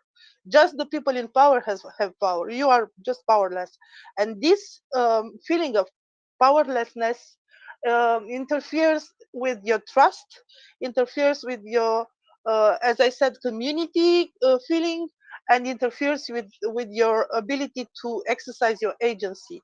So yeah, I don't want to say that they are doomed, but in a way they are doomed, and I'm sorry for that, but that's the reality in a way. I have more to say, but it's not polite to Yanis. So Yanis, please. It's okay. It's on the same topic. So I guess there's the fear, and it's also due to way how Soviets are running those secret services. You know that in Soviet time everyone can be they call it stukach or donoshchik. So you have your co-workers, you have your I don't know classmates from studies, and you can never trust because they can be some people who are reporting to KGB, etc., etc. And it was pretty shocking when after we regained independence and those files were opened, there was like names with very famous people, with well-known people and respected, like professors, actors, etc., etc., yeah, who actually were collaborants with this KGB. So it is very dangerous, and you can actually, indeed, you cannot trust anyone. But what was surprising, do you remember those mass protests in Khabarovsk? I do not remember for exactly, but this is some 4 or 5 years ago. And the topic was that there was very popular governor, this Mr. Furgals, who was removed by Putin directly, and some random guy put in his position. And those protests were very widespread, and they continue for like months. Yeah, and I was surprised. And then it was in Khabarovsk. It's like far east region of Russia, but it's very wealthy. And I was surprised that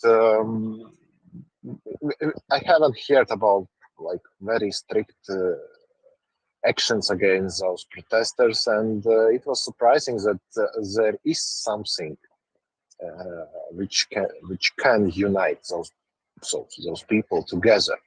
But this motivation for them is rather strange. So they do not care about freedom of speech, freedom of justice, but Obviously, those governor was very popular, and this was the reason why they came out and risked the future and careers, etc., etc. So maybe it's difference between these regions, and it's different situation in Moscow and in Far East. But yeah, it was pretty interesting. But yeah, unfortunately, they ended without no result. This guy is still in jail, yeah, like political prisoner. But yeah, the fact is surprising. So I guess there is some hope, but you just need to have some critical mass to it. Yeah, so maybe there in that region there was a sense that the authority of central government is not so well imposed, and maybe the central government thought that it doesn't matter that there is a protest somewhere in a small region of Russia, and you don't have necessarily to oppress them with police, and you can do that by other means. You can just extinguish the flame by targeting individuals and doing things under the radar that are not seen, and finally the protests will just cease. This fear, it's not just being taken by the KGB or by the police and arrested and beaten and physically violated in any way. It's much more pervasive, and it touches everything in your life. So if you are seen as somebody which is against the regime, you may lose your job, you may never get the credit, your kids may be expelled out of the school for whatever reasons, you may be relocated in some other place because of work or because of something else. You may have a little accident, you may have some I don't know, medical problems, or you may be accused of corruption or something like this. So there are a lot of things that can be done to someone, and yes, the fear is there, but again, they do not realize that they still have the power. It's just very, I'm just very sorry for this. Yeah. In a way. Yeah, sorry, some additions. I forgot to mention, yeah, I totally agree with you, but from other side, we also have this Belarus history. And to be honest, when those widespread protests started in Belarus, I was sure that this is it. So the amount of people involved was overwhelming, and everyone worked together. Those those hood watches and everything. Yeah, so people are protecting their homes and work together with the neighbors and all those flags, symbols, etc., etc. And there was even those big companies participating in this mass protest, and where it is right now. So it was, I was almost sure that yes, this is it, and finally they will throw down this Lukashenko regime. But in the end, there was nothing, and now everyone like who was organizer of and participator of those events are either in jail or exodus, or we even do not know what happened to them. They just disappeared. So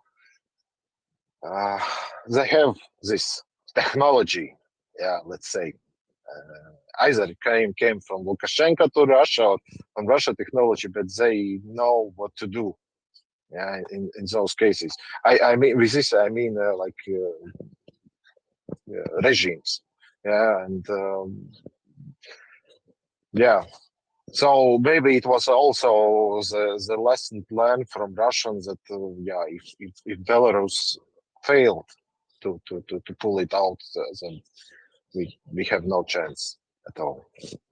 Thank you. To this moment, there are more than 1,400 political prisoners in Belarus. 1,400 people are in prison for political reasons in Belarus. Let's go to Johannes and then Daniel. Sorry, I don't know the order. Daniel, please bear with me. Yeah, I mean, regarding Belarus, I just wanted to say that, well, I've actually been quite closely working with Belarus in the diaspora here in Berlin. And of course, I mean, it's true that in the beginning, they were totally sure that this is it and that they will succeed absolutely this time. And then, of course, I mean, we know what happened. And of course, that only happened because Putin was there in the background, kind of throwing in his power. But I guess, I mean, the one thing which should be noted is that there is still some sort of revolution in progress going on in Belarus, that there's still solidarity networks throughout the country, which I think makes it very different from Russia. And there have been these very active railroad partisans. So I think Belarus is still not a lost case. And if I'm a historian by training, and so if we look at, like, historically at revolutions that where they have like a 2 years, 3 years interval between kind of the first and the second attempt, and the second attempt maybe, or the third is successful, then like 2 or 3 years aren't really that much. And so I wouldn't think that everything is lost in Belarus at all. I mean, I think it's probably going to come back as soon as Ukraine hopefully prevails, knock on wood. But it's not. I think a lot has changed since August 20. I think what is also important to bear in mind regarding Russia is that it's not the case that there are no successful protests in Russia. It's just that they are usually localized and they are against local grievances. So when it's really getting dangerous, that's protests addressing issues that concern Moscow. But it's not the case always that each local protest is necessarily crushed. So people actually do have experience in protesting. They just don't use it for kind of addressing the whole policy of the whole country.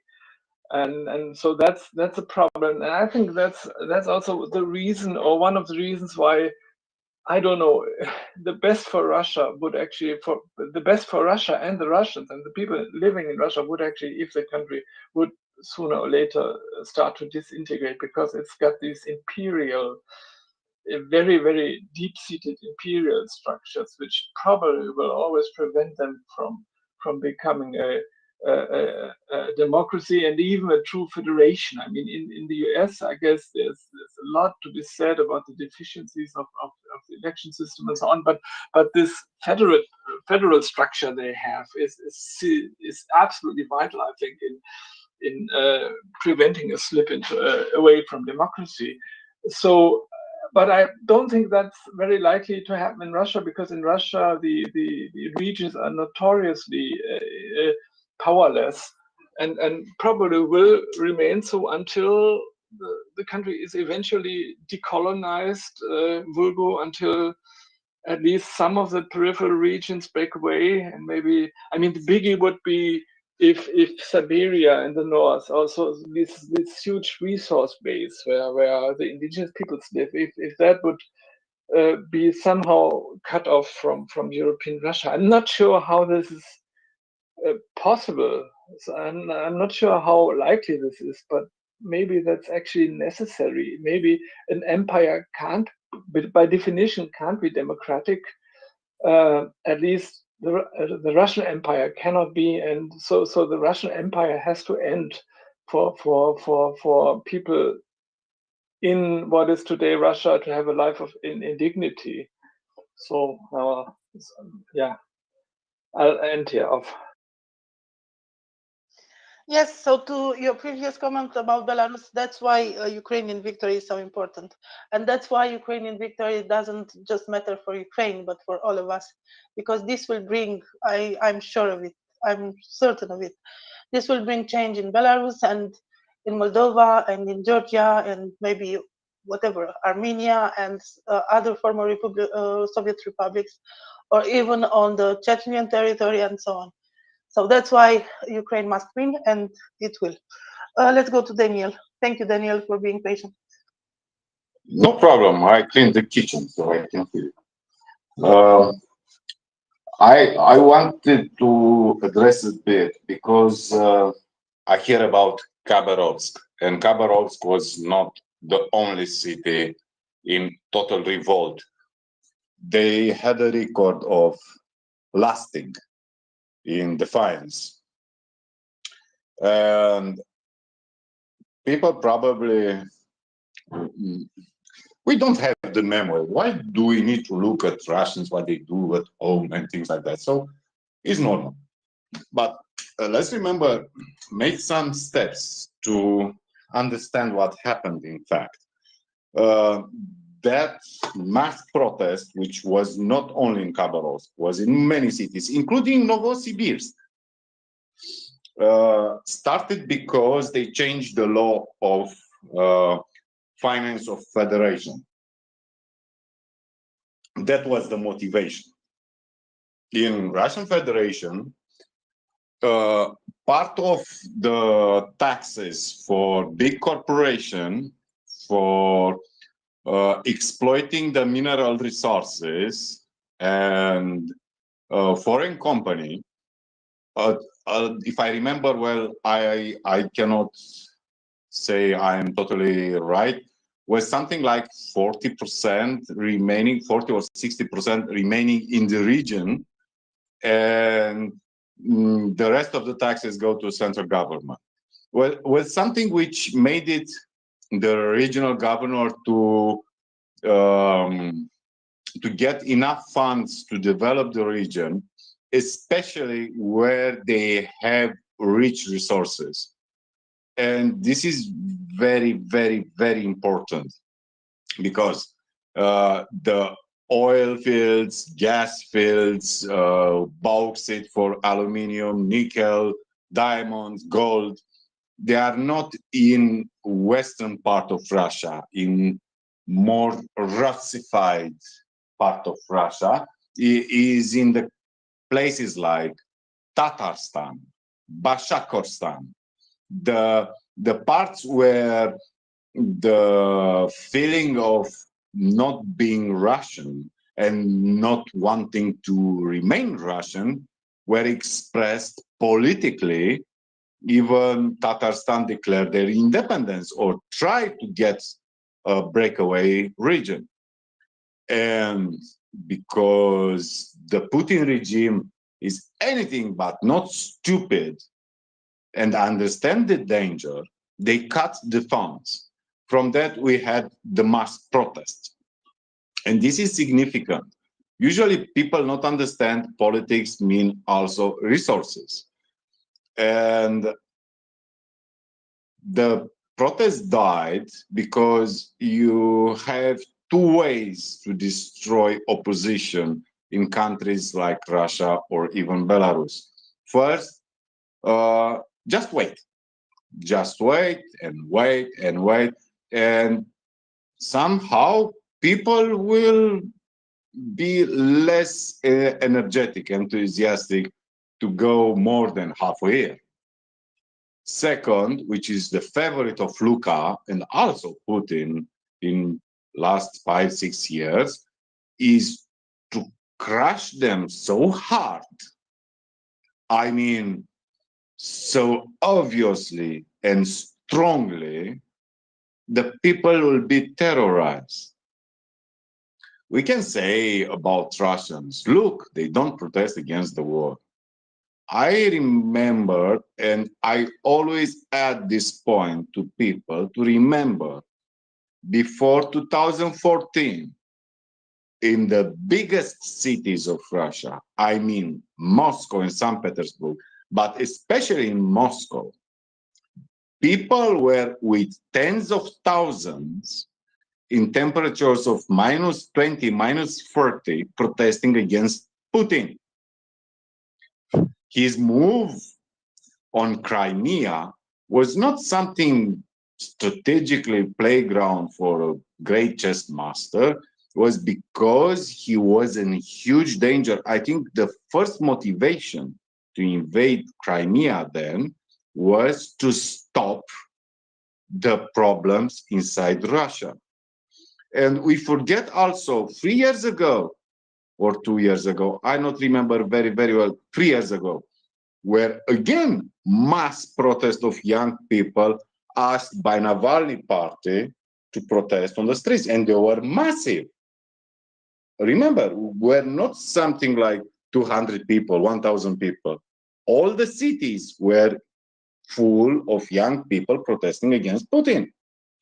And what they did, they changed the law how to protest, the law how to express your opinion, the law how can you be condemned, how can you be punished. When this war started, they increased the severity. They got new laws. And that's why people don't go to protest, because they were quashed, totally destroyed. And back to Belarus. Same happened in Belarus. And in Belarus, repression of Lukashenko was horrible. At a level of, I don't know, Assad and Kim Jong-un.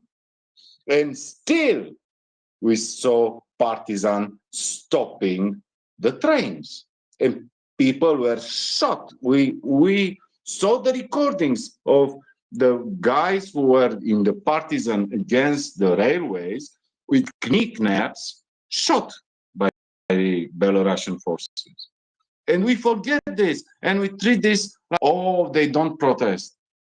Be yourself and imagine in their place. And they are still protesting. I saw the Ukrainian flag yesterday in Minsk on a big building. Yes, they still do. it was And beautiful. we have Russian Foreign Legion fighting in Ukraine. We see still they sabotage the electric panels of railroads. So let's be less harsh. They're still doing not what we want, but is nowhere to say, oh, don't do it. They are doing. Not enough. It's not easy. Yes, we know that. Let's go to Johannes, and then maybe we go back to Ukraine. Yeah, just a short remark. I mean, I'm not sure, Daniel, where you got this, that in Khabarovsk the protests started because of the tax distribution. I mean, they were very clearly about this local issue about Governor Dmitry Furgal, and then I'm also not sure what you mean by other cities who joined in. So I'm not sure. Maybe you can Omsk. give me. There were reported upheaval discussion in Omsk in the city council. Same happened in Irkutsk at the time. In Irkutsk, there was massive suppression, as you may be aware of, given the fact that you have an interest in the area. So, but you're right on Khabarovsk, of course. Yeah, because I mean, of course, this whole issue of tax distribution has always been a what's it? Apple of what's the expression? Zankapfel between the Bone the of center and contention. In bone English, of it's contention. bone of contention. Bone of oh, thanks. I mean, but of course that mostly affected regions like Yamal, like Khanty-Mansiysk. So those big oil and gas extraction areas. They always try to bargain with the center to keep more of the taxes for themselves and send less of them to Moscow, and that doesn't really affect. I mean, that's very, very different from region to region, and that's also part of kind of a continuity in Russian history, that you have a lot of special arrangements with different regions. And so, and that's of course not at all about democracy, but it's about local elites trying to have a bigger share for themselves, and to get a smaller share to Moscow, and Moscow wanting a bigger share.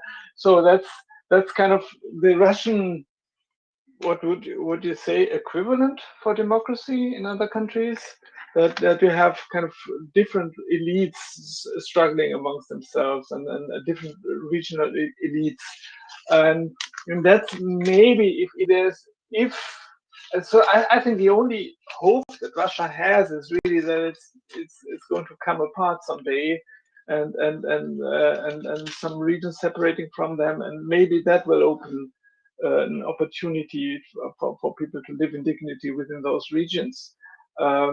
But I think this imperial structure inherently prevents the country from ever becoming democratic.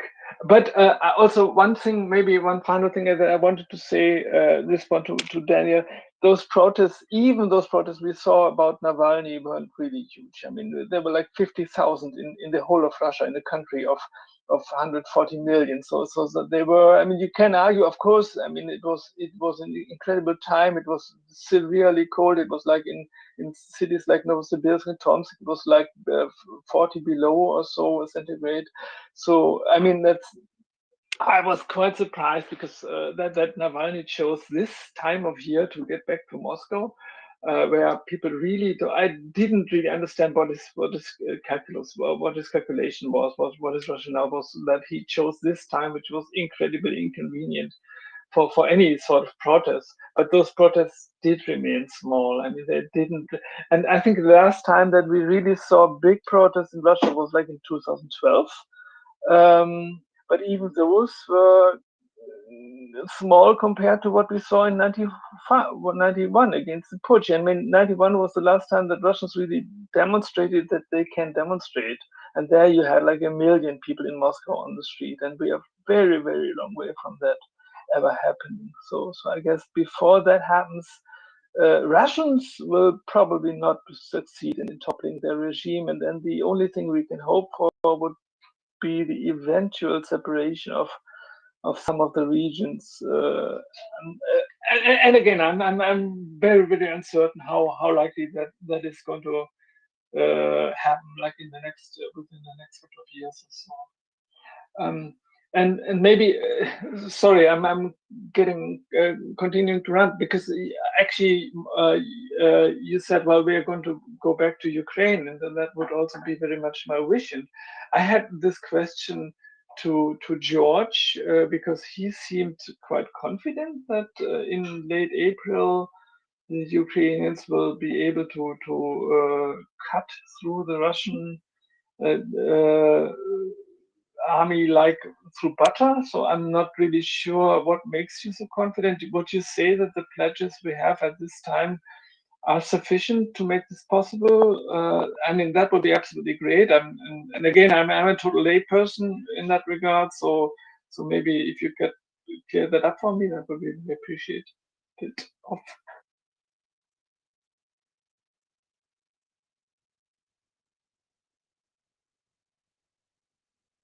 Just a moment, I'll try to bring George up, okay? In the meantime, let's go to Nick. I just tweeted, not certain if it's nest worthy, but there's a lovely little clip, I don't know if people have seen it, of a press conference with Zelensky yesterday talking about his family. The clip I tweeted only has subtitles in French if you don't speak Ukrainian. But 30 seconds, and never has the guy looked more human. Just saying, you know, I don't get to see my family very often. I don't get to see my parents at all. And yeah, powerful.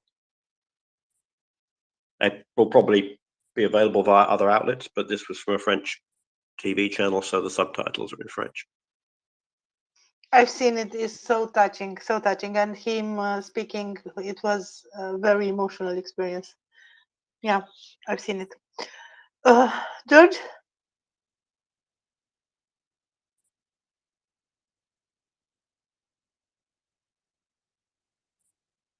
George?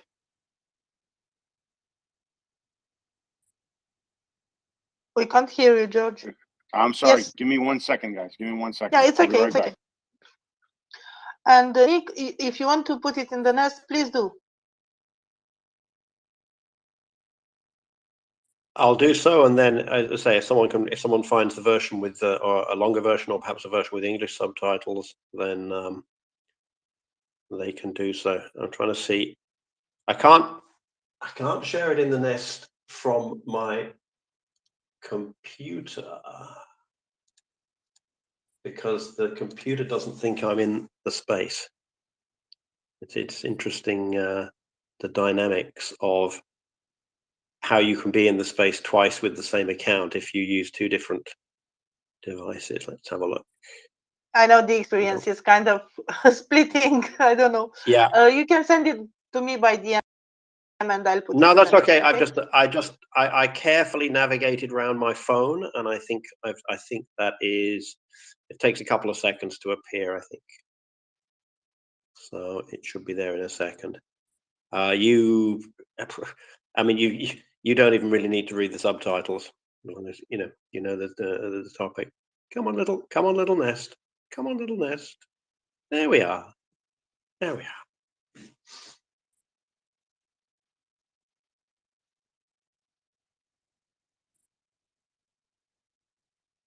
Okay, let's go back to George. Are you okay now? Yeah, sorry guys. Yeah. So the reason I said what I said is because I've seen what the battles in Bakhmut and Bohadar look like, and you know, Russians sending armor and they're losing it against, you know, uh, mostly infantry with using artillery and drones to hit the armor. You know, I haven't. I've seen maybe a couple of videos of a lone Ukrainian tank with some infantry, you know, defending a position or making a small counterattack.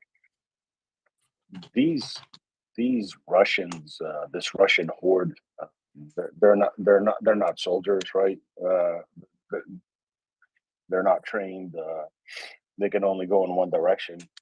Once they get counterattacked with modern armor, infantry fighting vehicles, they're not going to be able to hold. It's impossible. Modern armies struggle to hold against a concentrated attack at a certain point on the front line. You know, that's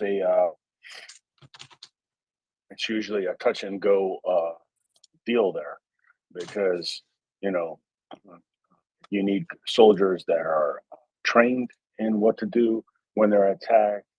You need to have counter battery fire that knows what it's doing, that's accurate.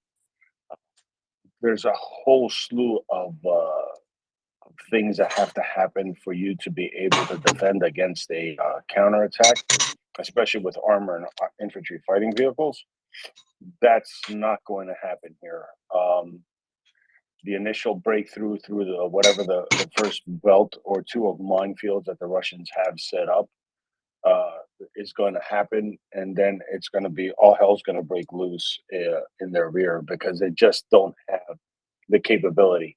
They haven't shown the capability yet in this war, and that was even in the beginning of the war when they had, you know, supposedly their elite units there. They absolutely got slaughtered. So I don't see how, if Ukraine decides, oh, I'm going to send 60 something Leopard tanks with 100 Bradleys at this point, what the hell the Russians are going to do to stop that? It's just not going to happen. So that's why I'm predicting like a collapse of their front line, because the panic's just going to happen. We're not talking about a T-72 that rumbles around at like 25, 30 miles an hour. We're talking about tanks, once they break through that initial defensive line, you know, you're talking about they're covering like 30, 40, 50 kilometers a day, easy. There is no way the Russians can defend against that. There's no way. It's maneuver warfare, and they've shown that they're absolutely horrible at it. Okay, it would be like putting it's pretty much like putting a Boy Scout troop out there to try to defend it. You know, they got nice uniforms, but that's about it. The military experience isn't there to stop it. So that's why I'm saying it'll be a collapse. Look, it was a collapse when we attacked the Iraqi units, and those were veteran units. Those were units that had been out there, you know, for several years, you know, as armored units had been put together. They were supposedly the elite that Iraq Saddam's Iraq had to offer, and they've broken ran. So let's not. This war's going to drag on only if we let it. But I believe that sufficient equipment will be in country by the end of April to make that breakout. So you think they'll be chasing them to the border. Let's put it that way. So you think that for the next month it will be like an operational pause? Because I'm just checking, and today is the first day when the temperature is above zero in the region, in the eastern Ukraine and southern Ukraine, and it will be above zero for the next week. I was looking also at the snow coverage, and it will all disappear by the end of the next week. I'm also looking at the wind. So there is some wind, and there will be wind in the region of the Black Sea. I don't know if that counts. Not a storm, but there will be some wind there. Even some, So yeah, with the temperatures getting above freezing, right? And we see several degrees above freezing during the day. Now it might freeze up again at night, but it's not going to be enough to refreeze the ground. So what happens is now, and remember, these are heavy vehicles. The ground has to be frozen pretty much solid. Once you get that top, couple of centimeters, thawing out water, it starts. That's where you start seeing the mud. And then these vehicles, they churn up the ground, they churn up the earth, and offensive operations are going to start becoming very, very limited quickly. Remember the last year, it was a little bit of a warmer winter in that area, but still, the ground started pretty much melting by the second week of March, and that caused a huge problem for the Russians. But it's just not going to be optimal. You can't start it would not be smart to start an offensive when you know that you've only got weeks time before the mud season comes back. So I think we'll be seeing shaping operations. We'll be seeing what we have been seeing. The Russians will be sending guys out on foot with very little armor support, so that plays into the Ukrainian hands. I mean, I wouldn't be surprised if we start seeing some Bradley show up at defensive points, because they're really good at that, and they would use their armament to just start chopping up these infantry attacks even faster. So I doubt we're going to see a major offensive in the next week or something like that.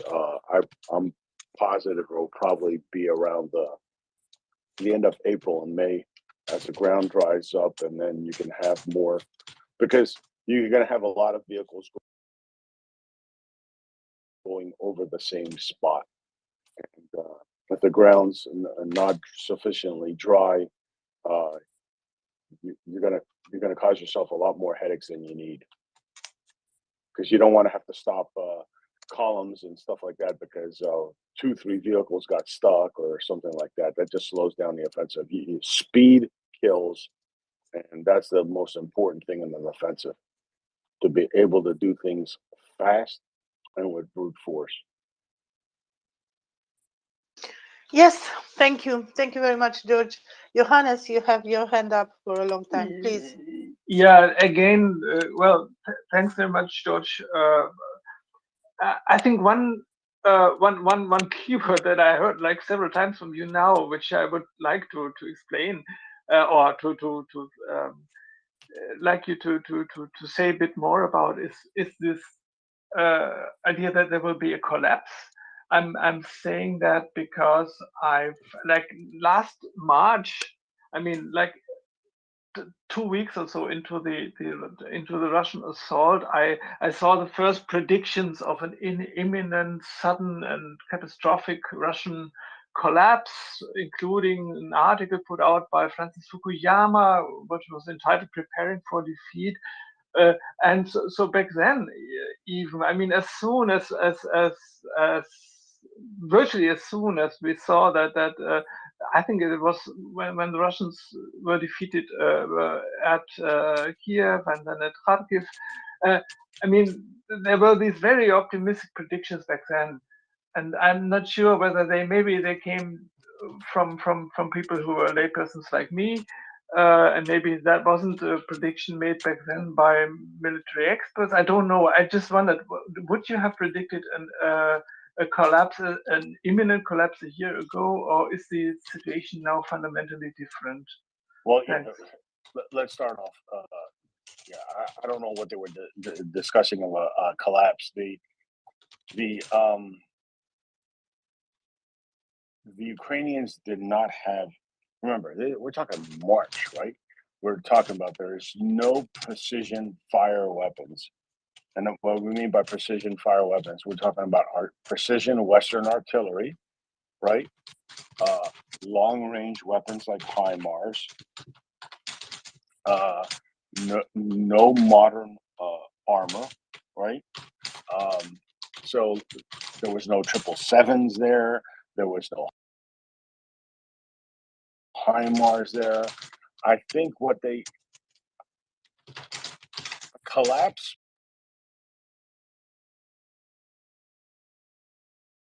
The Ukrainian army is a lot more modern in its equipment. Its ability to make precision fires, their artillery is very, very precise. Even a lot more precise than what we saw, you know, in March and April of last year. You know, because they have the artillery that can drop it, you know, right on the spot. Now, are Ukrainian artillery gunners a lot better than Russian? I believe so. We've seen even back in the beginning of the war how they were able to use drones to correct their fire and bring artillery down on columns. There's that famous video that was north of Kyiv. I think it was on a road maybe toward Bucha, and the whole column just completely got wiped out after the first tank was taken out with what looked like an NLAW or something, and then the rest of the column was just absolutely obliterated with artillery. The Ukrainian artillery now is more precise. Their fire is a lot more voluminous. They also are going to have main battle tanks that are Western. The optics on those, remember, they did a great job with the updated T-72s, the more modernized T-72s that they had gotten from Poland in their Kharkiv offensive. That was an absolute steamroll. Remember, the Russians were dropping equipment and abandoning equipment en masse, and the Ukrainians were able to recover a lot of equipment.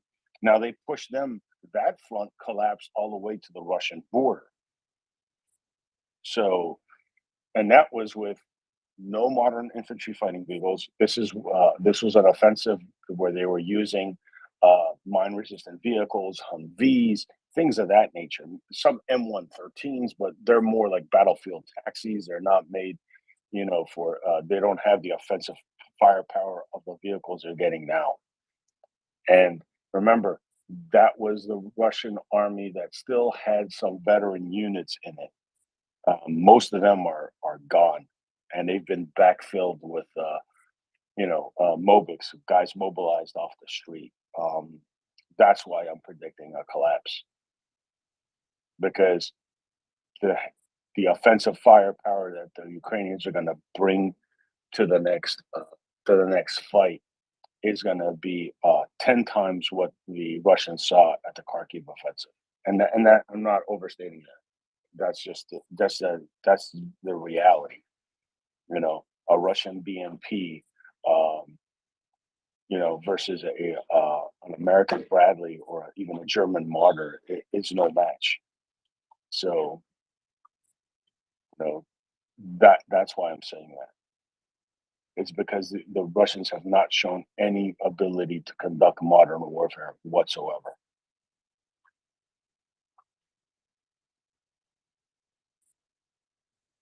So, in your opinion, because you talked about what will Ukraine do, what will the Russian do for the next, I don't know, a month? I think they're gonna keep throwing those guys in those attacks, trying to make carve out a win as minute as that can be, just to keep their propaganda machine going. That's what I see. So more Bakhmut, more attacks like that, and sacrificing tens of thousands of soldiers for a half a kilometer or a kilometer or two of Ukrainian territory. I mean, there's nothing else they can do. I mean, they can't do a major offensive. We saw their major offensive in Volodar. I think that was it. They shot their wad, and it's pretty much over. So, it's going to be more of the same. Maybe they'll be hoping that China will have a complete brain aneurysm and give them weapons. That would not be good for China. I'm sure that the United States and Great Britain and some of the allies will have a surprise for them. But maybe that's what they're waiting. Maybe that's what they're waiting for. But there isn't much they can do now. They don't have the initiative anymore. They can't decide, even on the tactical sense of where they're going to push. They just don't have the equipment. Yeah, so I was asking you that because yesterday it was a very busy day and we didn't get through the British MOD report, or maybe it was, but I wasn't in the space. And the last paragraph of it is very interesting. Let me read all of it to you. So, since 2014, Russia's strategic goal in Ukraine has highly likely been consistent to control its neighbor. Over 2014-2021, it pursued this objective through subversion by fomenting an undeclared war in the Donbass and by annexing Crimea. On 24th February 2022, Russia pivoted to a new approach and launched a full-scale invasion, which attempted to seize the whole country and depose its government. By April 2022, Russia realized this has failed and focused on expanding and formalizing its rule over the Donbass and the south. It has made slow and extremely costly progress. And here it is, the last paragraph. In recent weeks, Russia has likely changed its approach again. Its campaign now likely primarily seeks to degrade the Ukrainian military rather than being focused on seizing substantial new territory. The Russian leadership is likely pursuing a long-term operation where they bank that Russia's advantages in population and resources will eventually exhaust Ukraine. So basically, they are just realizing now that they cannot take more territory, and they are just preparing the status quo for a frozen conflict, at least the Russian part. So they are just trying to prolong this, hoping that the help from the West will fade. What do you think about this assessment? And then we'll go to Nick.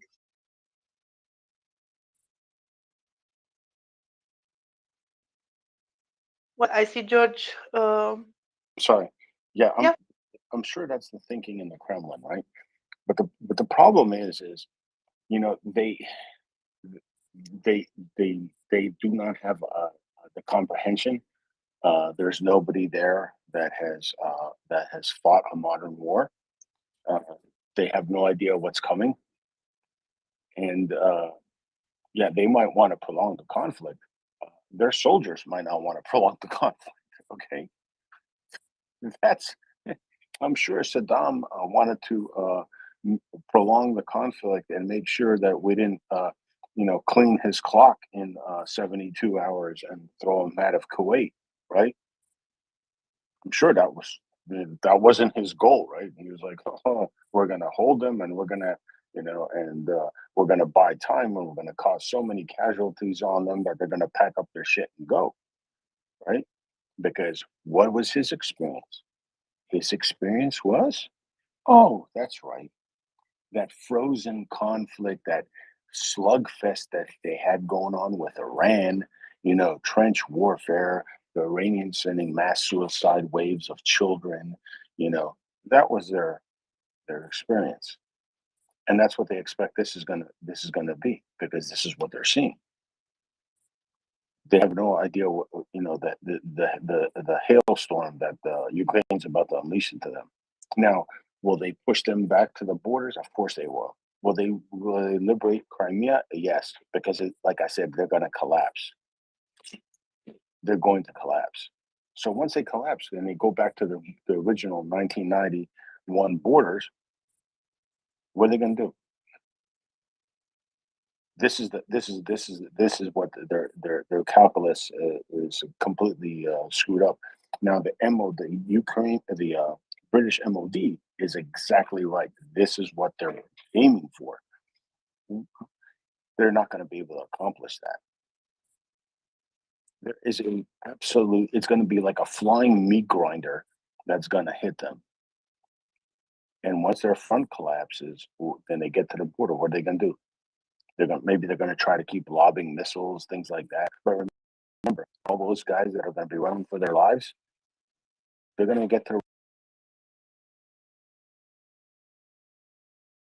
my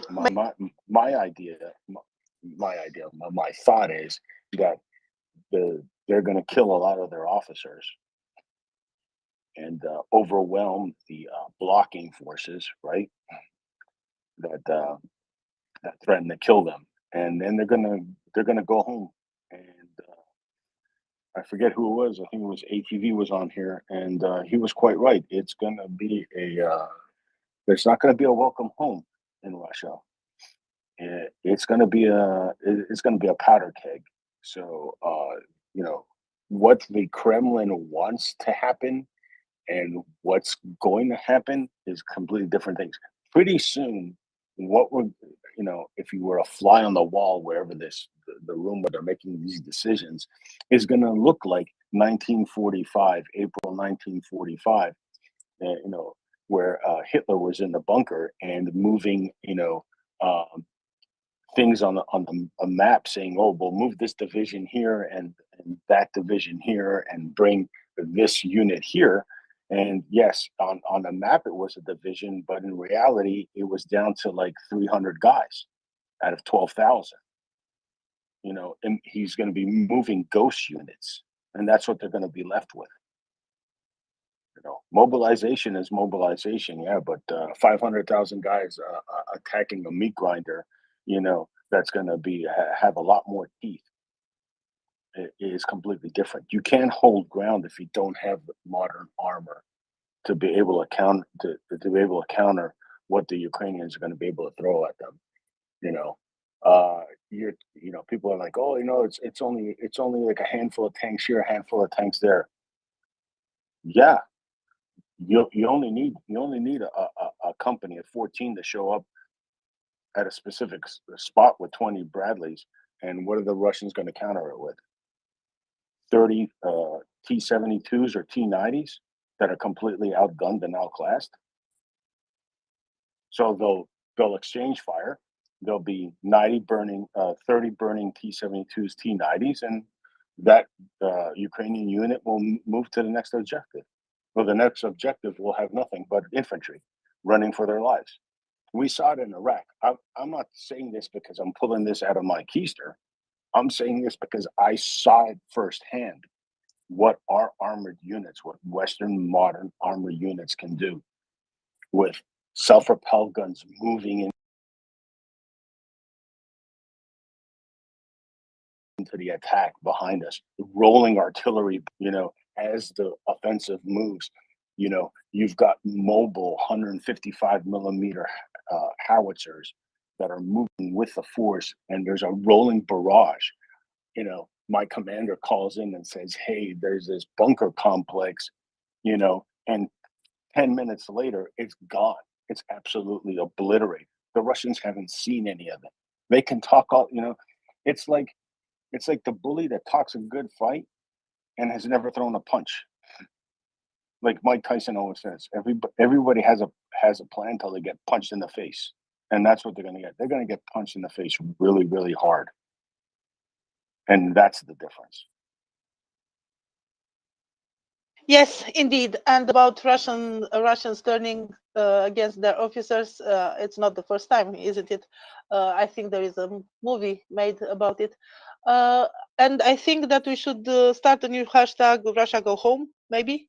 Let's go to Nick and then Gani.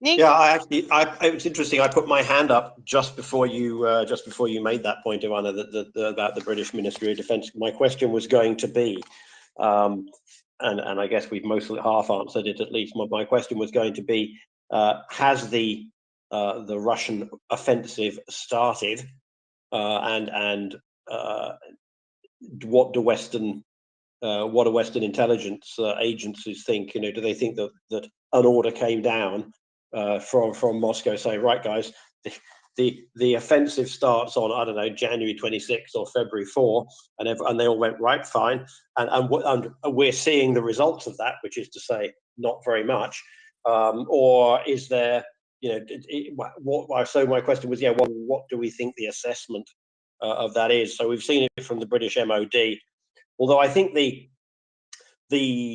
public releases from the British MOD quite often tell us stuff we already know. They're nice to have for the news media, but they always seem to me to be that I've yet to see anything in there that was a surprise, although that's maybe because I spend time on here. So do we know whether other, particularly obviously the Americans, have assessed the situation and said, yeah, Putin did in fact put a large amount of resources in and nothing has happened, or are we still expecting something to happen, in the next 3 or 4 weeks?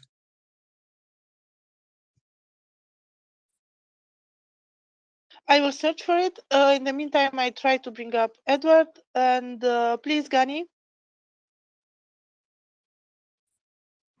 Yeah, I don't know if you want to cover that first. I've just got probably George will enjoy this. I've just got a bit of a nerdy breakdown of why the Russians failed at this time last year. So it's just a little assessment about.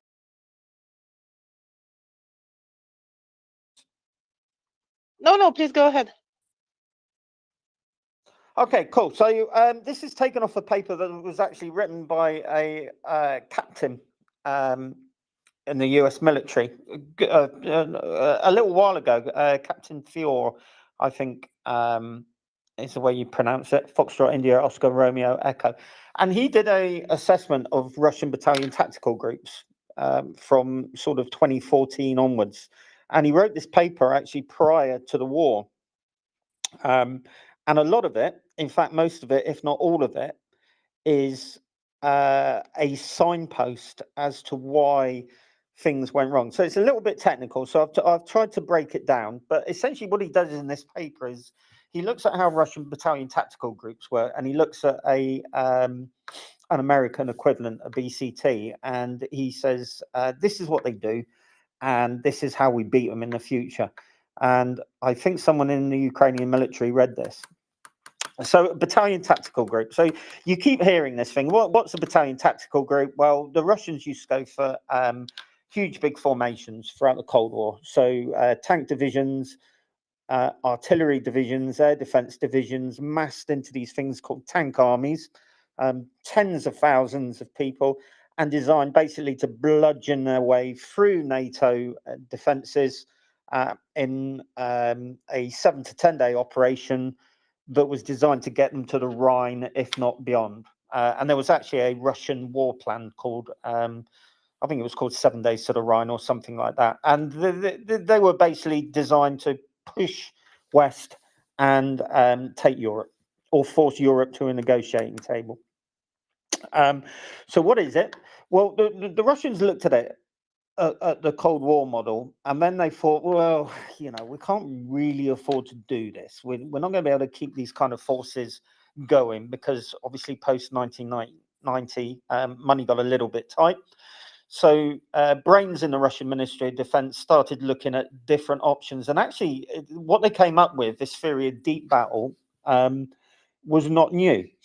There was a Russian general whose name I can never pronounce, in the 30s, and he actually started to model Stalin's army around the concept of deep battle.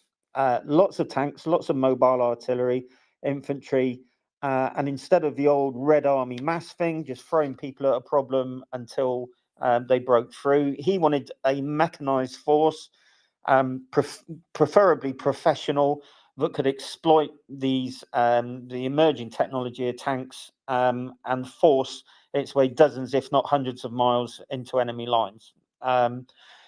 His ideas were so good, and this guy traveled a lot as well. He traveled to the UK, he traveled to Germany. The Germans set up a tank training facility in Russia in the 30s at Kazan. He was so professional and such a thinking soldier, Stalin obviously had him killed, of course, because Stalin didn't like anyone who showed any sort of talent back at that stage of things. So the Russians went back to it, and then they went to this battalion tactical group. So it's 4 companies, what you call T-farms, tanks and infantry essentially, with attached arms like air defense, ISTAR, which is your intelligence signal gathering, engineers, be it armored engineers or just normal engineers, and logistics. And they said, right, what we want is we want these battalion tactical groups to be these flexible forces that can take and hold terrain and create lots of casualties pending negotiations with the enemy, that will result in a successful agreement as far as the Russians are concerned. Now, they did acknowledge straight away that the problem with the Russian army is there wasn't so much good stuff going around. And infantry were always going to be short for a battalion tactical group, because even though it's got 4 companies, it has to look after, each group has to look after its own flank securities, i.e. so what's going on in the left and the right of where it's operating, and also its rear security, where you might have anything from partisans through to enemy who you've bypassed, who might intercept convoys, logistics convoys.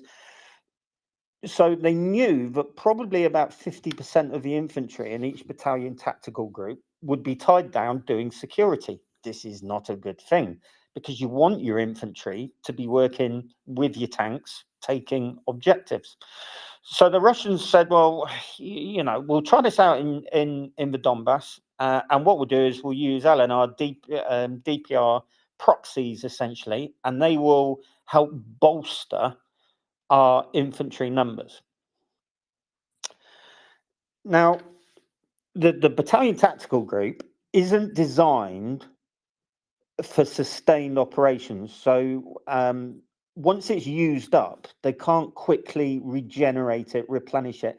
They take a lot of time. So battalion tactical groups are supposed to be sort of husbanded as much as possible. And that's probably why we've seen BTGs get absolutely savaged by the Ukrainians. And then we don't see them for a long time. They really cannot regenerate them very quickly, probably due to shortages of equipment and trained personnel. So as I said, you've got your 4 companies, and then you've got your attached arms, which is like your artillery, your air defense, your logistics, all that kind of thing. So if we have a look at, let's have a look at the artillery. We've all seen the footage, haven't we, of artillery landing about 1 kilometer away from where it's supposed to be shooting initially.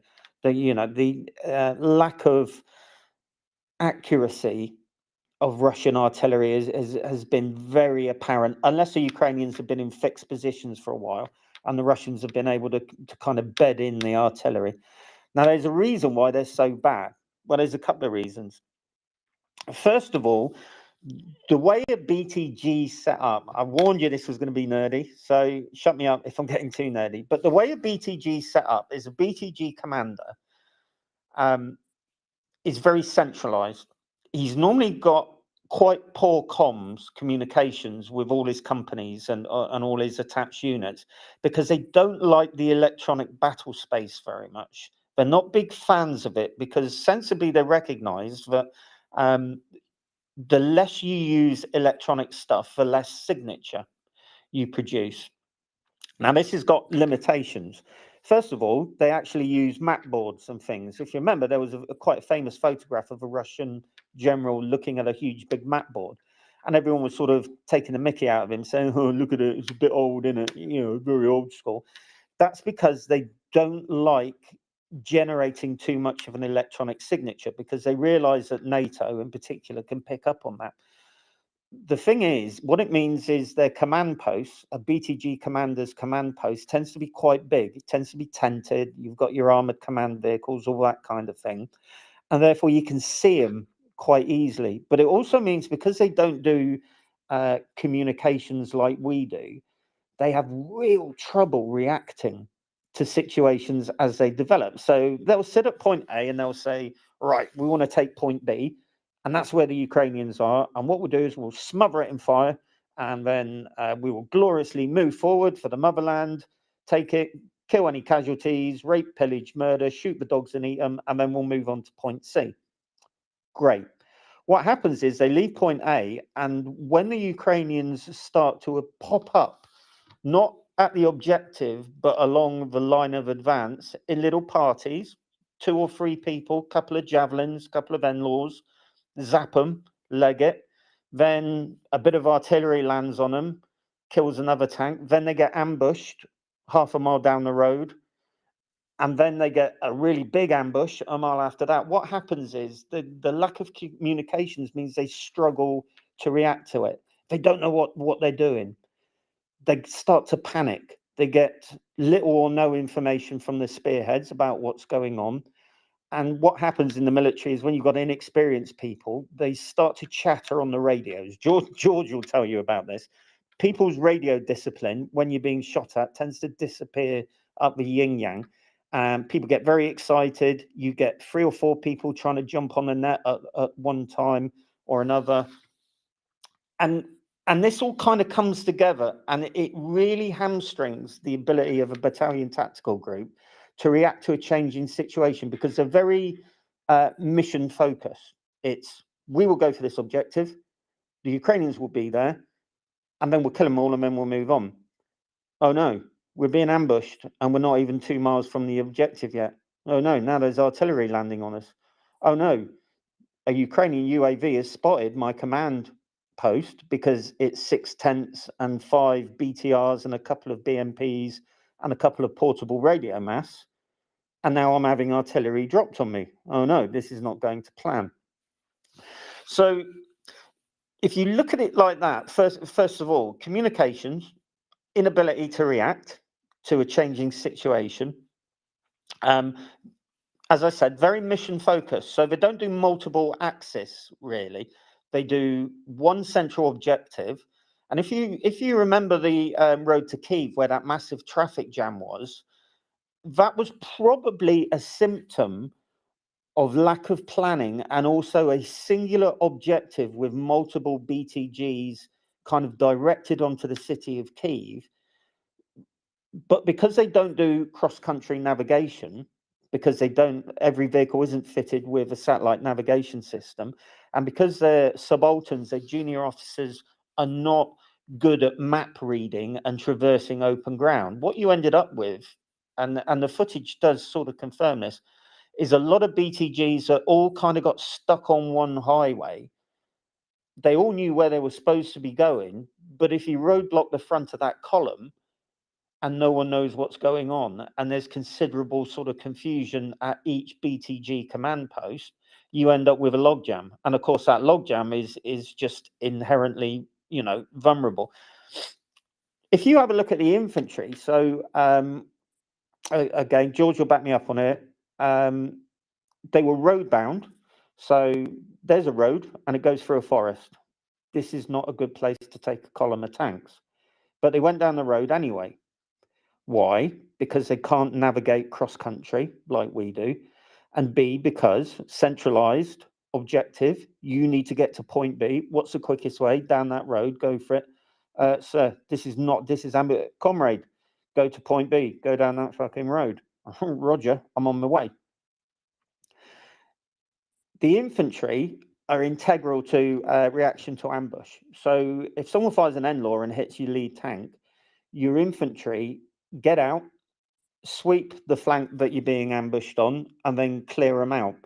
And what I noticed was Ukrainians often tended to go for the infantry carriers, the armored infantry vehicles. And I was initially, well, I'm not sure about that. Why would you want to do that? Remember what I said at the start, they don't have much infantry in each company because the infantry are tied down doing lots of other things. So the Ukrainians were probably stripping the infantry away from the tank columns on initial ambushes. And all that does is down the road, it just makes ambushing that tank column even easier. You know, the Russian soldiers were riding on top of the vehicles, happy days, because there was a mine threat and because things like BMPs tend to go bang quite spectacularly. So much like in the Vietnam War, you saw lots of infantry riding on top of the infantry vehicles. Didn't make a difference. It just means that they flew to a much greater altitude.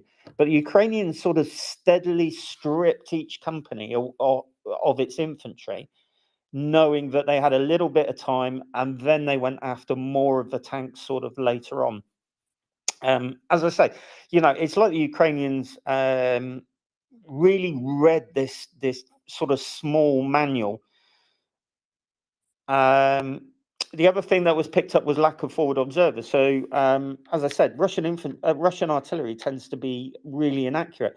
The reason for it is, unlike us, they have a desperate shortage of forward observers. That's the guy with the electronic terminal and a man-portable radio set, or he's in a vehicle, and he is attached to a T-FARMS unit. And what he does is he calls in artillery quickly and effectively if you're in an ambush or you know, preparing to assault a fixed position or something like that. They don't have that. They don't have dedicated vehicles, or if they do, they're few and far between, and they will probably getting stripped back as well. So these accounts of Russian forward observers climbing up trees with a set of binoculars and a map board, and then calling it down to a guy at the base of the tree with a radio, probably absolutely true. And this is why Russian artillery, you know, and it was a great sort of boogeyman for NATO, is proving to be so ineffective. Yes, they do have a lot of artillery, and when they do get it on target, happy days. But if you don't have a good forward observer, you can fire a battery of 12 152s, but if it's foggy or it's raining or there's just poor visibility, that forward observer is going to have to bring that artillery physically on to the target. So he's going to have to adjust. So the old sort of drop 500, right 200, one round shoot, up 100, away you go. And of course, by then, unless it's a fixed position, Ukrainians are buggered off. You know, they'll watch the artillery landing a kilometre away and they'll go, right, here it comes, time to move. And they'll displace them and they'll go somewhere else. Really big disadvantage for you if you get stuck in a big ambush, because one of the first things we do is you'd establish where the ambush is, and you might decide, right, well, I've got a battery of 4 M777s here, call it in very quickly. If you haven't got a UAV up already, send one up, locate position of enemy forces, and then you start dropping artillery on. They just can't do that. And then finally, they assumed air superiority.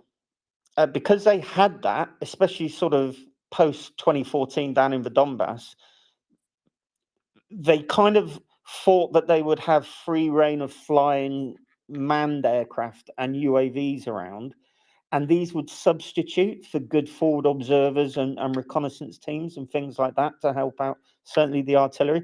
And of course, that's not happened, because it looks like no one really owns the air over the forward line of contact most of the time. And everyone both sides are proving to be quite good at killing UAVs. So this artillery predominance, which the Russians do still have to a degree, although obviously lack of ammunition, etc., isn't helping. And of course, the lack of ammunition is probably partly down to the fact that they've been trying to use artillery ineffectively, and just chucking rounds at stuff that haven't been on target. So the one of their really big assets, tube and rocket troops, etc., it's just not been able to be used because there's nothing up in the air to adjust for them. There's nothing up in the air that can effectively do reconnaissance, things like that. So it's a really, really good paper. I'll stick it up on my Twitter account. As I say, it was pre-2022. It's a bit of a wade through, but there's quite a good sort of summary on the BTG versus BCT side of things. It's not too full of technical terminology, but what's really good is this captain who's got crystal balls. I think he kind of wrote down the advantages and disadvantages of the battalion tactical group, and then he said, "This is how you counter it." And if you look at it, and then you go back to all the footage, you're effectively seeing this paper being used. It's it's like the guide to urban warfare. And it's, by the way, Gunny, the paper is well known in the US Army, and it has been part and parcel of mandatory reading at West Point. And we discussed it last year, actually. Funny enough that you mention it today. We discussed it last year with John Spencer and CJ. That was in mid-March. And John Spencer highlighted how important it was that in the West we had dissected the Russian new doctrine after their reforms and the likes early on. We just hadn't taken the steps as to how to counter it. Yeah, I mean, for me, the most interesting part of it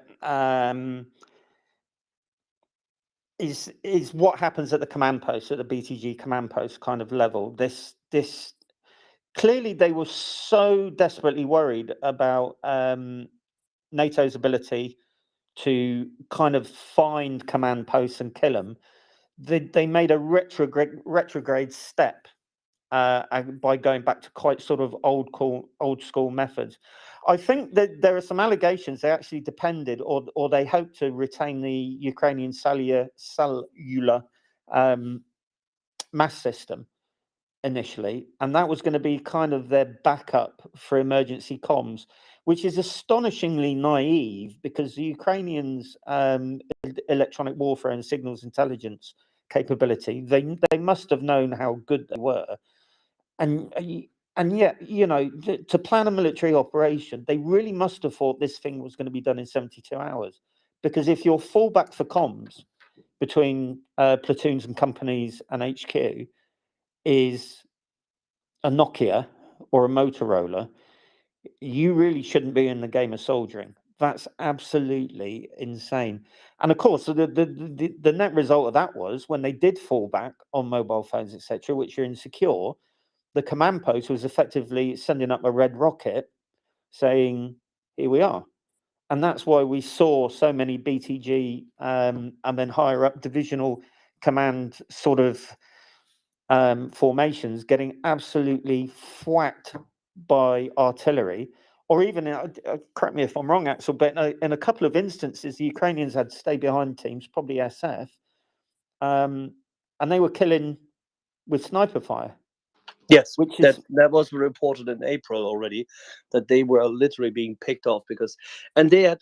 Gunny, if I just may interject, I don't know whether you mentioned it because I was dropping in and out with the poodles walking about, but you did mention that there's a sincere lack of infantry going along with the design of these BTGs, right?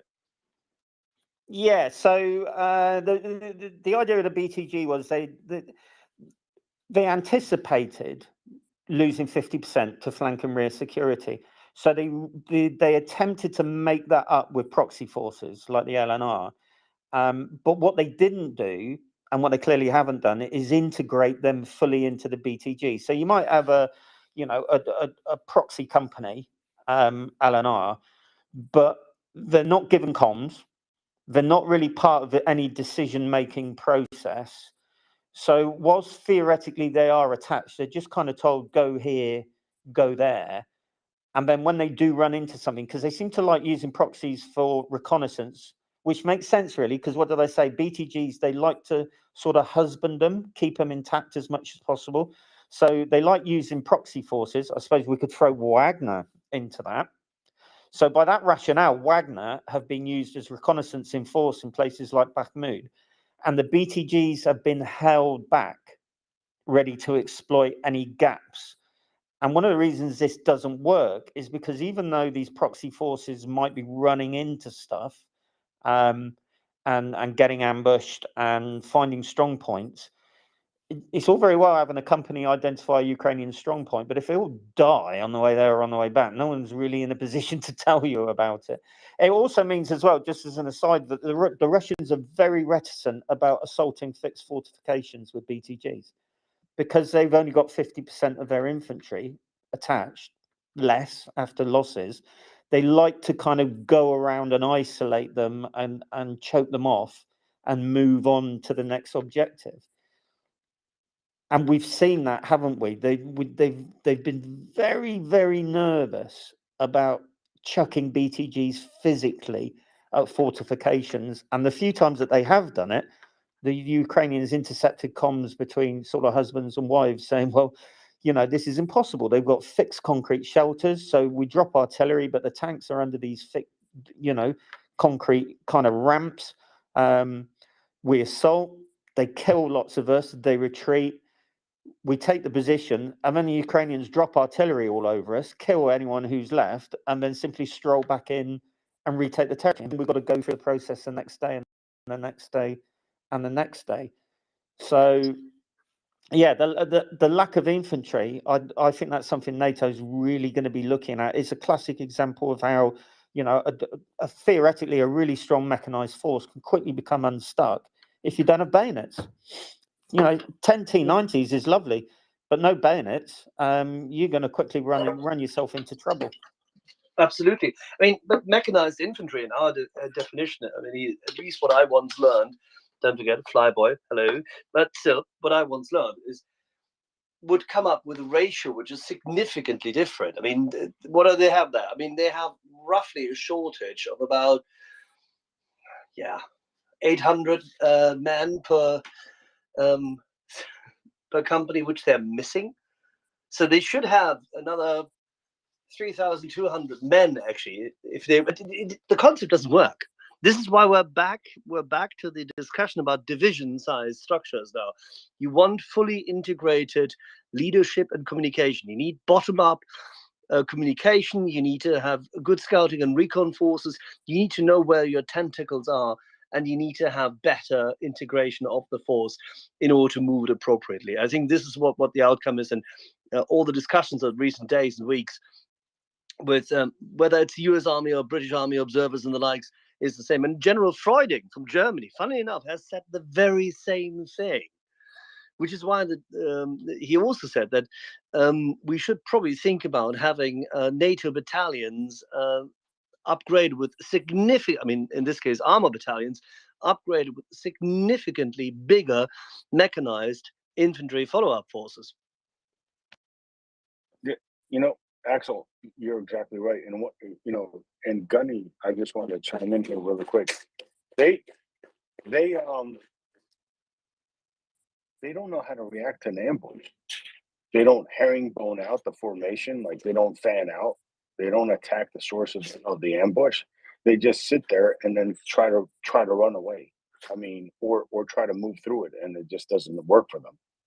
I mean, you know, that BTG by the time it gets to from like Gunny said, from point A to point B, is down to a platoon and 4 vehicles.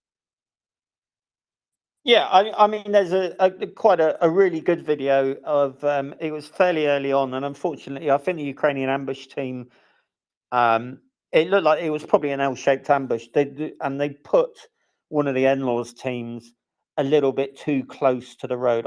I don't think the first NLAW's round actually detonated properly, but it was a mixed column there, so there were some T-80s and some BMPs. And there was a tree line, and there were two two-man teams. It looked like it wasn't a big ambush, and I felt really sorry for the initial Ukrainian team because they probably didn't get out of that. It was a bit of a bodge. But what happened was, so the first NLAW went off, and the BMPs kind of drove in the opposite direction of the ambush. The first 3 tanks was sort of just sat there doing nothing, and it was only the 4th tank where the TC was clearly switched on, who sort of stuck his nose towards the ambush, got a couple of 125 millimeters away, and then started using his coax, and he hosed down the tree line. But the BMPs, you saw them disappear in the opposite direction for what looked like a roadside ditch or something like that. And then all the infantry kind of sat there and did absolutely nothing. And then the video ended. And, it was just a real shame, because I think, I'm not an ambush expert. There were a couple of better points I'd have picked. But I reckon those two-man teams, if they'd had a couple of quad bikes or mud bikes, kind of 100 yards behind them, they could have killed a pair of tanks and then fucked off and got clean away. But obviously this was really early on, and everything like this is a learning process. They might have been a territorial defense unit, something like that, bless them. But I think you're right, Axel. I also think one of the lessons from this is how effective dispersed infantry can be. Because if you've got these BTGs and they're operating as it's not the fist punch, is it? It's a finger punch. And you've got gaps in between each finger. If you spread your fingers out, you've got gaps between each finger. Much as the Germans had a problem with during Barbarossa in 1941. And in that gap, in each gap, you can have dispersed forces. And it looks like the Ukrainians sort of looked at a tank column sometimes and went, yeah, you know what, we'll let that go. Yuri's down the road 3 miles. He'll square them away. And then they'd wait, and then, here's a logistics convoy. Now we'll have a bit of that. And because there were an ample supply of anti-tank guided missiles, whereas we all thought, well, they'll just use them on tanks and maybe infantry fighting vehicles, Ukrainians were firing Javs and NLAWs at fuel bowsers and load carriers and recovery vehicles and things like that. And if you can be that prolific with these kind of things, you can stage your ambush from a lot greater distance, and you've got a lot more chance of getting out of dodge once you've done it. And remember what we were talking about. If you're lacking infantry, then you haven't got good security on these logistics convoys. You probably haven't got a pair of alligators or a pair of hinds flying around escorting you, doing flank security. And without fuel and without ammunition, sometimes you don't have to kill that BTG. You just stop it because they run out of goodies, and then you can kill it because they just sat doing nothing because they can't get the logistics up to keep moving forward. So yeah, I think this has probably reminded everyone just how effective dispersed infantry platoons, etc., can be, and with big open ground like Ukraine, ambush techniques. Seen some fantastic, absolutely fantastic ambushes, and ambushes are quite a complex thing. If you can actually go online and you can have a look at British Army and American Army ambush tactics, and again, you kind of seeing all those little bits come together. I've seen a Ukrainian ambush. There's obviously been a rear security team at the back. They've blocked the road with something. They've put mines just to the side of the road in case any of the armored vehicles does something sensible and goes nose on and tries to sort of push through the ambush. And they don't hang around. Bish bash bosh, kill 1 or 2, disappear, set up again down the road. Killing 1 tank or 2 tanks, all right, it's not a fantastic ambush if there are 30 tanks. But if you repeat that every kilometre, every 2 kilometres, quickly that unit becomes combat ineffective, and the road behind it's just littered, with vehicles. And as you say, George, there's just no reaction to enemy fire. They just don't do it. The number of times I've seen Russian tanks, clearly they've been ambushed and the turrets traverse left, but they're side on. What are you doing? The best bit of the armor on the tank's at the front. Someone shoots at you from the left, you point your nose at the left.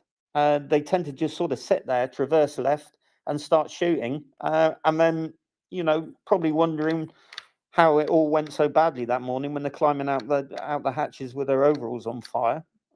It's just dire, really. And Yeah, and will they be able to turn this around? You see that this is what I'm talking about, Gunny. See, and I think people just don't it's hard to explain, right?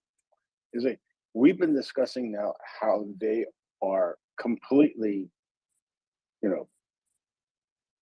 amateur hour in their offensive operations, right? Now, and that's why I keep saying, like, during like when Ukraine does an offensive that's going to be of the size we're expecting, you have to be able to take that initial blow, be able to disengage if you need to retreat. You need to have great communications. You said it, Gunny. Their communications ability is piss poor.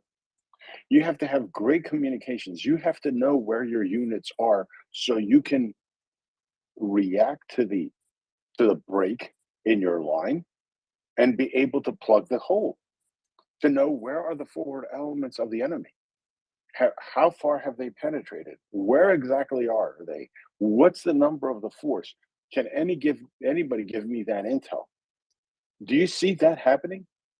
Do you see them being able to mount a counterattack or to stabilize a line if the Ukrainians get into their rear areas? In Kherson, we saw Ukrainian tanks roll up on a battery of Russian self-propelled guns. How the hell does that happen? I don't know. Like, what do you think? I was just mind blown when I saw that. I'm like, no one on the radio told them that there's Ukrainian tanks a couple of kilometers up the road and get the hell out of there. I don't think they'll leave the BTG thing. I think they're withholding BTGs.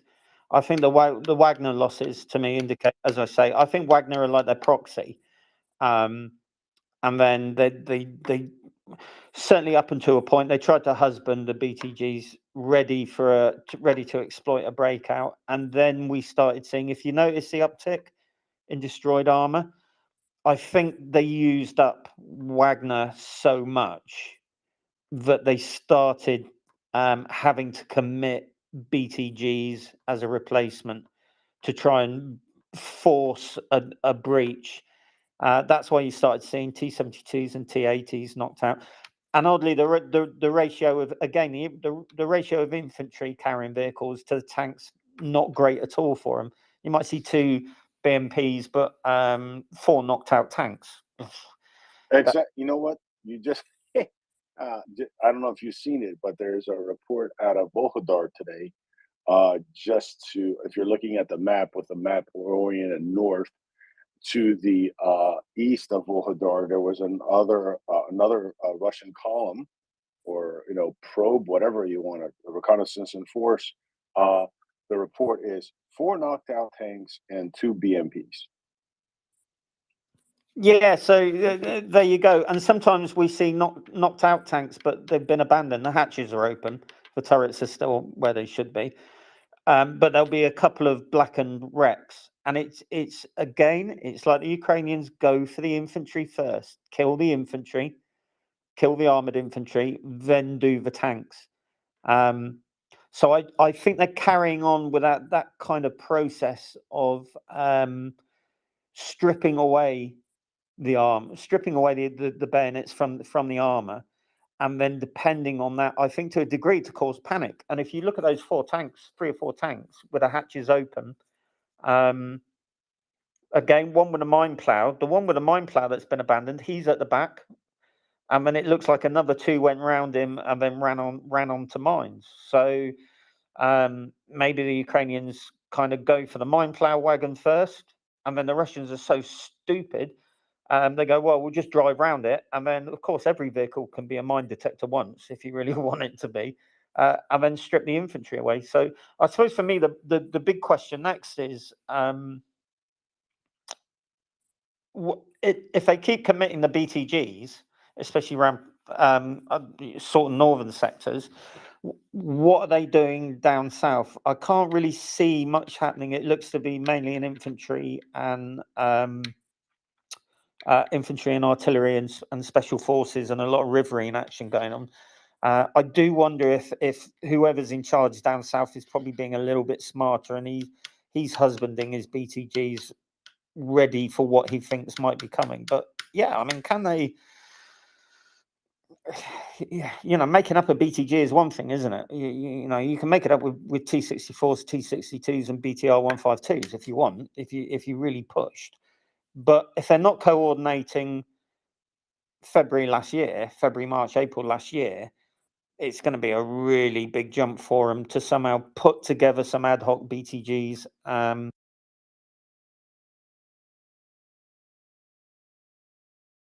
Instead of attacking. Last year. Well, yeah, I mean, it's a cascading effect. I think what we're all hoping for is if you smash up one sector, or you smash up 4 or 5 kilometers, I think one of the things we're hoping for is the units sort of flanking, see all the fireworks on the horizon, hear the screams on the radio and the desperate cries for artillery fire, kind of look at each other, drop their rifles and run. I think that's probably, we're probably going to see that to a degree, depending on who's on the flanking sort of companies and battalions, obviously. But I do think, Axel, they'll withhold BTGs as much as possible and try and save them for counterattacks. But that's going to be down to where the Ukrainians hit, and BTGs can't be everywhere. And we've seen they don't do low boy loaders. So in case people don't know, tanks are actually quite fragile things. You've got to love tanks. As Daryl keeps saying, they need maintenance. They need looking after. There are set things you've got to do every day, and they don't like road marches.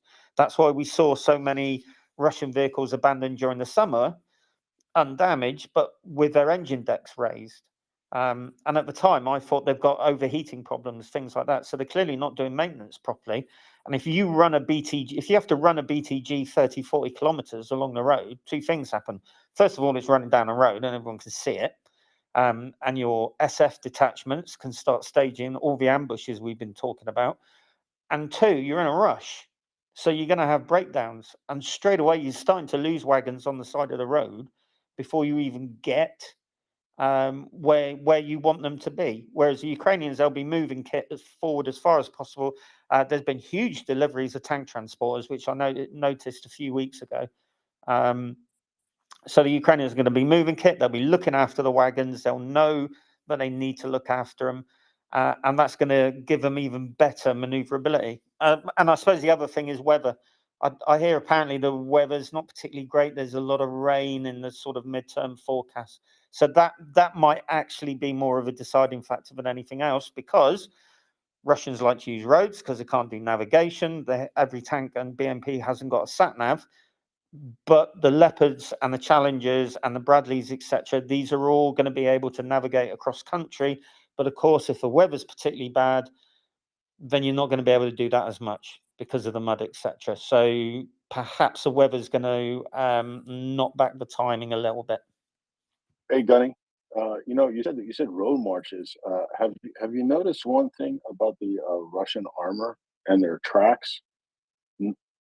I haven't seen it. Maybe I've missed it, but I have never seen rubber blocks on their track. Yeah, they're all steel. So yeah, I haven't seen any examples of roads torn up, though, I must admit. But I'm assuming some highways would have been absolutely trashed as they maneuvered around. And it also trashes your sprocket. It trashes your tread, like your actual track, and you said about maintenance. If you have a loose track, that's gonna cause a lot more wear and tear, and that actually starts, when that sprocket keeps slipping, then what happens is you start having drivetrain problems, and then it starts at the sprocket, and then all of a sudden, then your transmission starts acting up, and it just becomes a cascade effect. Yeah, right. I've got to go and actually do some work, but I can listen. So, in the immortal words of Dry Fly, And I will listen. Will you? Thank you very much, Gunny. Most appreciated. We always like your insight. Chris, you've had your hand up for a while, so please go ahead. Hi, Marcus. Can you hear me okay? Yeah. Okay. Sorry, I've got like a new set of headphones in, that's all, so I didn't know whether it's working or not. Yeah. I think Gunny is still there at the minute, so maybe this was sorted for him. But there was two things that one I picked up here on the space, I think, and then one I picked up reading some article, which I was interested in Gunny's comments on, actually. So if he's got time, so one was, I think, came from Tim, and you might have been there then, Mockers, when this was said, that Tim was saying that the BTGs were designed to actually take in men from the countries that they were conquering, which I thought was just like an insane concept, but apparently was a fact, right? So they were deliberately sort of undermanned, so that when they conquered some territory and some people, they would then add some of them people into their BTGs to make them up to the right numbers. So that I just thought was incredible. And then the other point that I read was that the 40-mile column and that it was stopped by NLAWs, but actually it was Ukrainian artillery that basically, once the column was stopped, walked up and down the column, destroying it.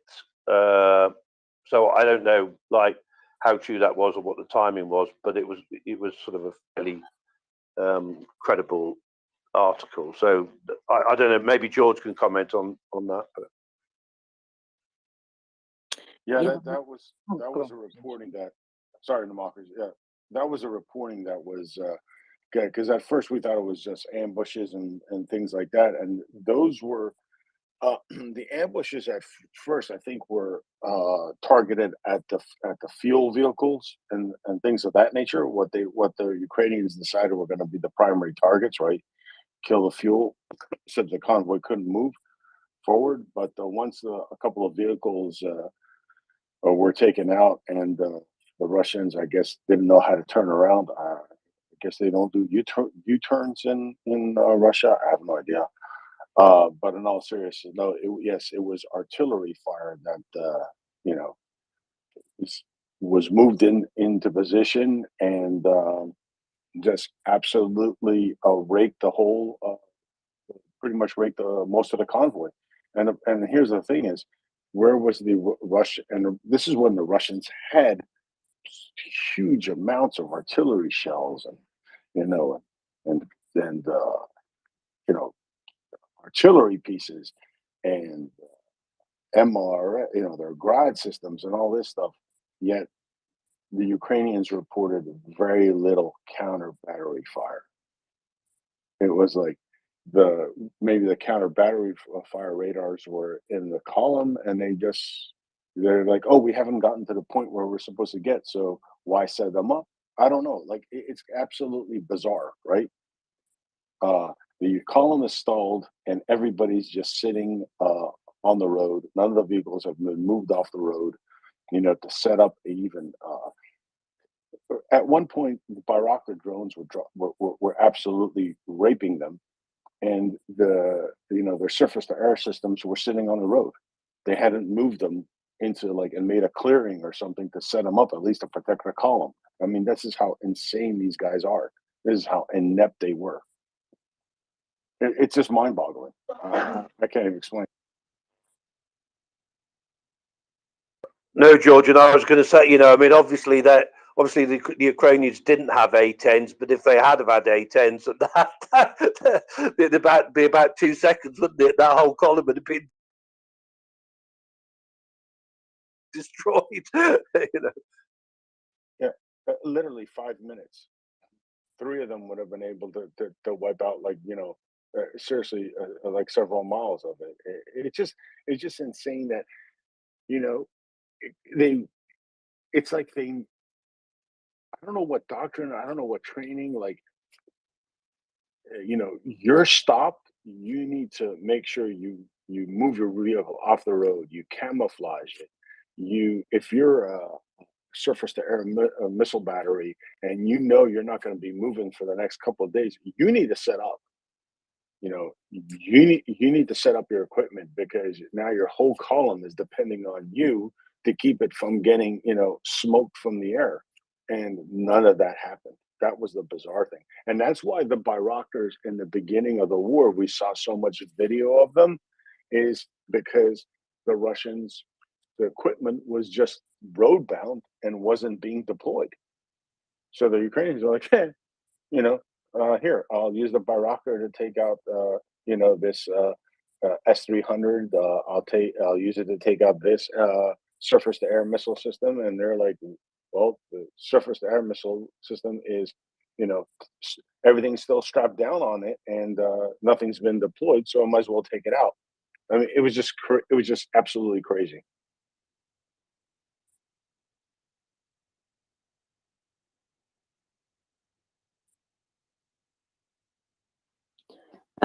I've had a couple of hands which have been waiting for a little bit, possibly on this subject. So I'm going to go to Ivana. Oh, it's not exactly on the same subject, but if someone could help, I see George is still there. I really enjoyed the talk about the war and how the Russians failed and so on.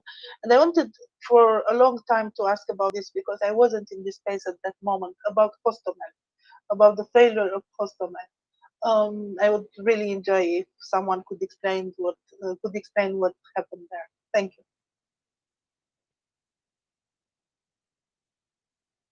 Well, just so we don't get into the weeds on this, what happened was they tried to an airborne assault to take the airport, right? But the thing is that a lot of the helicopters didn't make it to where they were needed to go. They brought the wrong equipment in initially.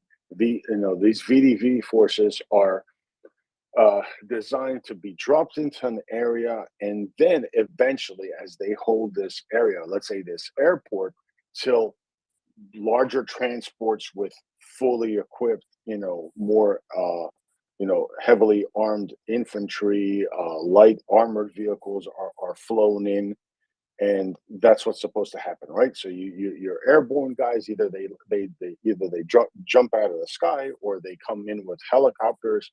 They seize the airport. They make a perimeter, right, of defense, and slowly you start bringing in heavier transports with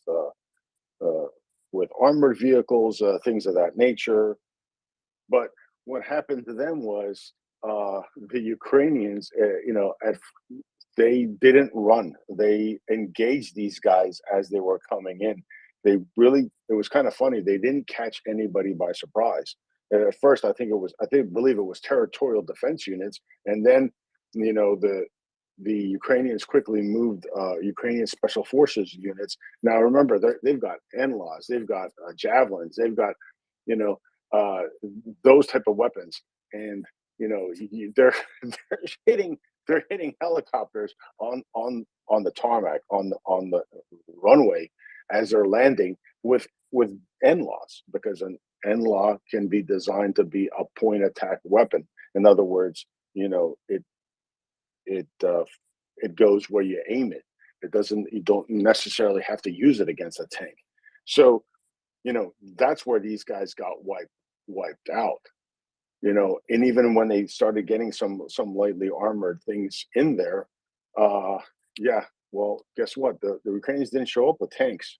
They showed up with NLAWs and javelins, and that was it, because they just didn't They didn't get the right equipment in there. They didn't do it timely. They lost helicopters, transports. It was just a complete fiasco because for whatever reason, the Ukrainians knew that that was going to be one of the targets, that they were going to try to leapfrog and establish that as a base so they could start flying in heavy amounts of equipment. And it just never really happened because they never established full control of the airport and its surrounding area.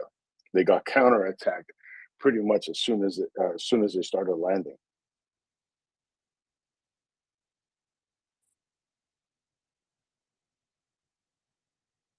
Yes, yes, thank you very much. Nick, Nick, you've got your hand up. What's that about? Oh, just something silly. And so I didn't want to sort of break too much of the topic, but I just remembered I actually tweeted 2-3 days ago, but I'm still laughing at it, that there was a Russian prisoner who was being interviewed, and they asked him what unit he was from, and he said Wagner, but the person doing the subtitles made a mistake, and he said, I'm in the Wanga group. And I just think it would be absolutely hilarious if we started just calling them Wanga troops. I think it would. At the moment, Wagner is a great German composer. Heroic music, full of daring do, and I think that gives them rather too much credit. So I would like to propose. I think I may start accidentally calling them Wanga group. Not that I kind of talk about them very much in my contributions to the space, but I think for those of you out there, if you were to accidentally start referring to them as the Wanga group, I think that would be excellent. There, that was why I put my hand up. Good, isn't it? Is that then a double wang? Yeah, Wanger is with the ER on the end is I believe an Australian word for that particular part of the anatomy. It's not someone who wangs. It just is you have your wanger. No, I meant the Mitchell and Webb situation wang. Oh, number wang. That was, yeah, that's a little bit different. That is, I mean, that's a terrific sketch. Mitchell and Webb have so much to help us with on this. We have the I remember yesterday. I'm wondering whether we can get to the Admiral Dönitz sketch. If you don't know that, go and look for their Mitchell and Webb's Admiral Dönitz sketch. It will be very apposite, I think, for Medvedev or whoever ends up taking over from Putin in the last days of the war. And of course, the immortal "Are we the baddies?" But I think we've kind of established that by now. But yes, Mitchell and Webb have many great lessons for us. I have everything of Mitchell and Webb here. Yeah, they're very, very funny. I went past a shop the other day when my they had a on the radio once, just the radio show once, and they had this wonderful sketch about a shop called Underwear and Buckets. And this man, it was sort of 5 minutes till closing time on the eve of Valentine's Day, and he both needed to buy his wife a present, but also deal with the leak in his roof. They said, "Well, you've come to the right place, sir. Here at Underwear and Buckets, we have everything you need." And the other day, I went past a shop here in Palmer, and it was haircuts and wine. And I thought, yeah, that's. And then I went past another one, which was charcuterie and Romanian logistics. So I presume that they started off shipping stuff to and from Romania, and maybe one day the guy started had a lot of Romanian sausage, and he started selling that. But the shop says charcuterie and transport. So yeah, obviously Mitchell and Webb, life imitating art here, and of course, who could forget the two sketches they did? This is going back a year now, but relevance of the people trying to give away a massive yacht. And I imagine it's been interesting, actually. We did have a discussion briefly. What are the FBI and the various governments going to do with all the massive yachts? Because if you're in the market for a €200 million yacht, you probably don't want somebody else's because like the gold taps will be the wrong shape, and you almost certainly don't want something that belonged to a Russian oligarch. So I suspect they may be giving them away for absolutely pennies on the dollar. I think I'll just recycle the taps personally. And I think I could manage, if somebody gave me one for free. Chris, please go ahead.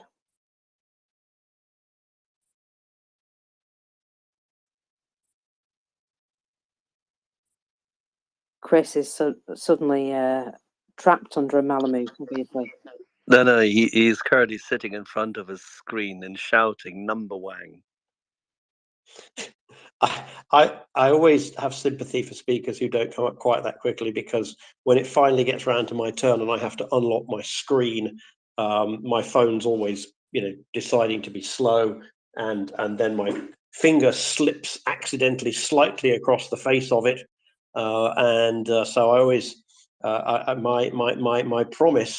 my promise to all speakers is that when you are called up and I am co-host, you will have at least 10 seconds before I even begin to sort of check whether you're there, because there's nothing worse than being called up and after about 3, just frantically scrambling to unlock the screen and get your fingerprint reader to work, and then the co-host says, "Nick, are you sure you're there?" It's like, no, dude, don't start the clock. Did you say fingerprint reader? I have a fingerprint reader, yes. Why? That's how I unlock my phone. You just determined which phone and which age the phone has. No, but okay. There's a lot of diversity in Android phone world. Actually, I know you Apple geeks.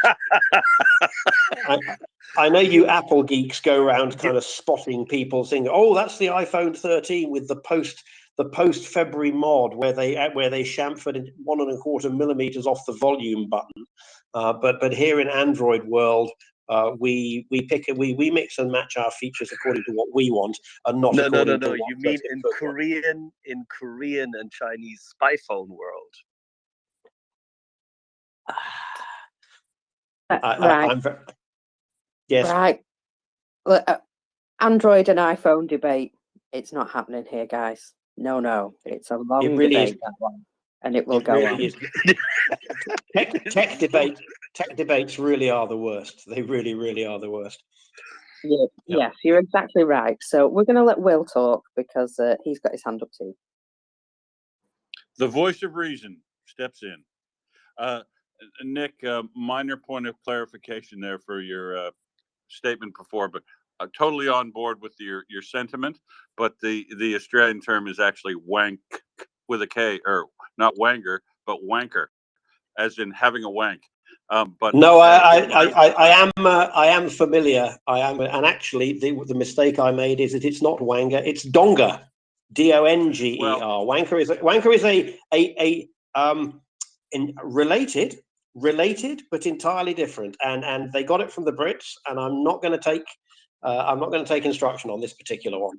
I actually am Australian though, so I will give you a bit of instruction. A donga is a little porta cabin that you live in when you're flying in, flying out of a remote location. A donga, and a wanker is a person who wanks or has a wank. Yeah, I am. I'm aware of that. By my reading, Will,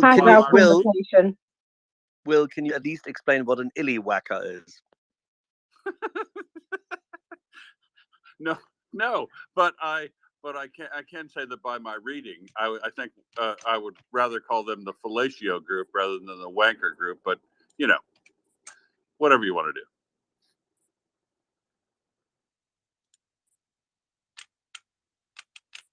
And on that note, I will. I know I can stop a room, can't I? I can stop a room, can't I, mockers?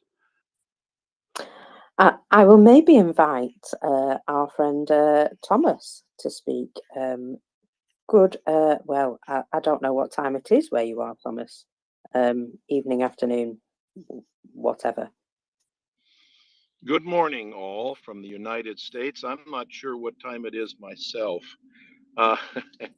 I'm checking in to my favorite place after a few weeks off the grid, and so I've really enjoyed. And it's about 5 6:07 a.m. where I am here in the Pacific Coast time zone of U.S. I'm back in the U.S. now for the first time in 5 years, which is quite an interesting reverse culture gap, I guess you could call it, a little bit of Rip Van Winkle. Corona did not allow us, we could leave Japan for several years, but you couldn't easily get back into Japan even as a resident. So I'm here now, and I've enjoyed the last 30 or 40 hours, especially the 24-hour effort of the group around the world with the most spectacular speakers. And I really appreciated the effort of all of the team, particularly Axel here, who I believe is online.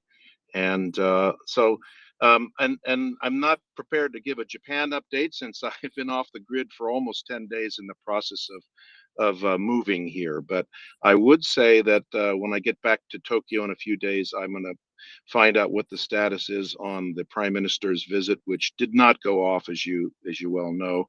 That was expected for mid-February sometime, but some snags came up. As I understand, one of my associates related that the Prime Minister's son was leaking a little bit too much on the on the specifics of the trip for security reasons, and so that was one of the reasons it was suspended. But in terms of Japan aid, particularly on the mine removal aspects, that's going to be something that I want to get in very, very heavy when I get back into Japan. So it's just a quick morning check-in. It's great to hear the program today. And I love this humor on the Wanker group. That really woke me up here. So what a place. MriyaReport has it all. Please retweet the space to everybody. And that's it. Thank you so much, Thomas. Always good to hear from you.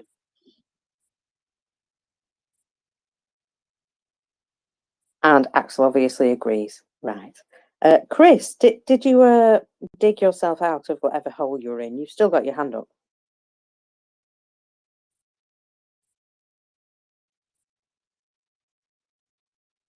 Apparently you didn't. No, I am here. Sorry, Marcus. I am here. Sorry. Yeah, yeah, yeah. I was looking for some video on Hostomel actually, and so I just while I was doing that, I took my earphones out actually, and that so and I found something quite good, so I tagged you on that just now. Yeah, so it was sort of for Joanna actually, and that. So I don't know how accurate it is, but it sort of looked good anyway. So yeah, that was that was about it. I'm just trying to think if there's anything else I was going to say. I don't think there is actually. Well, it's gone blank now. Marcus, have you got anybody else to come up or not? No worries. I I saw something amusing about Hostomel this morning. That a pro-Russian account had tweeted out that the Russians should make a film about Hostomel, about their incredible attack of the airport. And well, unfortunately, I don't think he'd like the ending of the film. And quite a few people pointed that out. Well, funny you should say that actually, right? Because so basically what I was doing, I was just doing a search on YouTube, right, to see what I could find. And like the first two things that come up, or amongst the first two things that come up, right, is the Russians have released, and actually this is all like 8 or 10 months or whatever it is ago, right? The Russians have released video of the attack on Hostomel Airport. And I'm like, well, that's a really dumb thing to do, isn't it? So you won't be surprised to know that what is apparently the Russian released video, and that it all looks like it's going quite well, right? But then I found this, other one than that, which is like, a more accurate version of what happens, and that, oh dear, yeah, it doesn't end well at all, yeah. So, but I know that, like, obviously, like, I'm not an expert on this, but the going back to the discussion of the 40-miler and that, is George still around or not? Has he gone? Has he? Yeah. Oh. No. Well, I think I can say this anyway because I've heard this a couple of times on the space anyway. Is that the other sort of thing was that because it was been said a couple of times, that the Russians only know how to use roads and that, and just about I think they know how to use roads and that, and I always remember in the early days. I don't know whether you saw this as well, Marcus, but there was all this like red spreading across the map, and I'm like going, yeah, that's not right. What they mean is that the Russians are going down some of the roads, and then they filled in all the spaces around with red as well. So, and of course, where they were coming down like into Kiev from the north and that, not only were as has been described, not only were the columns being taken out at the front and the back and then destroyed in the middle and that, but they couldn't turn off because it was Rasputitsa time, and also the Ukrainians had flooded the some of the land anyway, so there was actually nowhere for them to go, right? Or in many places there was no place for them to go, and similarly with Hostomel, they dump all these paratroopers on Hostomel Airport, and then the Ukrainians surround them and kill them all. I don't know. Somehow it's not rocket science, is it? Even for a Navy guy. Well, that you know what? So something you just mentioned then sparked a thought in me. Yeah, the flooding of the area, that was inspired, and that was something that you can't just do at a pinch. That they strategically made a point of taking out a particular dam, I believe, at the time, in order to do that, and it was something that they'd put it into their plan that they're going to have to come from this direction. I mean, we heard Malcolm Nance say that they were planning it out prior, and they were saying, well, they're going to have to come from this direction. And I've even heard that they were pretty much channeled in that direction on purpose, because what happened was the reason the convoy was so long, it wasn't meant to be, but what happened was they were coming from 3 different directions. The Ukrainians managed to channel them all into one particular direction, left them one road open, and flooded the land around it. It was just an inspired way of bringing them into an area where they could be controlled. And I don't think any of that was done at the last minute. I think there was plans in place to do this for some time, just because of how it went down. Yeah, just if I may, I know you've got hands there, Marcus, but just if I may just add to that, like one of the things that I was thinking, in the early days of last year to try and make myself feel better, and feel more confident that the Ukrainians would win, was I was like going, well, hang on a minute. The Ukrainians used to, I mean, okay, maybe they might be getting a bit old now, but they used to fight in the Soviet army, in the Soviet military. They know how the Soviets fight wars, right? And then they've gone and got trained by the West, and then they've put the 2 doctrines, I think is the term that they use, but then they've put the 2 doctrines together and come up with something even better, right? So yeah, they'll be fine. They're gonna beat the Russians, and of course, lo and behold, they did. And I think that's where, like you say, those inspired tactics come from, and they're perhaps not so inspired. They're learned and developed over decades, basically, aren't they? I think the phrase is "know thy enemy." Ioana, please go ahead. Yeah, so just a moment. Do you hear me? Sorry. I was just thank you, Chris, for searching for Hostomel. I will search also to see the video. But I just wanted to mention that in the first day of the war, the Russians published a message on Twitter like all defenses of Ukraine were targeted with high precision strikes and everything is destroyed and everything is under Russian control, something like this. And it didn't age well, didn't, isn't it? Age like milk. Yeah. There's quite a lot of that going around 1 year on. Have you noticed? Now, Nick, you've got your hand up, but if it's unrelated, I'm going to go to Pauli.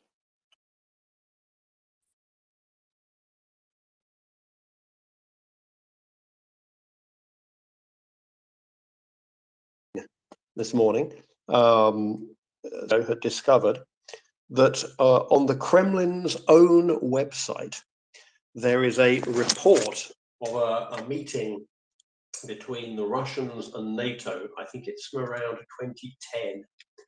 And here is, so this is what the Kremlin's own website says about this meeting. On the topic of Ukraine's accession to NATO, the Russian president said it was entitled to make the decision independently. He does not see it as something that could cloud relations between Russia and Ukraine. 2002. So there you are. Putin did not think there was the slightest problem in Ukraine joining NATO, and it was its own sovereign decision. And you can read it right there on the Kremlin's own website, where I'm sure they never publish any fake news, but I at least choose to believe this. Oh yeah, you won't find any fibs on there, I'm sure. Pauli, go ahead. Yeah, good afternoon, mockers. How are you doing? Oh, good, thank you. All right, so the previous topic about ambushes. So I would guess that at least from 2014 and onwards, Ukrainian forces have been training and preparing the ambushes in hopefully in every region, and especially in the northern regions and east, if they are following anything that happens in Western armies.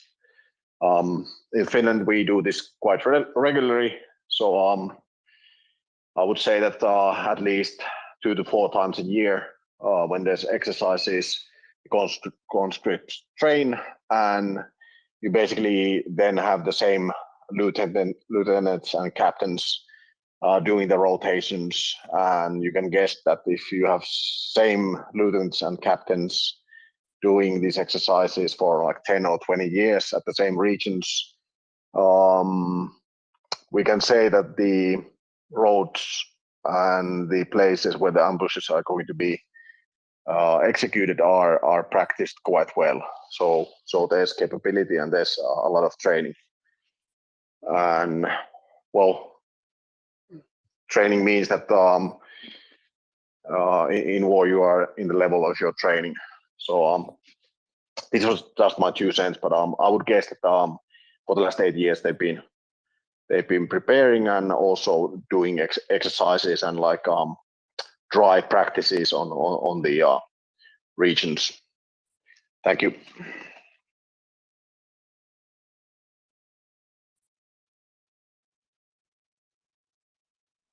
Thank you, Pauli. I thought you might have a little insight there. I've been sent a bit of information about the dam and what happened with regards to the dam that was blown up that I just spoke about. And it was quite an intricate plan by the sounds of things.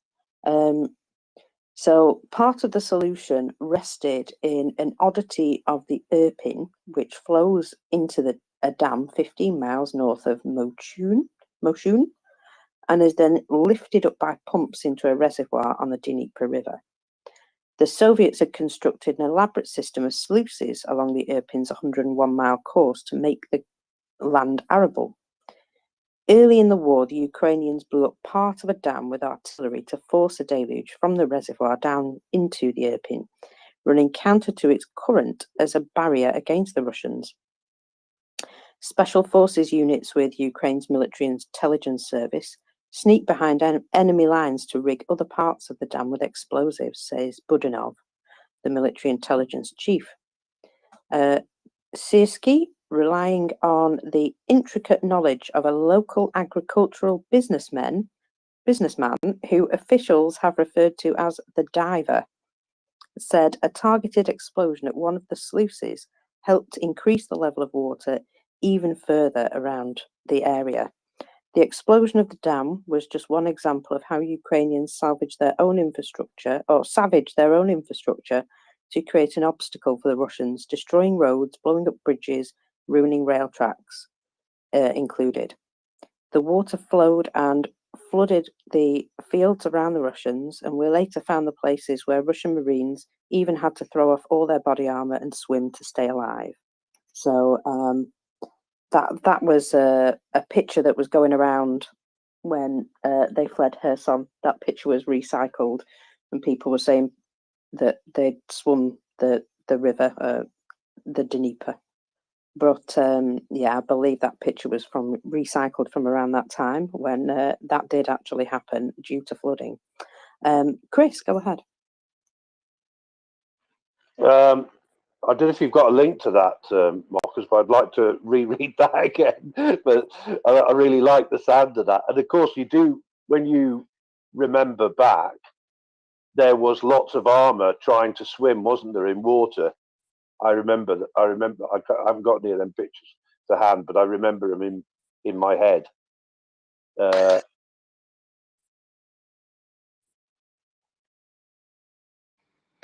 When John Spencer, having been arranged by Yehuda and the team, when he made his way to Kiev and was shown around by the troops, and he later he passed through Warsaw on the way back and started reporting on it, and then we had another segment a few days later when he was back in the US.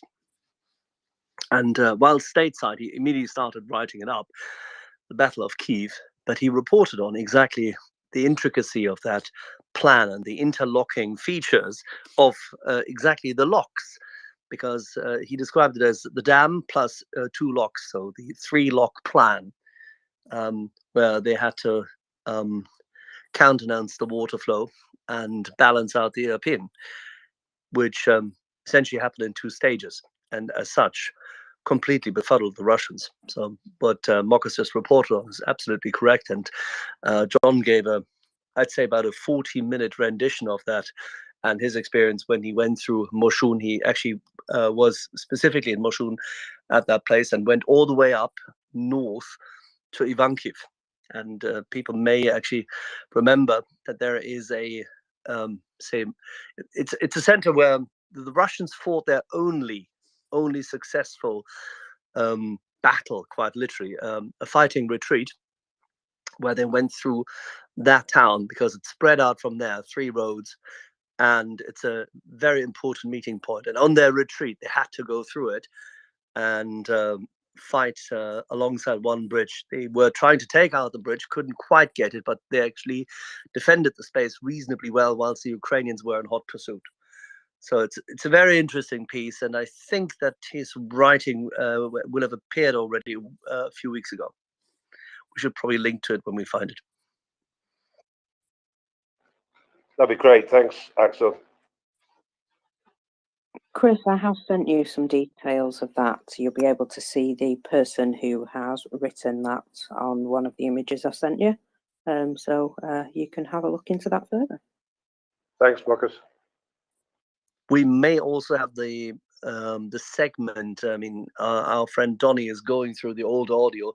We may have the segment of when John was on and described exactly that plan.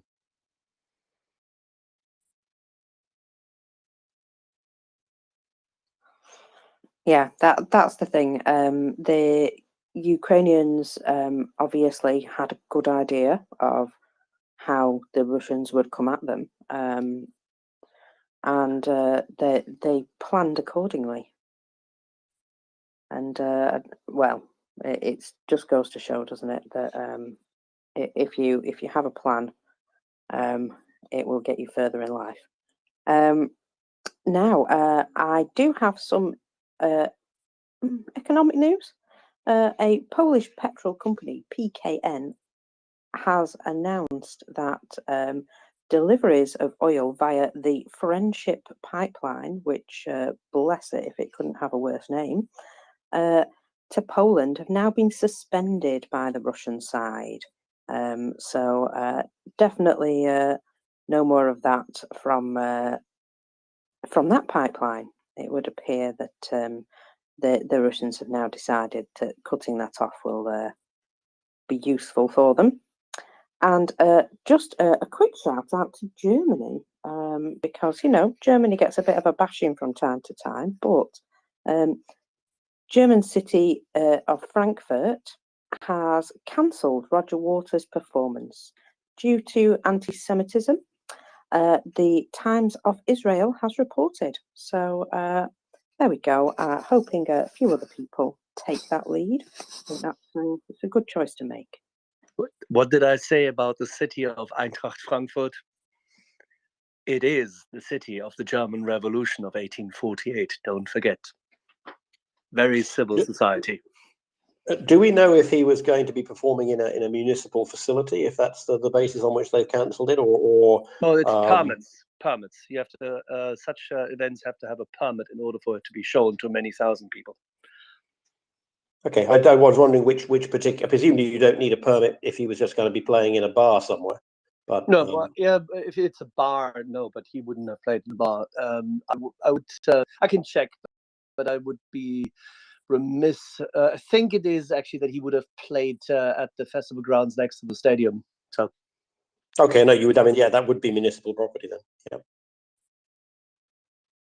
No, it was Marcus' comment that, you know, other cities could do that, but it turns out that in all Germany, of no, Nick, in Germany they can. If you have an event which exceeds a certain size, therefore it becomes a potential security issue, and therefore the city has to permit it. And I'm not quite sure whether it's 500 people or something. There's a rule about this. Depends from state to state, but you have to get a permit for showing off this. Yeah, no, it'll be interesting. It'll be variable everywhere, and yeah, who'd have thought he would end up as the hero of the tankies all those years ago with his anti-war attitudes. Well, there you go. I know. I personally have a lot of love for Pink Floyd, but yeah, it surprised me as well.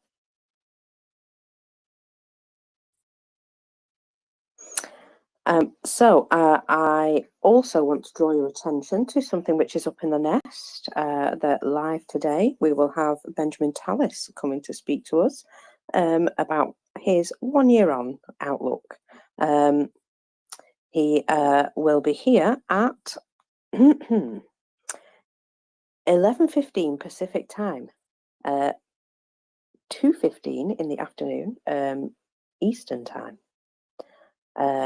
So that is 7:15 UK time, 9:15 PM Kyiv, and 8:15 Central European time. There we go. Did I sound like some sort of announcement reader then?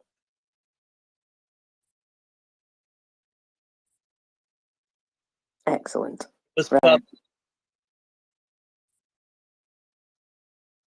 I mean, it's not quite the daily numbers or the MOD report, but yeah, sounds like an official announcement. I might just go over the daily numbers again because there was something interesting that I spotted, and I did think that it was worth a mention. And this is the sort of things that I like to keep an eye on. So we have 650 liquidated personnel, which again is well, it's the amount of people that the UK have trained as a battle group, I believe, or a battalion. Sorry. Yeah, that's a lot of guys. 12 tanks, 9 armored personnel vehicles, 10 artillery systems. This is what I find interesting. 10 artillery systems, and 1 multiple launch rocket system, because these are the things which cause the most damage. These are what's being used to cause damage to towns and villages and hospitals and the likes. So yeah, the more of those I see taken out, the better. We did have a helicopter downed yesterday as well, and 11 other vehicles and fuel tanks, plus 1 special equipment. When you read those lists, out, I always want you to end with "and a Putin in a pear tree," or perhaps a viburnum tree, perhaps preferably suspended upside down from his ankles. It would be a good song, wouldn't it? On the 366th day of the war, by Ukrainian true love sent back to Russia. Yeah, we'll get John to put some chords to it. I like the idea. Yeah, sent back to Russia X amount of conscripts. Yep, 8 BMP 70 6. Yeah, I can't make it scan, but yeah, there's definitely the potential for a song. Love it. And yeah, those numbers again.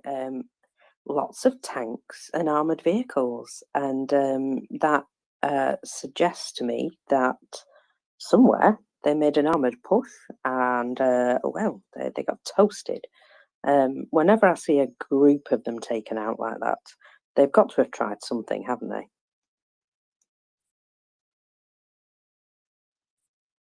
So yeah, I just think it's interesting. There was also another video from Vuladar today, which appears to show them using very strange tactics when one of them is blown up by a mine. They run into a minefield, and one of them's blown up by a mine, and the other 2 tanks sort of do a zigzag, which is the sort of tactic that you would maybe do if you were not in a minefield, but maybe under artillery fire. So it shows that they had some sort of training, but they weren't using it in the right place. And so, of course, assuming they were under artillery fire, they've done some sort of maneuver, and then those 2 also blew up in the minefield, which wasn't a big surprise. But then some of the remaining guys who managed to survive crawled out of the field. They actually did use again another tactic that looks to have been trained. They used the tank tracks to hunker down as much as possible and creep out of the field and back to some trenches. But again, it was a sorry advance. That's all I can say. It was an advance of about 20 meters, maybe. Yeah, well, it's just another example of why they're struggling, because yes, it would appear they have indeed had some training, but they don't appear to be able to recognize when to apply that training.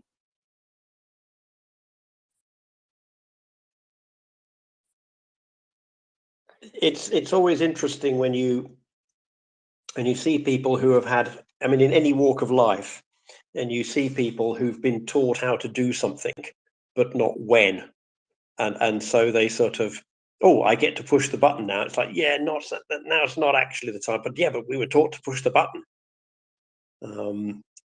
A bit like which is is it Kowalski, the Madagascar penguin, who is always trying to blow stuff up, and his solution to everything, blow stuff up. And yeah, I can imagine the. That's my spirit animal. What, all of them, or Joel Kowalski? Boom. Is it? Yeah. Is he called Boom? That's what he says. He says, "Boo, boo." Oh yes, can I blow something up now? You're right. Yes, his solution to everything. Although in this case, why not? But yeah, when you see people who are they weren't really listening during the training. They just kind of vaguely understood that at some point there was some blowing up to do, and they didn't get to the difficult bit of like the how and the why and the when, and above all the when not. Like those guys we saw the other day standing near the tank when it fired, and guys aren't going to be hearing anything for a couple of months. Part of it is lack of basic intelligence, I think, but part of it is also being put in a situation where you don't want to be there. You're just, you have to be there, you have to sit there, you have to nod, you have to pretend to be paying attention, and nobody's actually ever going to come along and say, you haven't understood a word, have you? And so you pass, you get put out there, you get handed the item, and you blow yourself up with it. It's just, the circle of life, I guess. There's a song in there too, but don't worry, I'm not going to sing it.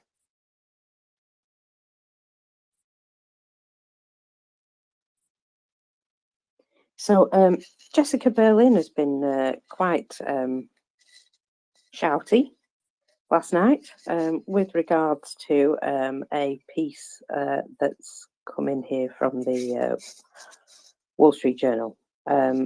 Axel, have you looked at this? I have not yet. I was just about to make some steak. Tell me. Well, apparently Macron and Scholz have spoken to Zelensky and said he needs to start considering peace talks with Moscow.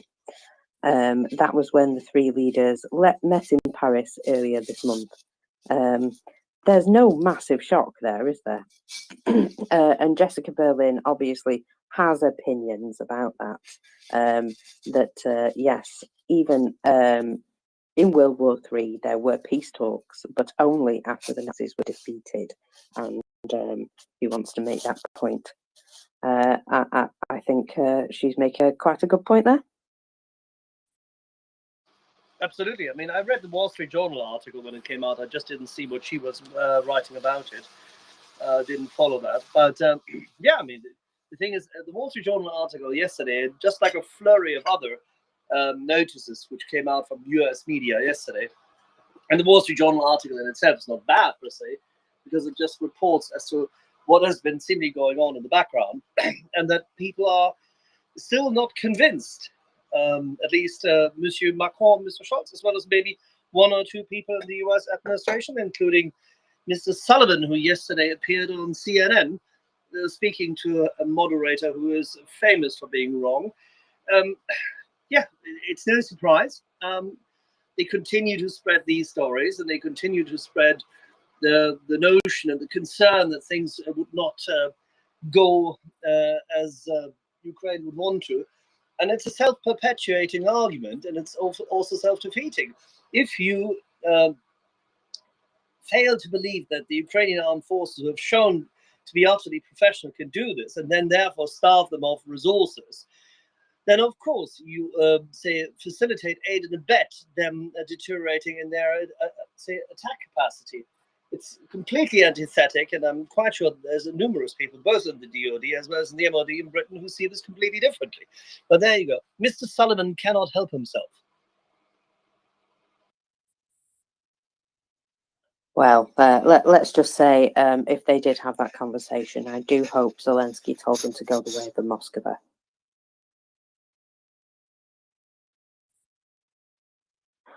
I'm pretty sure he would have said it a little bit more diplomatically, but still. Now, I've got a little update from Telegram from the Armed Forces of Ukraine, and I will give you the details, and thank you for sending me this. So, Bakhmut, the critical situation in the north remains. The enemy have advanced further, although the pace of the movement has dropped a little. The general situation is still extremely threatening. Crimea, another attack was repelled in the area of Bilharivka, Serebryansky forests, and the forest west of Crimea. Avdiivka, the enemy has had minor successes near Krasnohorivka and Pervomysk. So in those areas, there is a little bit of movement, but as you can tell from what I've said there, that there's no sweeping changes. Still, an awful lot of it is pretty much as it was. Welcome, Peter. Have you popped up to say hello? Yeah, I was going to chat with Axel for a bit. Give me a couple minutes here. I'll get set up because today we're going to be a little different with Stories of Freedom. Typically, we would start at about at the top of the hour at this point on a Saturday. But because we have this very large rally for Ukraine in Washington, D.C., I'm going to be on the road during that period. So I figured we'd do a little modified time slot for this morning. But give me a minute or two.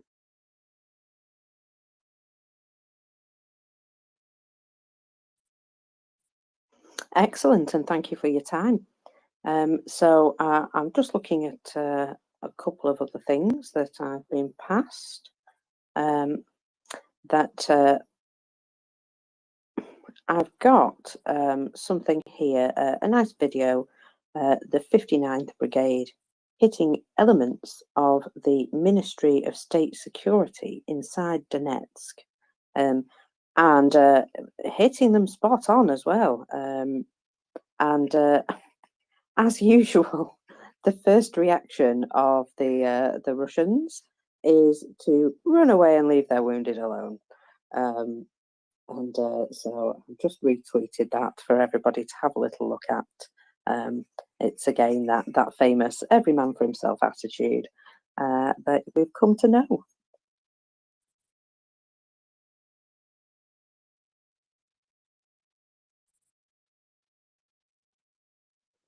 And yeah, it's also extremely relevant that there is a mini drone over Donetsk city. How did that get there? We wonder. Bokers, how did you survive the Freedom Marathon going on that we had here at the Maria Report for the last 24 hours or so? Have you managed to? I can tell you're still alive, but have you managed to keep body and soul together through that wonderful marathon we had? I did have to have a nap at one point, but yes, we've managed to. Yeah, I've still got all my hair, luckily.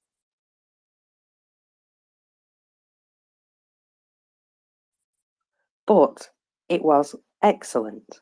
It was just amazing to hear so many voices in support of Ukraine, so many people sharing their stories of 1 year on and how, especially the Ukrainian voices, how terrified they were 1 year ago, how they felt like they might be abandoned and left alone to whatever was going to happen to them.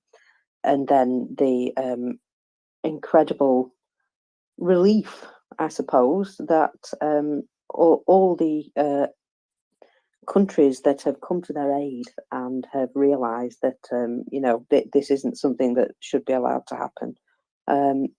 So yeah, that the going from absolute devastation and shock to realizing that they are part of a wider community and that wider community is going to do what they can to help them. And I think that was really notable yesterday. It gave me hope, and it was indeed a day of hope for the future. And I think we can all get behind that. Will, please go ahead. Hey, thanks. Hey, if Peter's up and he's got time to answer a question, I'd like to ask Peter. From fire away, Nick. Fire away.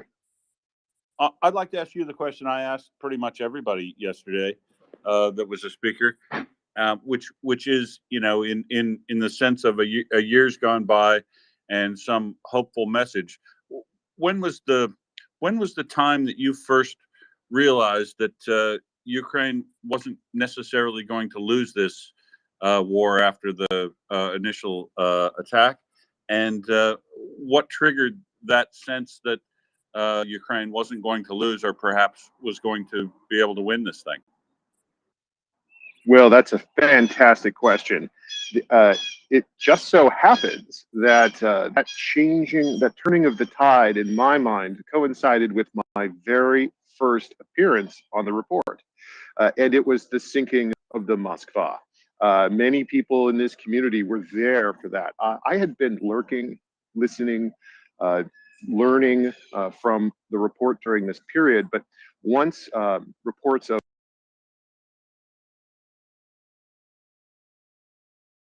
everything I ever thought I needed to know about air defense, at sea. It was incredible.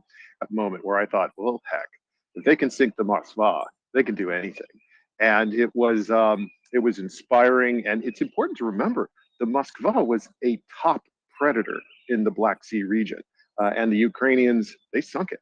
And so there was a briefing at the Pentagon. I watched that live. We were trying to gather information. We were trying to separate fact from fiction about the Moskva. Everyone was lending their little bits and bobs of information, and we were assembling a picture. We knew it was on fire. We didn't know if it had sunk, and the Pentagon had an update. And so I shared that update. And, I do a lot of public speaking, but this was my first time ever on a Twitter space. I had no idea how to work the user interface. It was a memorable moment for me, not only in joining the report for the first time, but in also realizing, yeah, the tide is turning here. And it was the sinking of the Moskva. Thanks. I mean, that's interesting. I didn't actually come to MriyaReport until like September or something like that. But I remember the first thing that compelled me to write something was the 19th of March, where I was sucking up all the information I possibly could from the 24th of February through those first few weeks. And I've very limited military experience, but I study the area quite extensively, and I mean, silly enough, I've played an incredible number of strategic military games. So I was in that first several weeks thinking that it was not a big deal necessarily if they lost the capital, but then they didn't.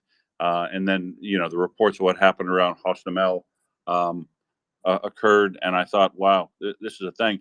But the thing that almost kind of went missed at the time, because it wasn't a massive expressive victory, but when the the ragtag bunch of basically local militias and irregular Ukrainian forces were able to stop the Russian army from crossing the river Kiev at Kherson and proceeding up to Mykolaiv, because my overview of the strategic map at the time was that if they could cross the Bug River at Mykolaiv and cross there, that would be the key to being able to take Odessa, because they could threaten it from the north and then do an amphibious landing if they wanted to in the south, and that would allow them to finish the land bridge all the way up to Transnistria and unlock the capability of not having any hostile troops on their flank. And so when they failed to proceed toward Mykolaiv, that's when on the 19th of March I thought, wow, not only is Ukraine not losing this, they probably have an opportunity to win. And yeah, it's all progressed since there. I mean, I don't know anything like what Chuck Fair or the military experts on here do, but I can read and I study stuff, and I can't find a military failure in the last year from Ukraine's side. I literally cannot find anything where they didn't achieve the objectives they were setting out, in Severodonetsk, Kherson, Hostomel, Irpin, the Wolverines work in the forest and the roads between Sumy and Kiev. all the work up till that point, and then the Kharkiv and the Kherson offensives are just brilliant, militarily, tactically planned out with the forces that they've got. And yeah, I mean, I just can't believe how successful they have been, and it's inspiring to think that with primarily the training, right? When 2014 happened and Crimea was lost, everybody, including me, was pretty harsh on NATO and what they were doing. But the sliding in of several hundred trainers like Melanie Lake and that lot to reform the Ukrainian military along a design that has NCOs and the resilience of the command structure and the information structure of the NATO forces was really what did it. I mean, that one thing allowed them to hold the first few days, and then from there they've just gone from strength to strength. And I'll note particularly that the folks who were able to win such success in Hostomel in the north, as you follow along the story through the war, that's the 72nd Mechanized Brigade, and they're the folks that are down dealing hot death to the 155th in Vuhledar. So, these Ukrainian forces are really just going from strength to strength.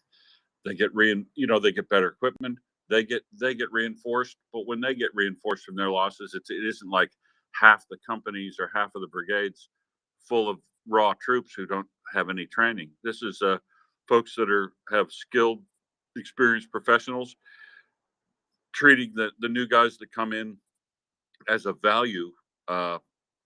valuable person rather than an expendable person. And so I mean, I see the combat losses from here, which were in the range of 5 to 1 to 7 to 1 down in Vuhledar, probably progressing up to the range of 20 to 1 or even higher. I mean, it's just incredible the amount of success they've been able to make for themselves. And yeah, I mean, I just hope we can get them armed up enough to finish this quickly rather than have it drag out as long as Putin will let it, because clearly he doesn't have any care at all for the lives of soldiers on his side.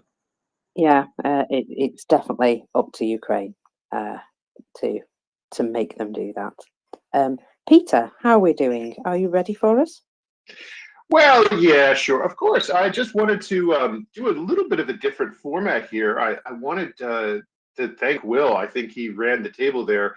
But really, again, we're going to have a different format for today's Stories of Freedom. I've only got about maybe 15, hard stop at about 15 after the hour. But I wanted to pop in because I am going to join the rally, and so I do need to leave. But I wanted to thank everyone and give a little taste of what's to come. So I'm starting to think in my mind after you have to know the backstory here. We were thinking about ways to add new content, new segments to the space, and Axel and the team reached out to me and they said, hey, would you like to do a segment? And I said, yeah, but I want to do it on Saturday morning because typically Saturday mornings are the sleepy time in the space. The audience numbers were a little lower and people were going about their business. And I figured that would just be a nice, comfortable slot to slip into and pour that cup of coffee and recall these great stories of freedom. I didn't realize that it would just resonate so strongly with everyone. And we started back with just a review of Russia's lies about Crimea and the status of Sevastopol. And we kept going. And I thought, wow, geez, there are a lot of really interesting stories about Central and Eastern Europe I'd love to share. And the more we shared, the more people really started to get into these stories. And like I said, the feedback that everyone has sent and the insights you have had have been incredibly gratifying to me, and they keep me excited and they keep me wanting to to continue these stories of freedom on Saturday morning. So as a little bit of a teaser for what we might think of as season 2, if we thought of the first fall and up until this point through the autumn and early winter up until now, maybe that was season 1, culminating in our epic countdown, our 4-part series on the roots for the war for Ukraine. I love that series, and I think now we can look ahead. So a little teaser here for some of the cool stories of freedom we'll be looking at over the coming weeks. We're definitely going to do Wojtek the Bear and the Anders Army during World War II. We're going to look at the drop tanks that killed Admiral Yamamoto. We're going to consider the miracle on the Vistula and the Suwalki corridor. It's not the Suwalki Gap. It's a pet peeve of mine when people refer to it as the gap. It's our corridor and Putin's gap. Putin, well, he'd like to close that gap. We must keep it open. And to understand that strategic hinge point of the European Union right there on the front line with Russia, that's going to be a fantastic story of freedom.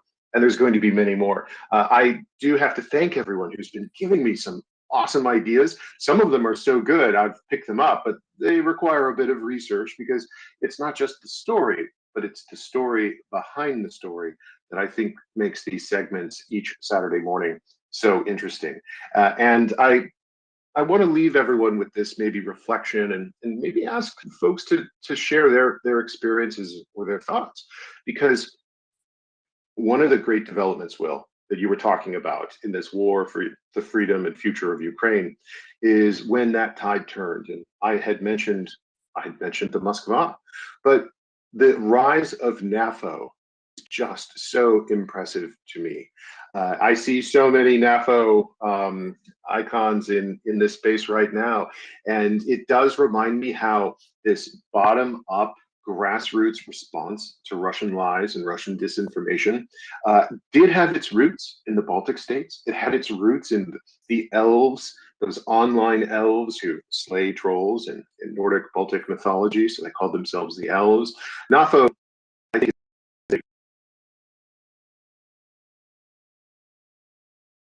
is an outreach or an extension of that, and I love how just infuriating it is for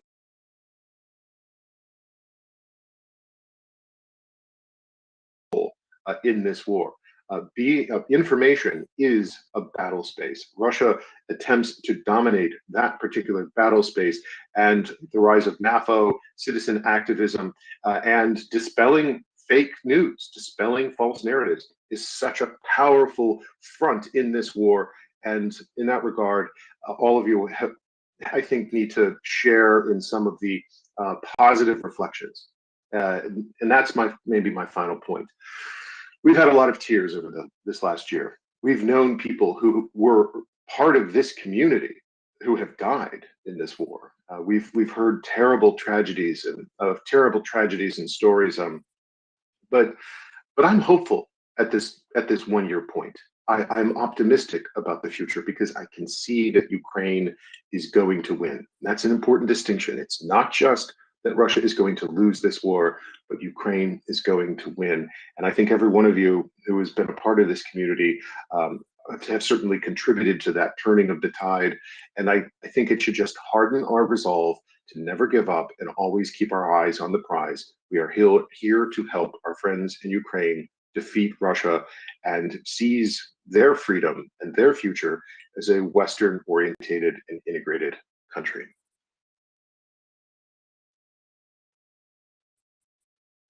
Lots of stories to come up. Did you get the list? Were you here for that list, Axel? We're going to have Wojtek the Bear and the Anders Army, the drop tanks that killed Yamamoto, the miracle on the Vistula, and the Suwalki corridor. It's going to be fantastic. The next couple of weeks, I'm very excited about. Yeah, and I mean, each and every one of them has both strategic relevance and similarity to what we've already experienced. So look at the drop tanks, the extension of range, and therefore the specific capacity to raid and take out key elements. It reminds us of what Ukraine has been enabled with both the Neptune coming online, as well as the Bayraktars, and then ultimately the HIMARS system. So absolutely fantastic, and fits the bill. Axel, I see you had your voice again. You have survived the marathon.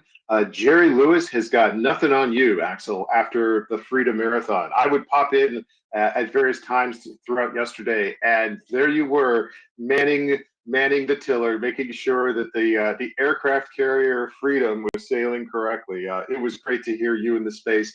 Oof, you survived. Do you want to do it again?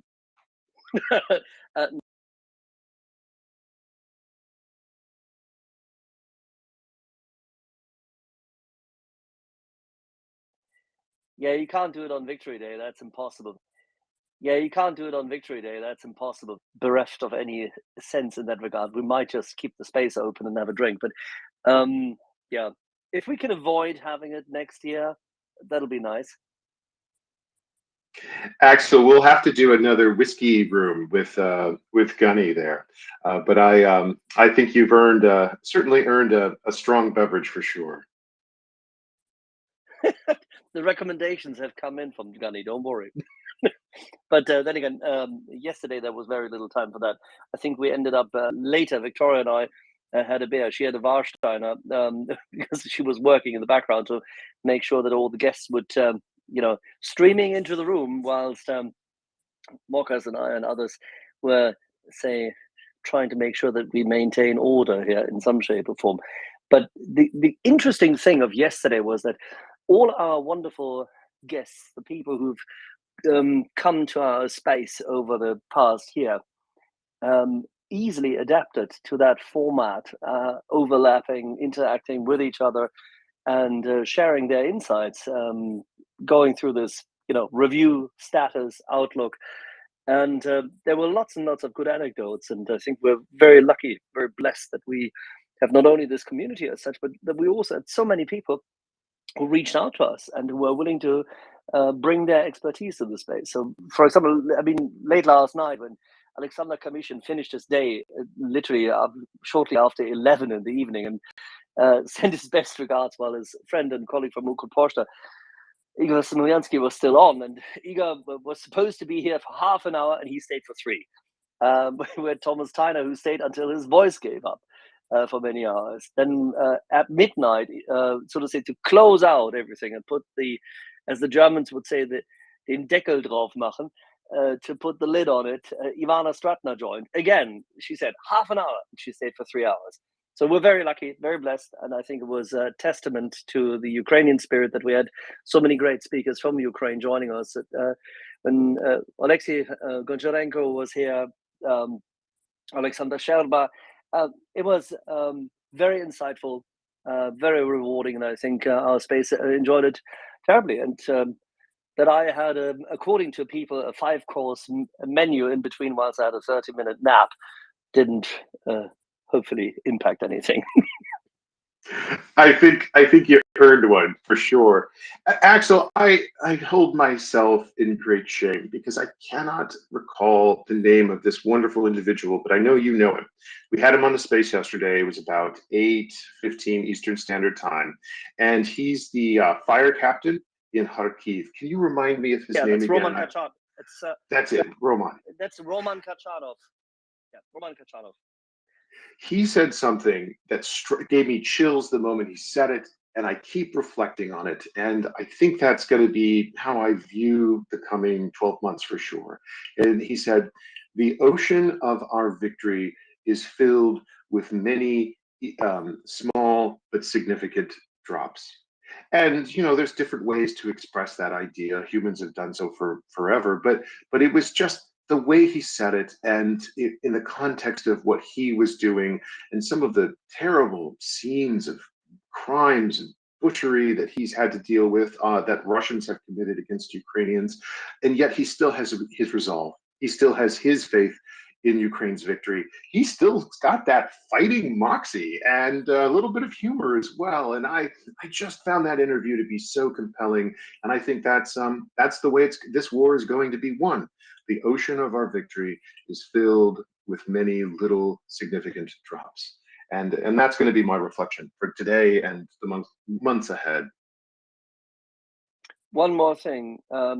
It just came in. Our friend Zoran just sent it to me. Actually, we have two Zorans in the program, as you know. But he just sent it to me, and it's a good point. Chris Alexander, who was also spending a lot of time with us in the months in the run-up to his assignment to Kenya, Chris Alexander quoted Admiral Stavridis, former SACEUR, who is supposed to have said, Putin is all in, and we should be as well. That means fighter aircraft, ATACMS, high-end anti-ship cruise missiles, the kitchen sink. Well, Breedlove said it, Stavridis said it, Hodges said it, Hertling said it, everyone said it. Cavioli said it. I mean, every single SACEUR said it since what? 1.5 decades. When on earth will it sink into the brain of Mr. Sullivan? You know, some good news here, but it's I heard on the grapevine, let me say it that way. I heard on the grapevine that Colonel Jeff's excellent pieces, not only in The Hill and the Kiev Post, but also his recent interview with Newsweek, Colonel Jeff's efforts to free the Falcons and the Sweet 16 that we keep talking about seems to be getting some traction. It seems to be getting some attention. And it shows the power of this community, the power of bringing people together with brilliant ideas. Everyone's got a little bit different area of expertise. We all share what we know. We come up with ideas to help our friends. So we freed the Leopards. I'm very encouraged to see how that plays out, and the Charlies and the Abrams.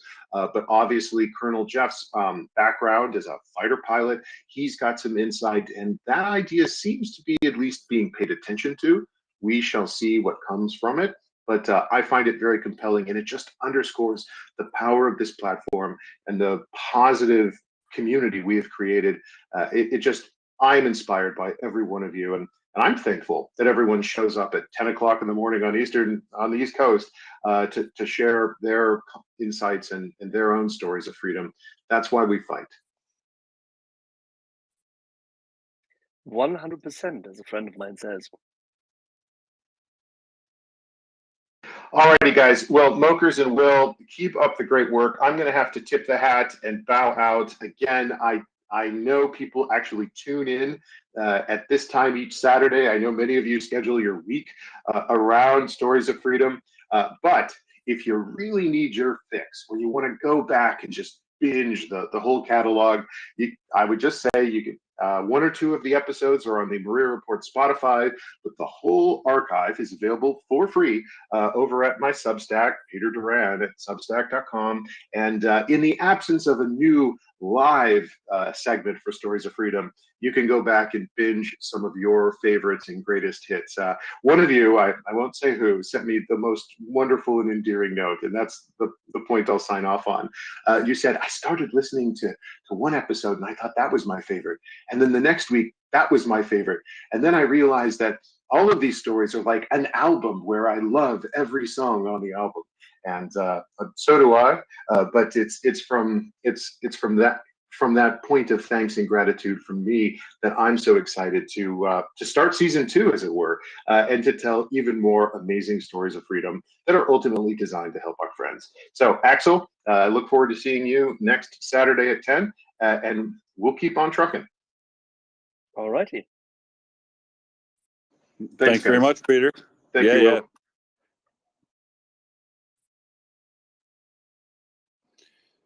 So, where to now, Mockers? Do you want me to read the weather? Well, we do know that the weather is not very cold. It's rainy with a chance of tungsten, I believe.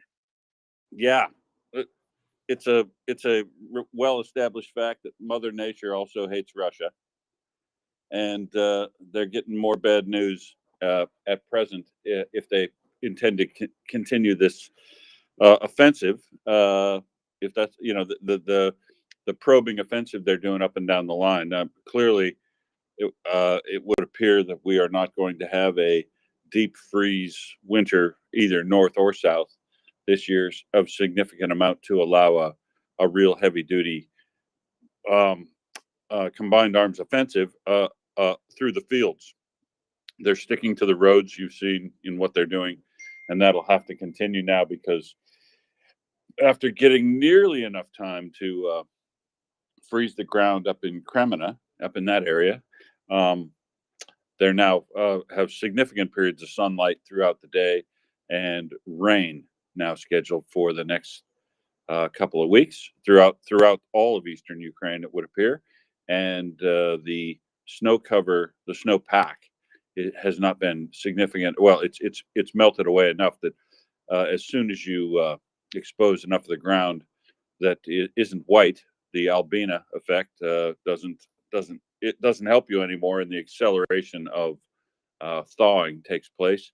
So with rain, a bit more sunny periods, and temperatures significantly above that -5 to -10 range that you need to have at night, it would appear that they're not going to have a deep freeze in Ukraine this year, and that would mean that be significantly more difficult for any attacking force to do a serious offensive other than on the roads in the next probably month. So kind of good news, it would appear, for Ukraine in that they can continue to defend, which they're doing admirably, consolidate their forces, integrate the new equipment, and plan for when they want to do a counteroffensive. It isn't going to be pleasant out in there in the trenches for anyone, but as we know, Ukraine rotates their troops out, so it'll be significantly less comfortable for Russians. And I guess we can probably also continue to see weather-related injuries that have been occurring already. Trent Telenko reported about a week ago that almost 30% of the casualties needing medical assistance from the Russian side may have been injured, but they've also suffered trench foot and frostbite, that sort of thing. So I would imagine as it rains more and stays around that 0 temperature, but raining, that's actually, in my opinion, colder than a deep freeze when you're wearing enough clothes to make it capable of withstanding it. So, yeah, I think it's going to be a miserable spring for Russia, and too bad. Like I say, Mother Nature also hates Russia. Well, if we look at the cold spell that was over, the pictures of the cold air that was over Russia exclusively at one point, and it really amused me, that image. It was just like Mother Nature was going, yeah, Russia, we don't like you in particular. I've got something which I find quite interesting. It's a transcript of a Ukrainian volunteer who every so often I get little updates from the situation, and I thought this latest one was quite interesting. That this must be a journalist that he's speaking to, or at least somebody interviewing him, who asks him, did the Russians attack? And the consensus generally has been that the Russian offensive has been underwhelming. So tell us what's happened. And the answer is, we underwent about 6 Russian attacks, mostly just people, but heavy artillery and even 2 airstrikes. Our task was basic forward combat patrol, putting us between flanks of 2 build-ups that were trying to push south and west. We got pushed back to our lines 3 times.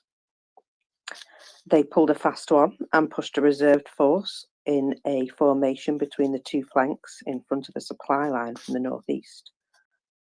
We got caught in a rolling artillery barrage and had to hunker down, and they ran right over the top of us.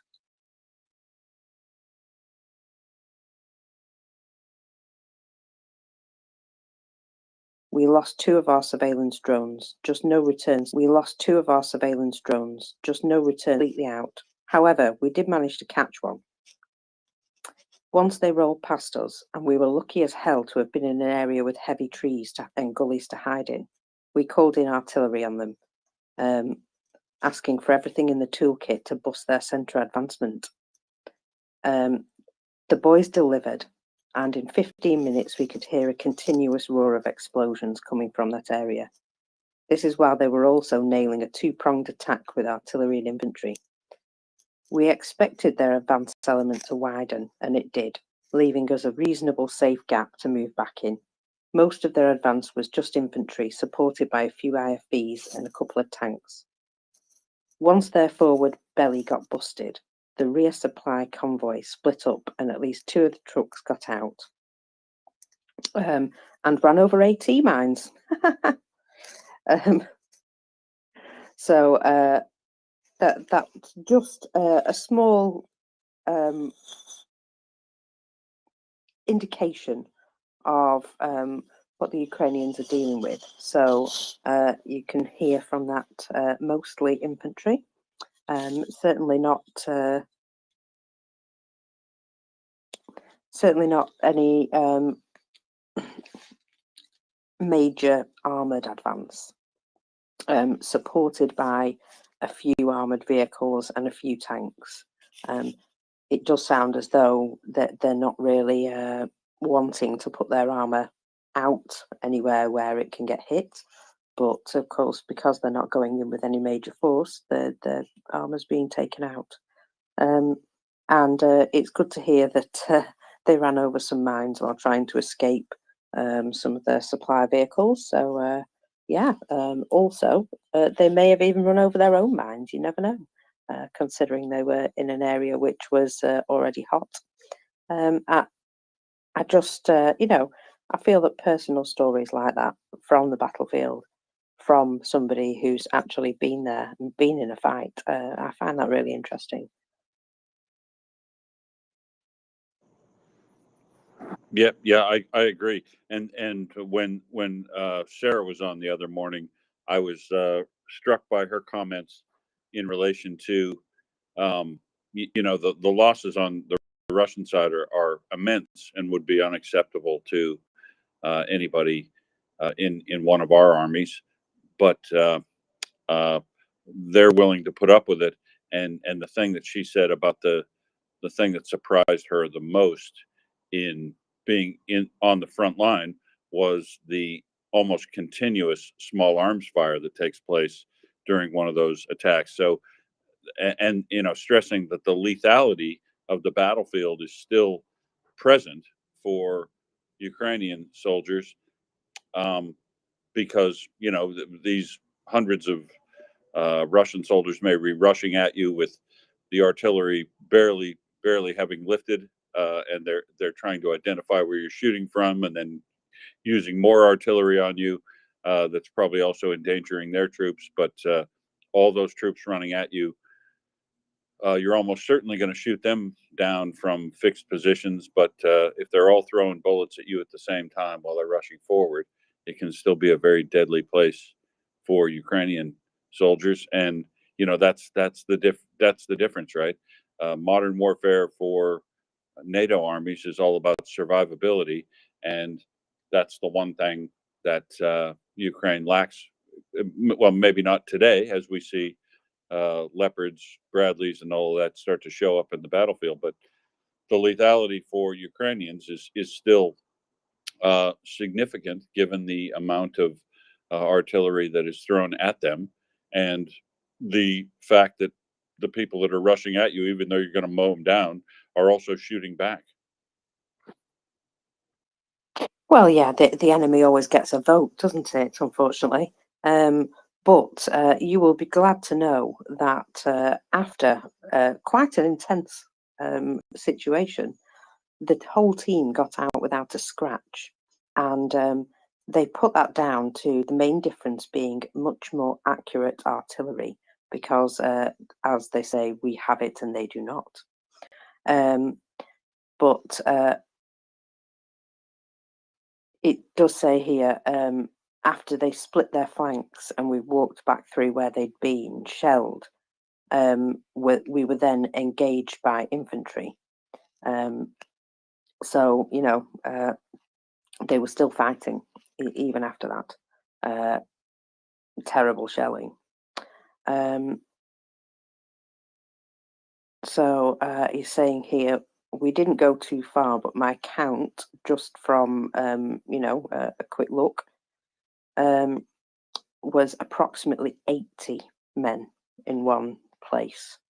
And it would seem that in this particular area, these were elite soldiers.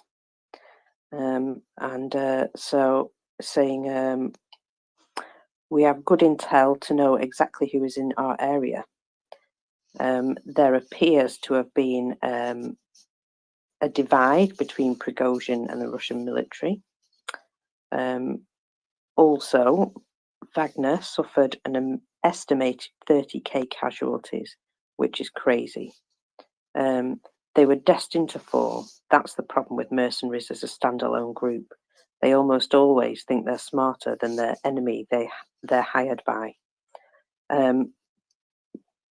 So obviously this guy's got some opinions on the Wagner group, and believes that they're not going to last. Well, we don't know from what we see. What we see is what's put out there, isn't it?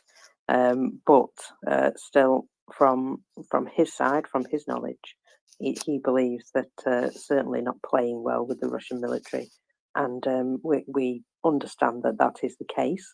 That they've managed to friendly fire one another a couple of times. Gosh, how unfortunate.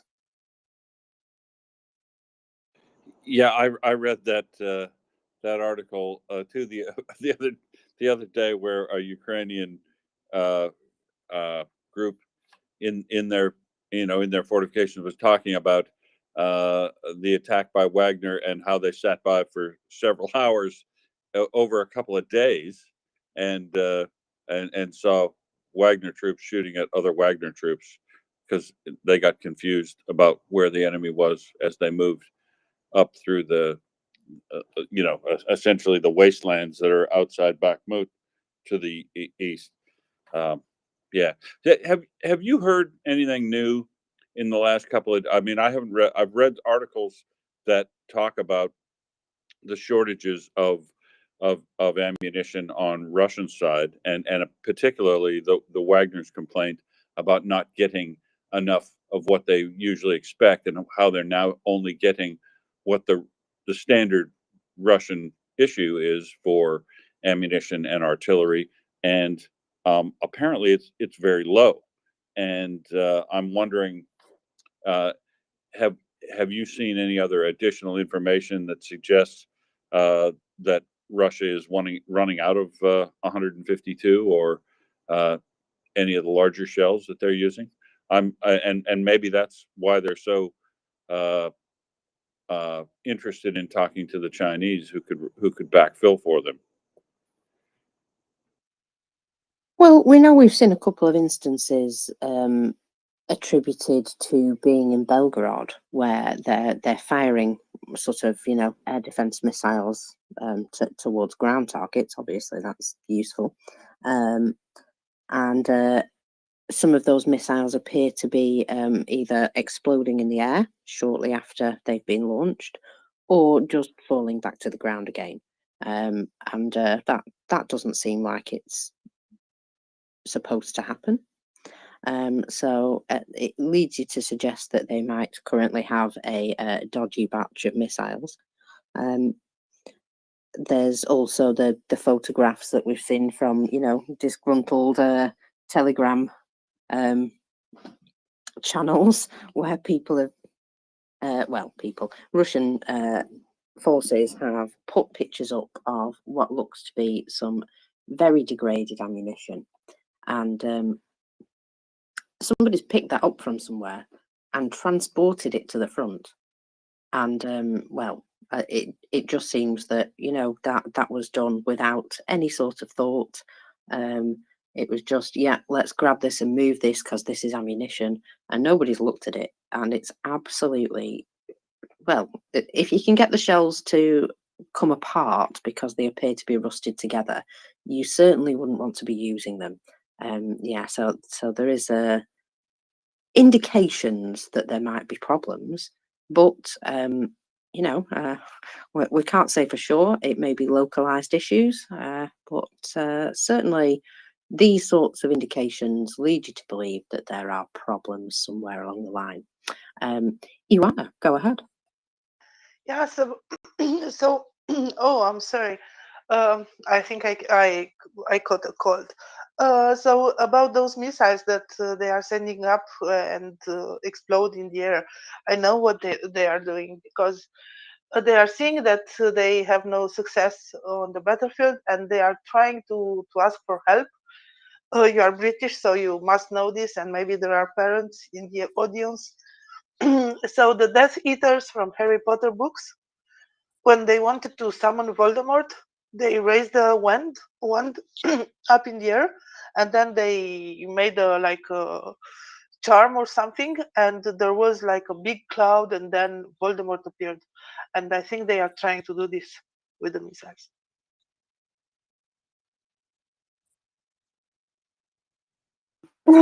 I'm just stood by a boiling kettle, so I'll just walk away from it slightly. Yes, that's probably all they can think of doing at the moment. Yeah, the whole fact that they are still attempting to use these shells a couple of days after they already had the same thing happen, it does seem that it was two separate incidents, as per reports. Yeah, it seems a bit like they're struggling for something useful. Long may it continue.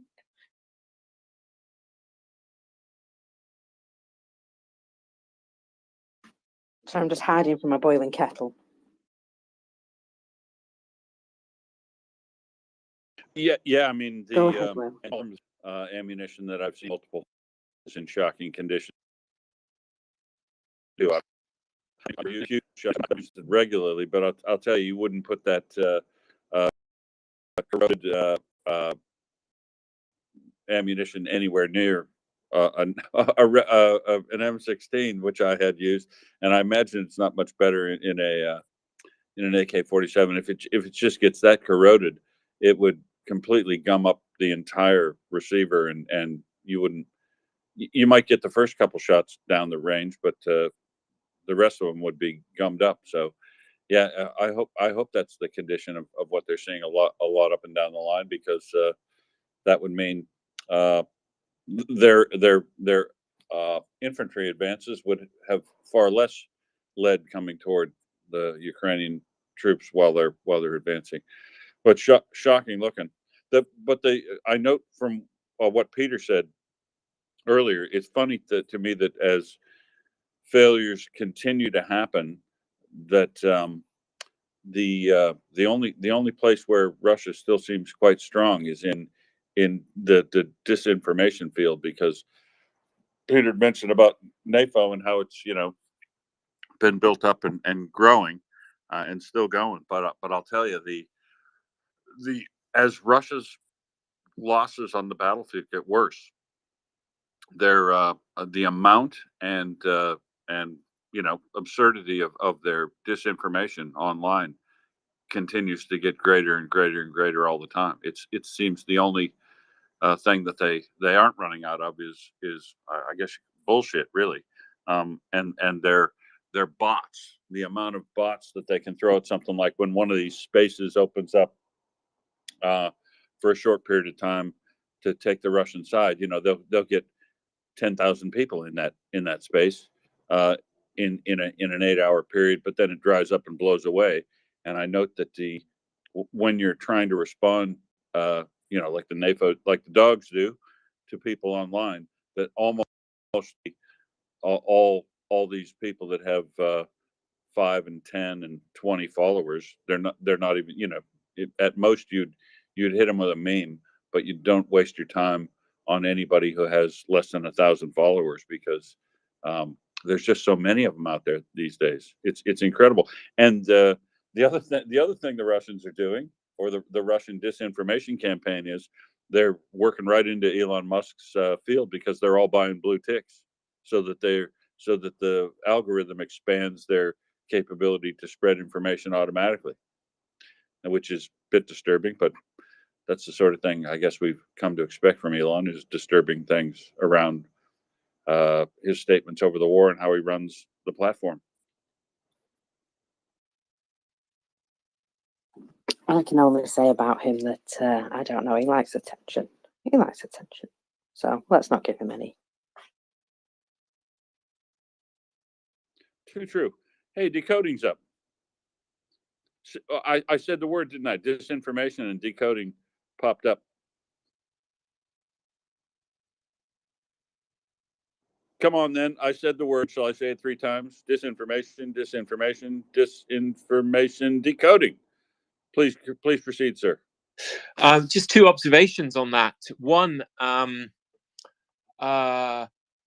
we know, Muscovy's disinformation operation was completely tied into its military. It was part of its military strategy, and with at the apex of the military strategy, the existence of nuclear weapons, and then at the bottom, at the triangle all along the line, is the threat to use those nuclear weapons.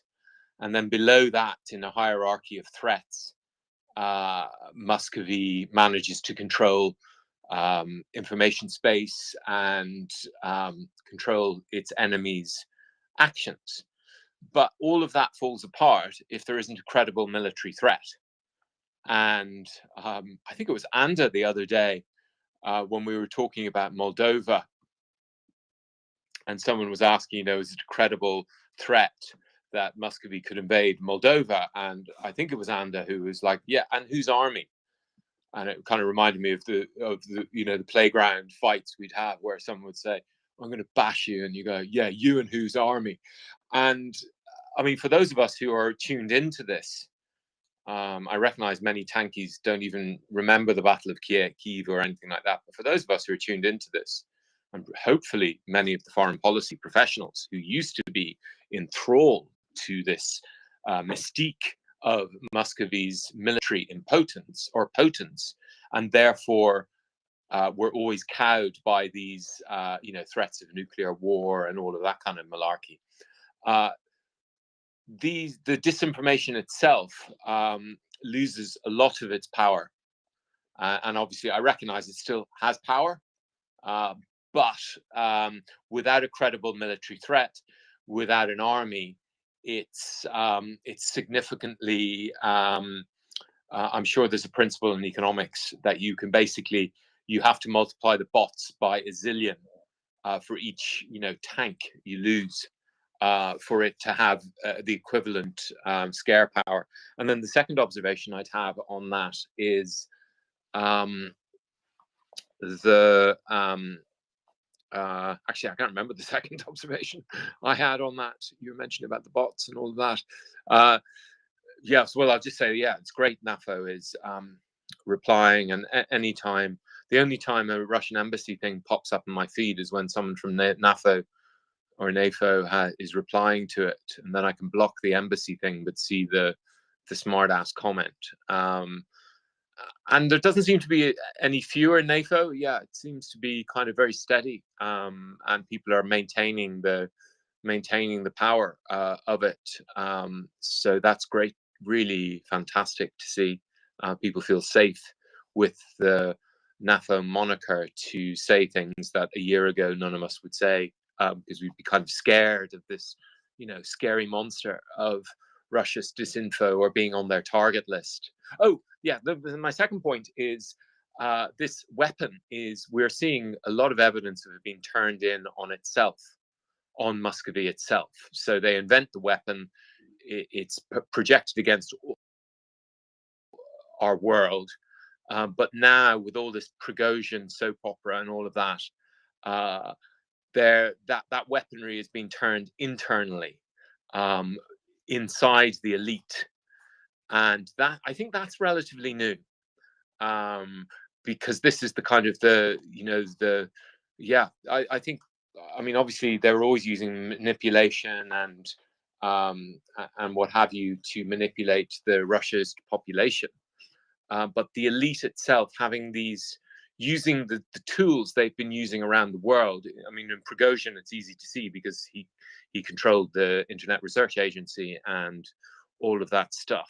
So when he uses these tools of, the dead bodies of soldiers and promoting the weakness of Muscovy in order to win fights against his own elite, his own competitors in the Russia's elite, that's really interesting. I mean, obviously they turn that and they say, oh, Russia's going to collapse and that's going to be a disaster. And then that really impacts on Macron and Scholz's thinking and the people around, because they're scared of a Russian collapse. They forget that Kazakhstan and Kyrgyzstan and Mongolia and places like that survived perfectly well without Muscovy. And again, if Muscovy doesn't have an army, then it can't suppress the rebellions in Ishkeria or in other places. So even the unpacking of the Soviet Union, where the only negative parts of it came from Muscovy's use of its force, as it's still doing in Ukraine. Again, the lack of military power, which we can't emphasize enough, especially people who are not tuned in, has an impact on all of this. Out. So my comment on what you just said is two things, and the first is, in my personal experience, the power of this different disinformation and the scare campaign that still has some traction is, I spent a couple hours at lunch the other day, as I do anymore, basically being the conduit for people that I know and talk to regularly who don't have time or don't have interest to keep up on things, and the conversation always comes around to, but what about nuclear weapons? And then I spend time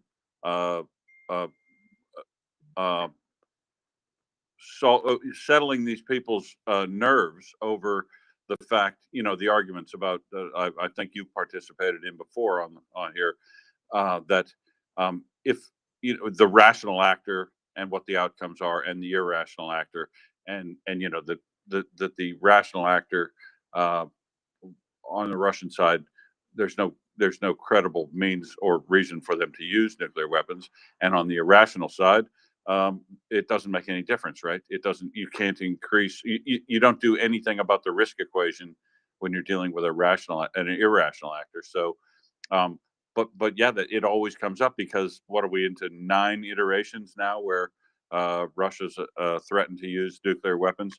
But it is becoming, more and more, less and less effective, I think, in relation to the West. But the other point I'd make is that it seems to me that as their disinformation becomes less effective in the Western world, they'll start to have to apply it more and more and more internally in Russia. And it appears that some of that's happening, with, you see the manner in which they're trying to indoctrinate and enlist children in the whole propaganda area seems to be very cynical and I don't know, nihilistic almost in its approach. But I think that they will have to progressively do that more and more and more, because they're just not going to be able to hide all the bodies or the missing people.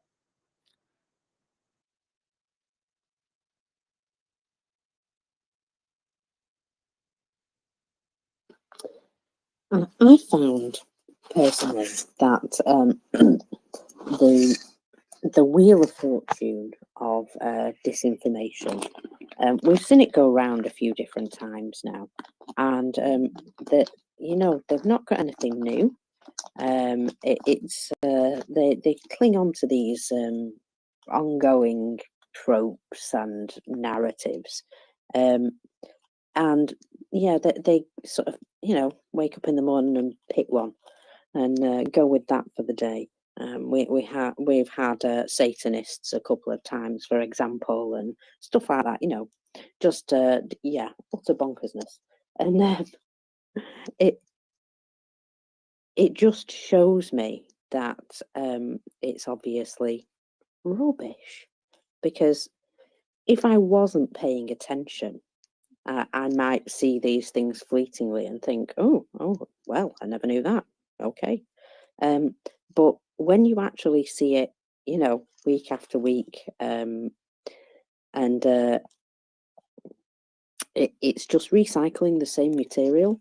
You know, it's like going to see a stand-up comedy show, and the guy that you really like always does the same set. Well, you wouldn't go and see him more than a couple of times, because after a while it gets boring.